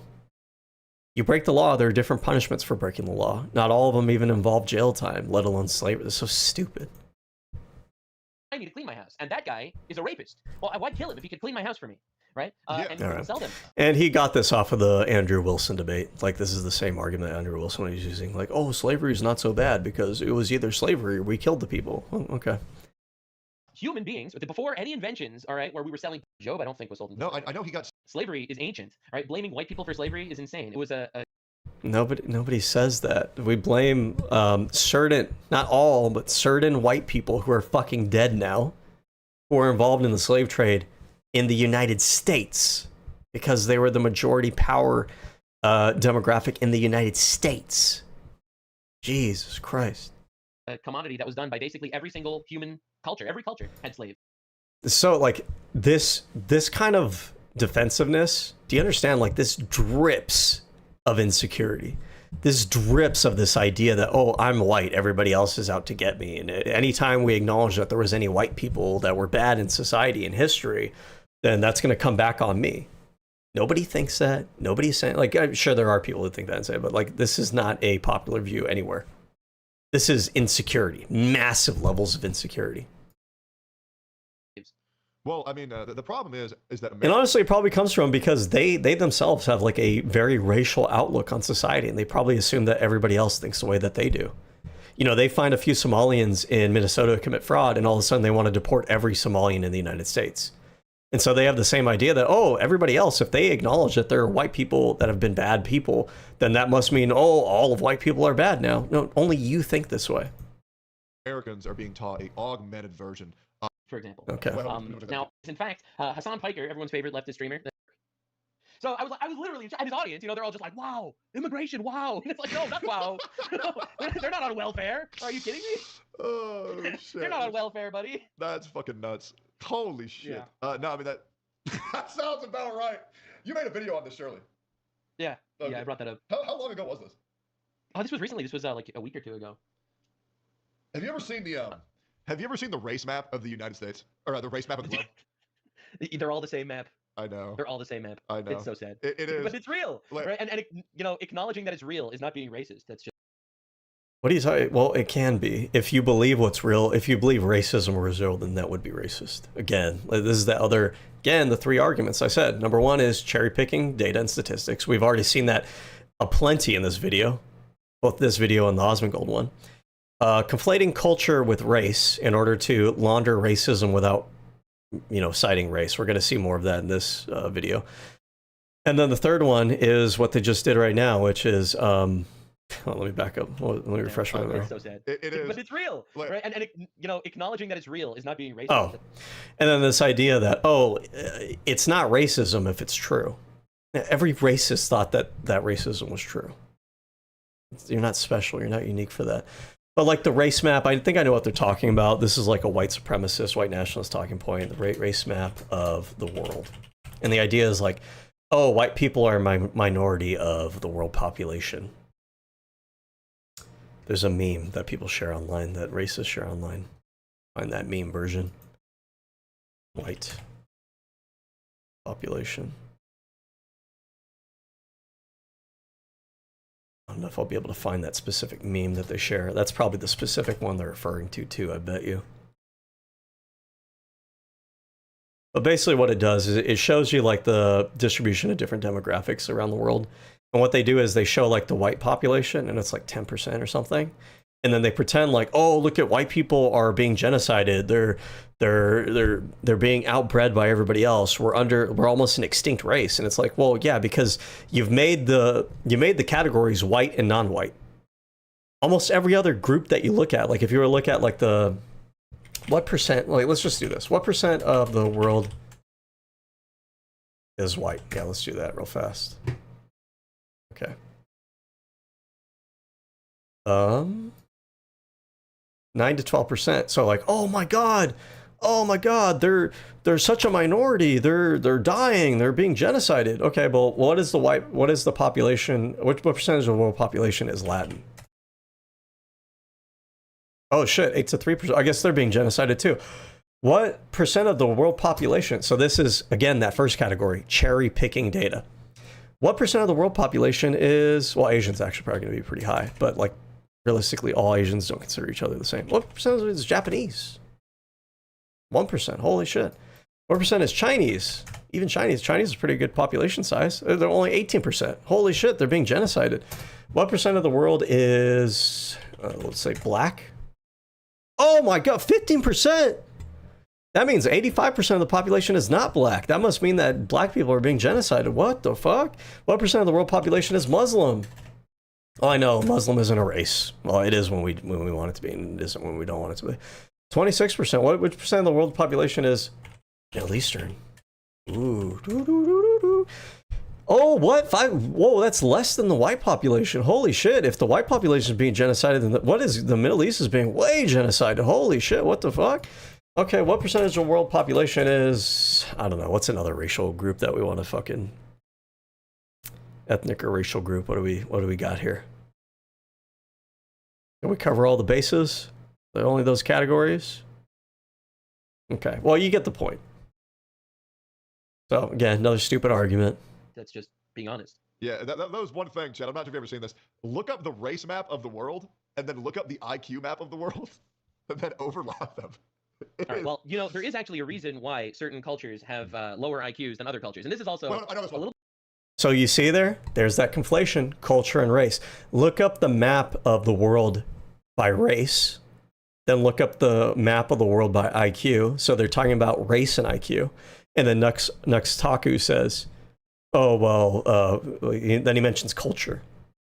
He's using culture as a stand-in for race. And oftentimes you're going to see right-wingers try to trot out like, oh, I don't have a problem with race. It's, you know, I have a problem with culture. But the thing is that they consider race and culture to be like intrinsically linked. Like your culture is tied to your race, like your race, your genetic racial, you know, race isn't even like a real scientific genetic category, but whatever. That they believe like there's a genetic, like you're genetically predisposed to a certain culture if you're a certain race. Well, they're radicalized. No, this is due to the fact, what was it? It was something involving agriculture. Yeah, that's an excuse. Okay, yes. That's the excuse. Yeah, so can you explain? Because I was looking at this myself. Because I've been trying to inform myself as much as possible. If That's an excuse because I say so, I guess. you're going to explain the agriculture, why will excuse the difference in IQ? Right. So there are a few excuses. One is that obviously, well, they didn't have tools developed as well, and the agriculture wasn't as good, so therefore they weren't able to take the time to hone their IQs and like. So see, like this whole part, they're going to try to like dispute any environmental factors, right? Oh, it can't be, you know, these are excuses. It can't be the food. It can't be the access to tools. It can't be the development of their country, right? None of these things. These are all excuses. The only thing that's left is their race. Like that is a possible explanation. Sure. I'm not going to deny it. Yeah. But there's also a very real other explanation that's undeniable. It's a possible explanation, even though I keep calling it an excuse, and I really explain why. But the other possible explanation that I'm now going to emphasize is what? True. Okay. Do you want to look up the percent of people in Pakistan that are inbred? I've actually never even considered this. Yeah, the agriculture thing made sense to me. If you don't need to rise to the occasion, then you'll never learn. And if you never have to learn. And see, again, notice like this inbreeding argument. This is the same argument that Asmon was using. Like they all just parrot the same arguments. Then you'll kind of be stuck in your ways. But you should notice when you have stats that are like this specific, when we're talking about something that's a general thing, why are we picking like a specific cohort if we're trying to make generalizations? So the inbreeding percentage of Pakistan, what is the inbreeding percentage of, I don't know, let's do Somalia. Let's just look, let's find out. Based on research analysis of homozygosity, approximately 48.7 of the Somalia is high inbreeding coefficient. Okay, that's pretty bad. Indicating a significant level of inbreeding or consanguinity. This is consistent with high rates of intra-family relations common in the region, often involving first cousin marriage. Okay. What is the inbreeding percentage of, I don't know, let's do Iran. Because nationwide rate of roughly 38.6%. Okay. What's the inbreeding percentage of rural America? Okay, it's pretty low. Fair enough. What is the inbreeding percentage of... Let's do Saudi Arabia. Saudi Arabia. Marriage is 51.3% with an average inbreeding of 0. Oh, hold on. What is the difference between these things? Same blood refers to individuals related by a common ancestor, typically within second cousins or closer. Okay. And then what is an inbreeding coefficient?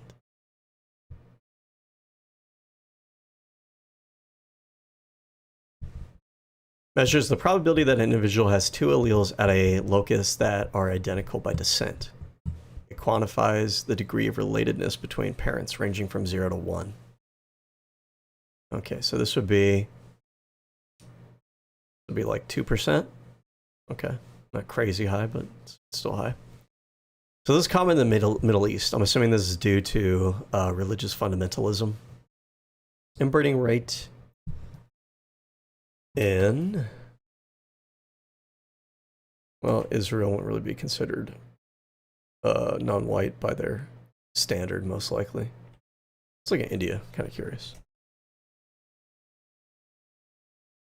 Are high, heterogeneous, average around 10 nationally, but varying from 1% in the north to 40, 50 in southern. Okay, so India's like, if we're trying to do like racial groups, India's pretty close to Pakistanis. I don't know if that's the right terminology, but you get it. But like India's pretty low. So like we're cherry picking which groups we're using as a representation of like the racial group. We choose Pakistan, I guess, because it has a high one, but India's like right nearby. They're pretty low. Pakistan inbreeding rate. Pakistan is one of the highest. Okay, so they're one of the highest in the world. But what are countries around India? What other countries are nearby? Okay, Afghanistan. I mean, I wouldn't be surprised if Afghanistan. So Afghanistan inbreeding rate. Okay, so it's pretty high. But they also don't like Latin American immigrants, right? What is the inbreeding rate in Latin America? So it's pretty low. Okay. So we're just, I mean, we don't like non-whites, we don't like immigrants, and we're gonna cherry pick whatever stats that we can find to characterize that group of people as bad. How high? So that is to get birth defects. They make fun of Alabama. That's white what I was people for thinking. incest, I'm right? gonna be... Like, because I'm curious. Let's see. Appalachia inbreeding rate. Okay, I mean, they're not really significantly high. That's fine. Okay, fair enough. there's now about 7%. But like the question is, because they treat these things like these are inherent characteristics of a given ethnicity or race. If you take Somalians, you bring them into the United States, you take Pakistanis, and you have Pakistanis living in the Western world, do they have a high inbreeding percentage? That's the whole point here, right? These are being used as reasons why we can't have these people in our country. But if the if those people of that given ethnicity or race living in our country have low rates of inbreeding, then this would kind of like debunk this whole point. So I don't know if we have data on that though. Inbreeding rate of Somali Americans is a traditional practice of Somali culture. Okay, but that doesn't tell me what I want to know. Studies in Somali, okay. This is in the Horn of Africa. Okay, we probably don't have data on this level. But I wonder. Yeah, I don't know. I imagine it's probably pretty low. Pakistani Americans. Based on studies of South Asian populations and immigrant communities in Western nations, is relatively okay. Among Pakistani, although specific national data or the United States is limited compared to data from the UK. Okay, what does the UK say? Roughly 40 to 60% are consanguous.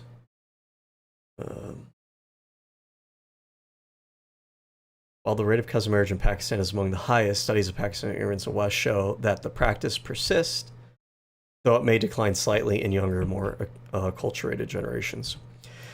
So, I mean, this is what you'd expect, right? Is that it's cultural, right?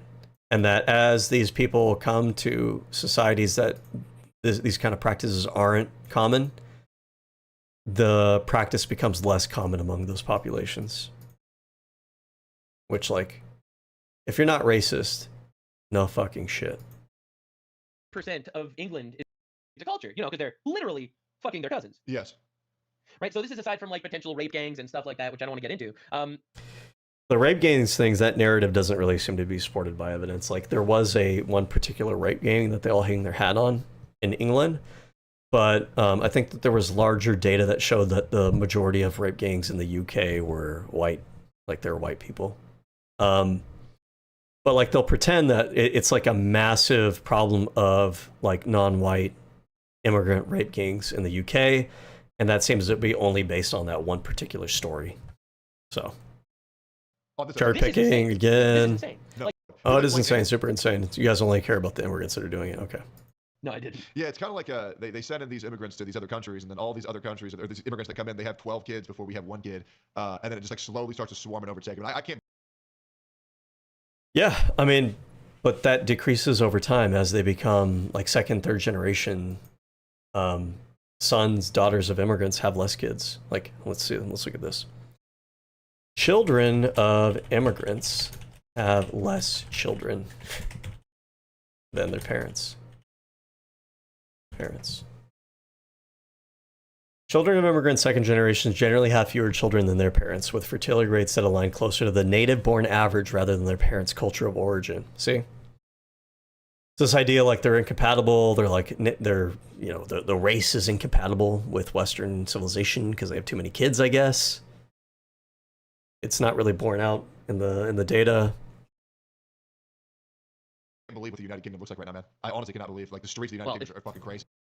And it's not. I mean, the increases in crime stuff, like, these are marginal things. They're just exaggerated because people pay attention to the media, and the media sensationalizes every story that they possibly can. So people think like crime rates are higher than they've ever been, even though like they're lower than they've ever been in human history. And then these people, like, they fixate on every single thing that an immigrant does. So they have an idea in their mind that every single immigrant out there, or like, we have like this massive problem with immigrants, when the reality is that any issues that you have with immigrants are probably pretty marginal themselves as well. Easy. Look up how many rapes happen in London. Not all the United Kingdom, just London, per hour on average. This is gonna make me. Yeah. It's probably pretty high, but that's probably pretty high for every goddamn metropolitan center in the history of the world. How many rapes happen in, I don't know, New York per hour?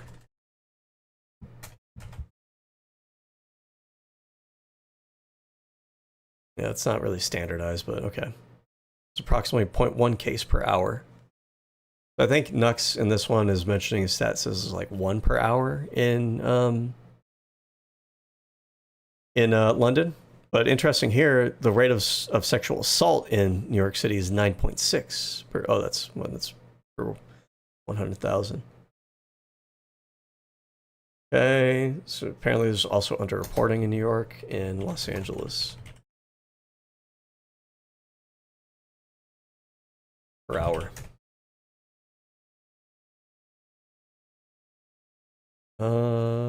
So 0.17 rapes per hour. Okay. Let's see, in London per hour.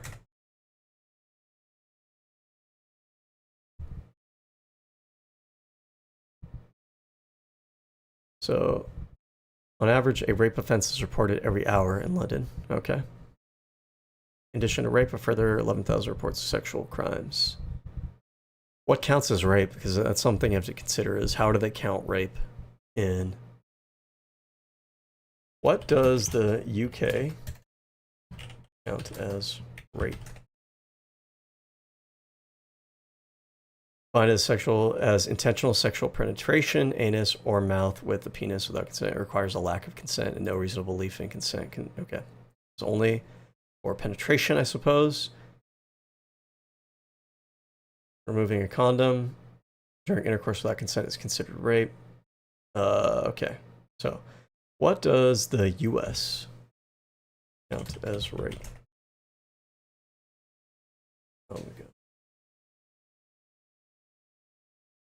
Okay, all right, so it's a little bit higher in London. That's fair. Sure. Be really sad. I'm not gonna lie. This one's gonna. Like again, they're gonna find every negative stat that they can. I mean, even with rape, it's always worth asking. Like, okay, there's a higher rate of rape going on in London.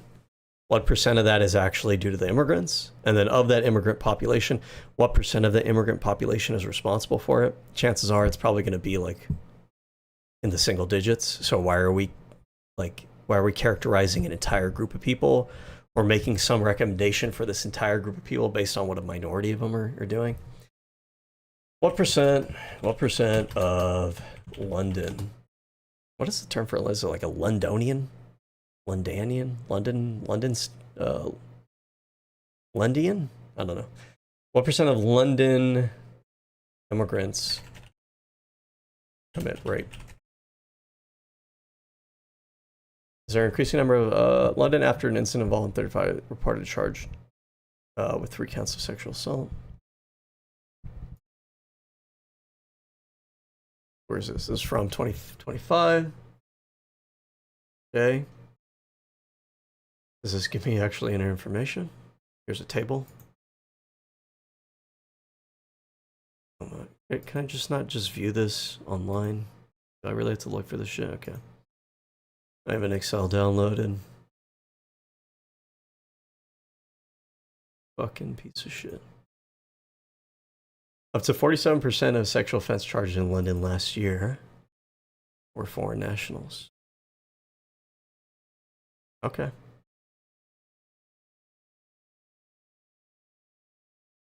All right. Gonna bum me the fuck out. I'm sure that high. Rapes in London per hour. Like that's a fucking crazy ass shit to even Google. Wait, what? It wasn't criminalized at all. What? 6 years ago. Okay, I've never heard of Released a letter to the government saying that he's actually like a really super good guy. Like British right-wing community lost their mind because quite literally it's not Andrew Tate that's causing white kids to rape people. That's not the main issue in the United Kingdom. Yeah. And they keep trying so hard to push this fake narrative. Quite literally. Well, I mean, white people have been experiencing white guilt for probably like centuries at this point. I mean, maybe you guys feel that way. I don't think most white people think that they're personally responsible for what their ancestors did. But like, here's the thing. If you're going to try to take all the accomplishments of white people from the past, you're going to try to take responsibility for that. You're going to try to take ownership of that. You're going to try to pretend that you're the legacy of that. Then you also have to take the bad with the good. You don't get to have your cake and eat it too. You're either a person that like inherits all of the positive things that white people did in the past, who are unrelated to you, who you're not, and also receive all the negatives associated with those people, or you get to just decide, you know what, I'm an individual, realistically, and I'm not any of these white people from the past. I'm not responsible for bad things that white people in the past did, nor am I responsible for the good things in the past that they did. I am my own person. I have to live and die by my own merit, my own standards, which I think most people who are normal, rational, well-adjusted people do. But this number, this high rate of rapes, there probably is a higher rate of rape now that you have some of these foreign nationals in the country. That's fine. I understand. That's probably fair. But as with all these statistics, this is the same with like the 1350 argument. When they try to trot out like the 1350 argument, you always have to ask them, like, what percent of the actual black population is responsible for these crimes? Because the number is not 13%. The number is actually like, I looked this up the other day, it's less than 1%. It's like 0.02% or something like that. So like when you hear 1350, 13% is the entire black population. And then that 50% is whatever crime, I think it's like violent crime. So it gives you this idea when you hear it that way, presented that way, of like, oh, black people are responsible for 50% of violent crime. But in reality, it's actually like 0.02% of black people who are responsible for those crimes. And that sounds crazy. It might sound really crazy. Oh, wow. this small group of this population are committing all this crime. But the reality is that 100% of violent crime in general is committed by like point something percent. What percent of the US population is responsible for violent crime in general? The number is extremely fucking low. Studies have shown that roughly 1% of the population can be responsible for over 60% of violent convictions. Overall, only 3.9% of individuals have at least one violent conviction. This is across the board. A small group of persistent chronic offenders, often referred to as the 1%, accounts for the vast majority of violent crimes incidents each year. So you have to keep this in mind when they cite these numbers like, oh, you know, this population is responsible for this percentage of the crime. But it's not the entire demographic group. It's a fraction of the demographic group. Across demographic groups, the vast majority of those demographic groups are not committing violent crimes. But they don't tell you that. They cherry pick the way that they present the data in order to give you the idea that it's like a generalization that we can make about these non-white immigrant populations. When you can't. It doesn't really work that way. What percent of the black population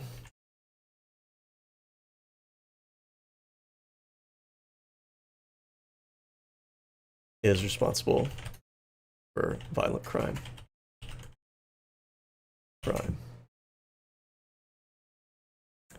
Black people accounted for 29% of violent crime offenders and 35% of violence. So it's not even 50. I don't remember what that 50 was specifically referring to, but this isn't the number I'm looking for. The number I'm looking for is what actual percent. Here, let's do this. Let's grok it. Grok actually isn't that bad, surprisingly enough. It's not as bad as you might think. What percent of black population is responsible for violent crime?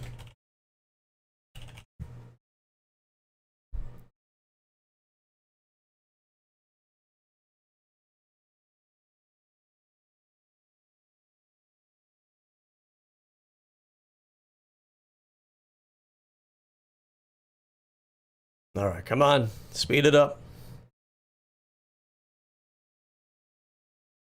Oh my God. Hurry the fuck up.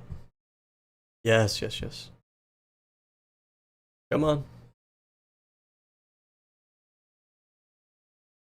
Okay, so right here we're getting 0.34%.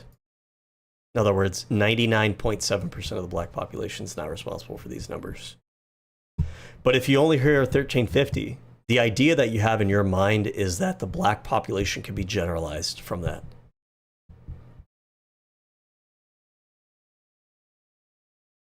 Hurry the fuck up. I asked for a very specific stat. You're diving into all this other bullshit that I wasn't asking for. Come on. Come on. Hurry the fuck up. Jesus Christ.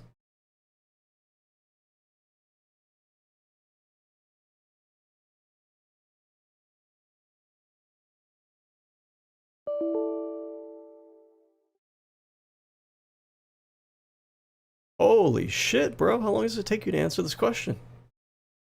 Come on. It's a very simple question. I want to know what percent of the black population. I don't want to know what percent of crime is caused by black people. I don't want to know, like, what is the percent of juveniles. I don't know what percent of has been victimized. I just want to know what percent of the black population is responsible for violent crime. Come on. Hurry up. Query phrasing suggests ambiguity, possibly meaning what percentage of violent crime black population get. No, that's not. I was actually very specific. Come on. Jesus fucking Christ. What do we got here? Percent of black population arrested for violent crimes. 0.29%.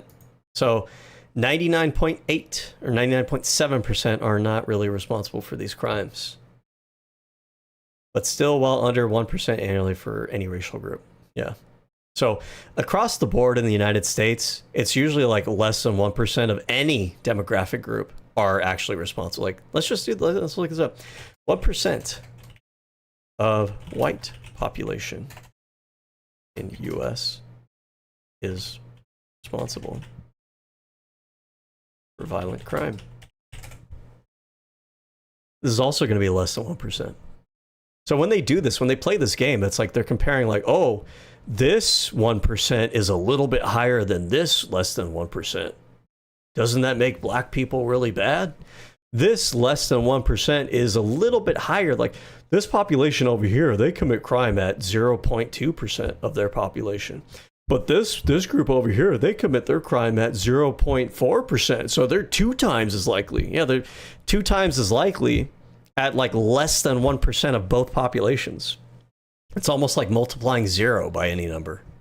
You're not going to get a large number out of it either way. So percent of white population is 0.11%. So whoa, the black population is almost 3 times more likely, but it's 3 times more likely with respect to less than 1%. So in both groups, the overwhelming vast majority of those populations are not committing the crime. What percent of Latino population in US is responsible for violent crime? Violent crime.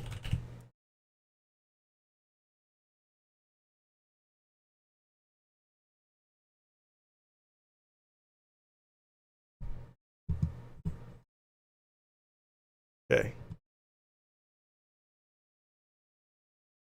So percentage has Hispanic population arrested for violent crimes. By the way, all of these are only arrests. These aren't convictions. So the actual conviction rate is going to be even lower than this. And if we actually believe in innocent until proven guilty, we'd be going by conviction rates. So it's actually, for all these, it's actually a fraction of these less than 1%. It's going to be, for all these groups, it's going to be a fraction of less than 1%.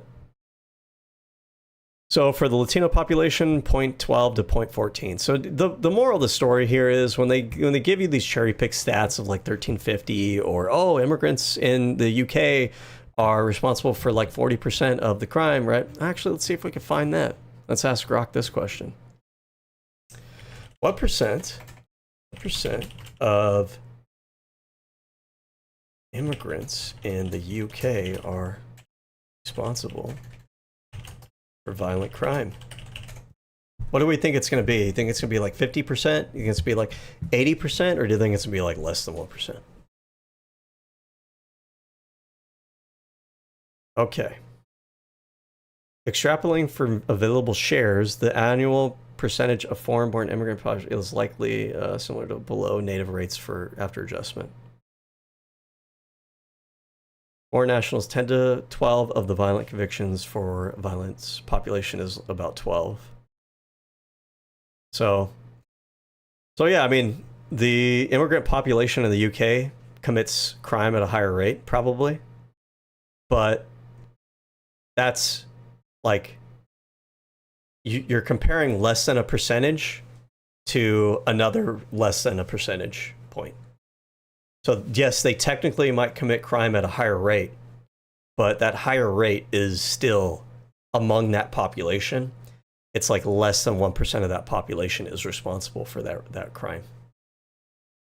That's usually going to be consistent across the board. Most demographic groups, most of them do not commit crime. It's usually always going to be a very small percentage, specifically violent crime. Very small percentages. Almost every demographic group, it's like less than 1%. There's variation on how high that less than 1% is, but most of them are going to be less than 1%, period. So that comes down to, again, the way that we cherry pick statistics to drive a narrative. Yeah, he cucked all of white people. He destroyed Germany. He killed millions of Jews and gypsies, he started a war. You'd say millions? I would say millions, yeah. I've heard a different number, but maybe that's for another topic. So they're talking about Hitler now. Tectone's heard a different number here, that it's less than 6 million because there's a neo-Nazi meme that it wasn't 6 million. Tectone's not smart enough, intelligent enough, and he's too busy trying to LARP as a neo-Nazi to actually look into where the numbers come from, because it is about 6 million. There's a Nick Fuentes meme where he goes like, oh, it's 6 million. They know it's 6. How do they know it's 6 million? Not one more, not one less. Well, nobody said that it was not one more, not one less. The number is an estimate. And the estimate is about 6 million. And that's pretty accurate. By the way, how do we know that? because we have census data on the Jewish population before and after the war. That's one of the ways that we know. The other way that we know is that the Nazis actually kept really good record of like the mass slaughter that they were doing. So they themselves documented what it was. And one of the arguments that people like Nick Fuentes and some of these stupid neo-Nazis online say is like, oh, the incinerators that they were using, they can only burn like this many people per hour or whatever. And if you look at like the total amount of time that they have, like there's not enough time to burn 6 million people, right? Yeah, that's true. But the part that they don't tell you, maybe because they don't know or because they know and they're just trying to be dishonest, is that the Nazis themselves in their writing talked about how they got impatient and they would put like 2 or 3 bodies in the same incinerator at a time, maybe even more. I don't know what it is, but like they wouldn't just do one body at a time. That estimate or the calculation that Nick Fuentes does with like the cookies analogy is based on the idea that it'd be like one person at a time. But the Nazis themselves said that they weren't doing one person at a time. They would pile bodies in there. And not all of the executions were using like incinerators and whatnot. There's people that were killed on the war front who were just like assassinated then and there, right? And they may not have been incinerated. They might have just gone in mass graves. So anyways, cherry picking information, lies of omission. At some point, I'm totally good with that. But this is America. This is America. Yeah. And like these people, they complain about being called like racist and stuff, but like they're neo-Nazis. They're neo-Nazis, they're white supremacists, they're racist, and like they know that about themselves too. They think it's all a game. They like speak in like coded language. They know that their audience who also like if this was 2014, we could still pretend that like they speak in a coded language that no one else understands. But the year's 2025 or 2026, and we're all used to like this dog whistling that these people do. So everybody knows like the stupid arguments that you guys make. It's not that your guys' arguments are so good that nobody can debunk them. It's that you guys don't actually engage with anybody who does debunk your arguments. You don't engage with the scientific literature that's out there, as we saw with Osmongold. You guys cherry pick information. You don't look at like, if you're talking about your like neo-Nazi Holocaust memes, like there's information to the contrary that's out there. You just don't bother to look it up. Because like you want to believe in this whole idea that your race, like you're a good person, you're an awesome person because you're part of the white race. Tectone's like a fat fucking loser with a bald fucking head who has to rape women in order to have sex and potentially has a micro penis. So like, and he has no real accomplishments in his life. He's not an inventor. He's not an engineer. He's not a doctor. He's a lazy fucking streamer who talks to other fucking losers online. So they need to hitch themselves to this idea that they are superior and for the only reason that they're part of the white race. And imagine how much of a loser you have to be to think that you are superior simply because like you're a given race. You don't actually have anything to point to. You just, oh, well, I'm white. That's it. I'm black. That's it. I'm Asian. That's it. You don't have any accomplishments that you could tell me about? You don't have anything in your life that you're proud of? All you have to tell me is that your skin color is X, Y, and Z. Like, really? How pathetic. Yeah, I know. It was America, man. Yeah. Fuck, bro. Dude, the whole fucking, my Instagram feed is so cooked, bro. Like, it's so bad, bro. It's so bad. Like, hearing that. Yeah, no shit, bro. Like, yeah, that's all you do is you're confirming your own biases around race and shit. It's very interesting to me, man. I would love to talk about that more often. Cool. Let's have a conversation about it so I can blow you out of the goddamn water. Maybe we'll put you in an incinerator rhetorically. On a later date. Yeah, sure. Legal Mindset, what up, dog? Good to see you, man. Sorry, Legal Mindset's a guy. I love that guy. Yeah, go ahead. Yeah, same. I have to be reminded, who is this legal mindset guy? Who's another one of these right-wing freaking losers? Wasn't this guy like a passport bro or something? Look at the racial superiority of this man. This is that racial hierarchy right here. This is superior genetics. This guy is so superior, he has 2 chins. Us normal humans, we have 1. We can't compete. Hitler did not shock his dog. That's true. Had like the 5 worst human beings in history are, like of every era. I have no idea. There were a lot of human beings, and there were a lot of really bad ones. Would Hitler be your number 1 as a worst human being? This is like oppression Olympics for neo-Nazis. Like, Okay, Hitler was bad, but there were other bad people in history. Okay, and who gives a shit? What do you think? What do you think that argument does for you? You think that like lets Hitler off the hook or something? You think that because Hitler was a bad person, that means you're a bad person because you're also white? Like, what does this say about you as a person? So I guess it depends how you. What an immature, petty, fucking childish, insecure thing to even give a shit about in the first place. Define bad, right? It depends how you define evil. The person. That's pretty evil. You know, like So no, he didn't kill 60 million people like Stalin, but that's pretty evil. You know. Grok is telling me that there's some guy. I feel like if I read this name, I'm going to lose a lot of Chinese sponsors. I don't know. I don't want to. Yeah, probably. I don't want to lose any sponsors. I really don't want to lose any. I already have zero, Yeah. bro. I can't afford to lose. So actually, if you really wanted to freak out, Hassan Piker cosplayed as that guy. There is this argument people make sometimes, like, oh, the Mao Great Leap Forward killed, I forget how many people. Great Leap Forward death toll. And people will trot this out to try to like downplay how bad the Nazis were. By the way, the Nazis, like the Great Leap Forward killed a lot of people. The Nazis lasted like what, 4 years? If the Nazis got to continue doing what they were doing, they would have killed a lot more people. That's one thing. Okay, so the Great Leap Forward between 15 million to 55 million people. That's a huge fucking range, by the way. So maybe it's 15 million, maybe it's 55. What are the Nazis responsible for? Nazi death toll.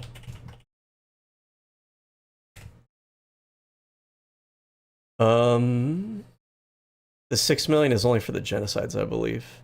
With total deaths from mass killings estimated at over 13 million and tens of millions total during World War II. Okay. So, but here's the thing that people don't mention when they try to make this comparison. If not for the Nazis kickstarted World War II. What is the death toll of World War II? Death toll of World War II. 70 to 85 fucking million people. Okay? So just keep that in mind. And again, the Nazis, let's see, World War II years. So about, what, 6 years?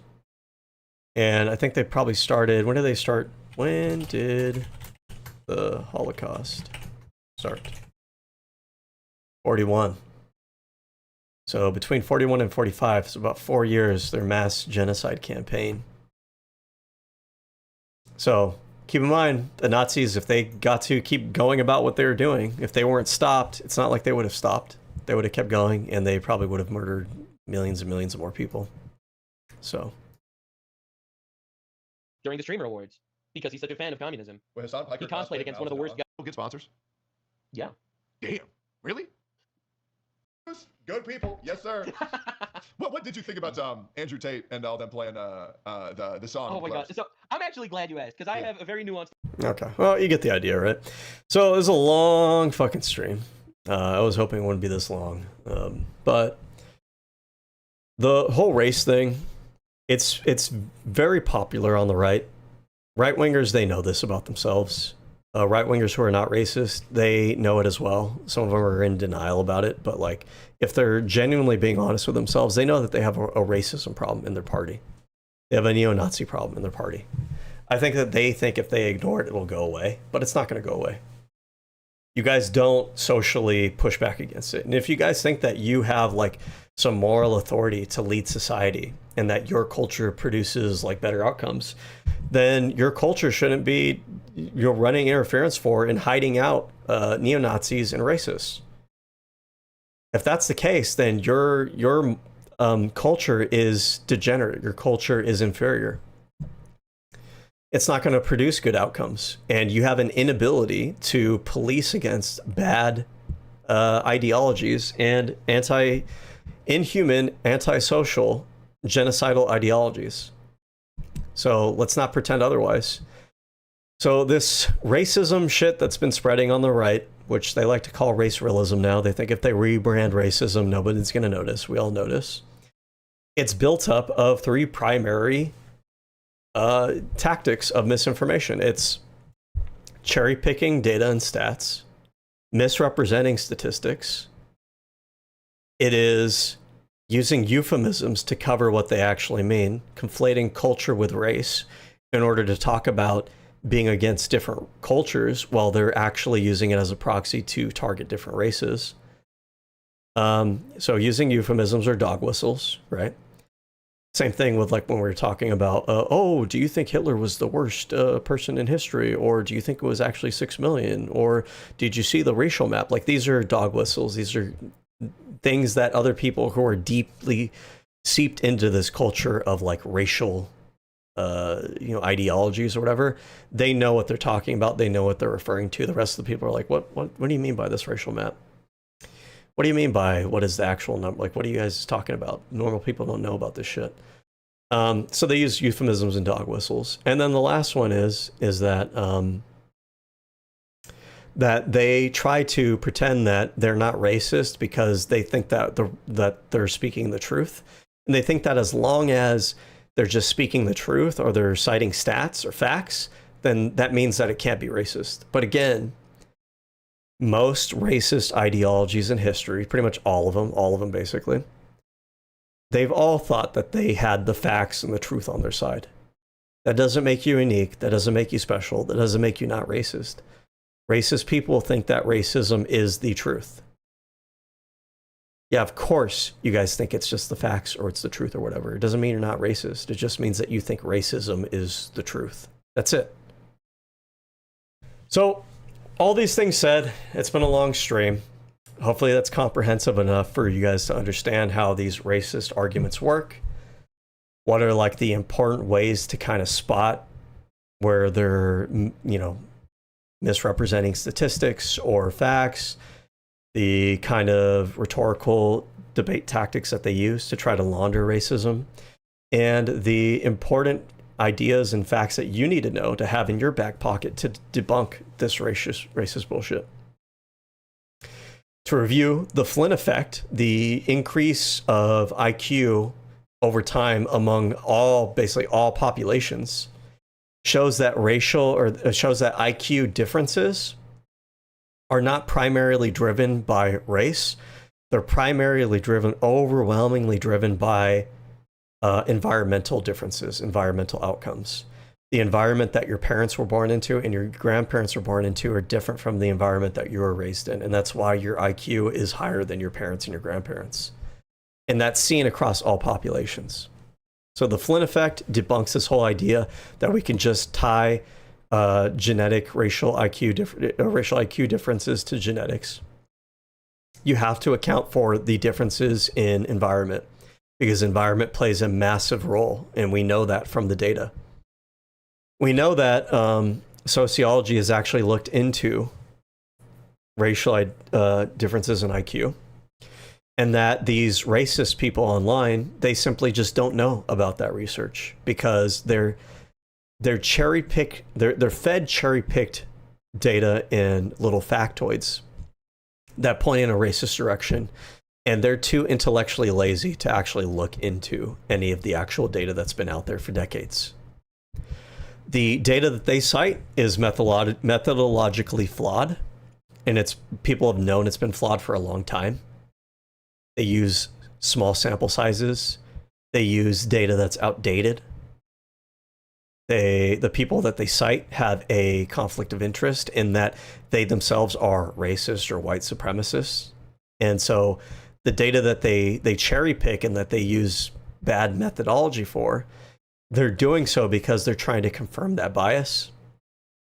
And the people who repeat all of this racist shit themselves, they also are cherry picking information and not looking for more information to the contrary because they themselves want to confirm their own bias. And last but not least, the people who are obsessed with race like this, they're obsessed with race because they themselves as individuals don't have much to look at themselves in the mirror and think that they've accomplished something, that they have a lot of value intrinsic to themselves.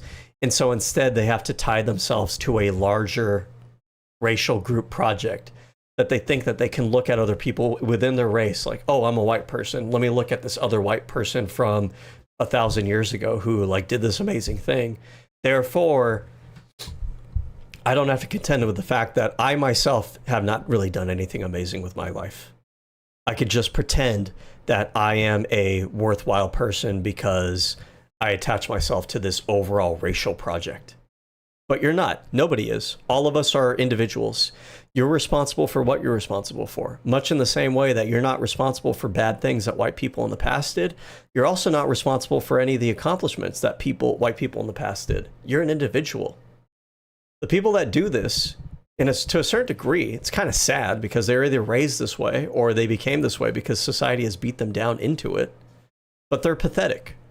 They are. They're losers. They're pathetic.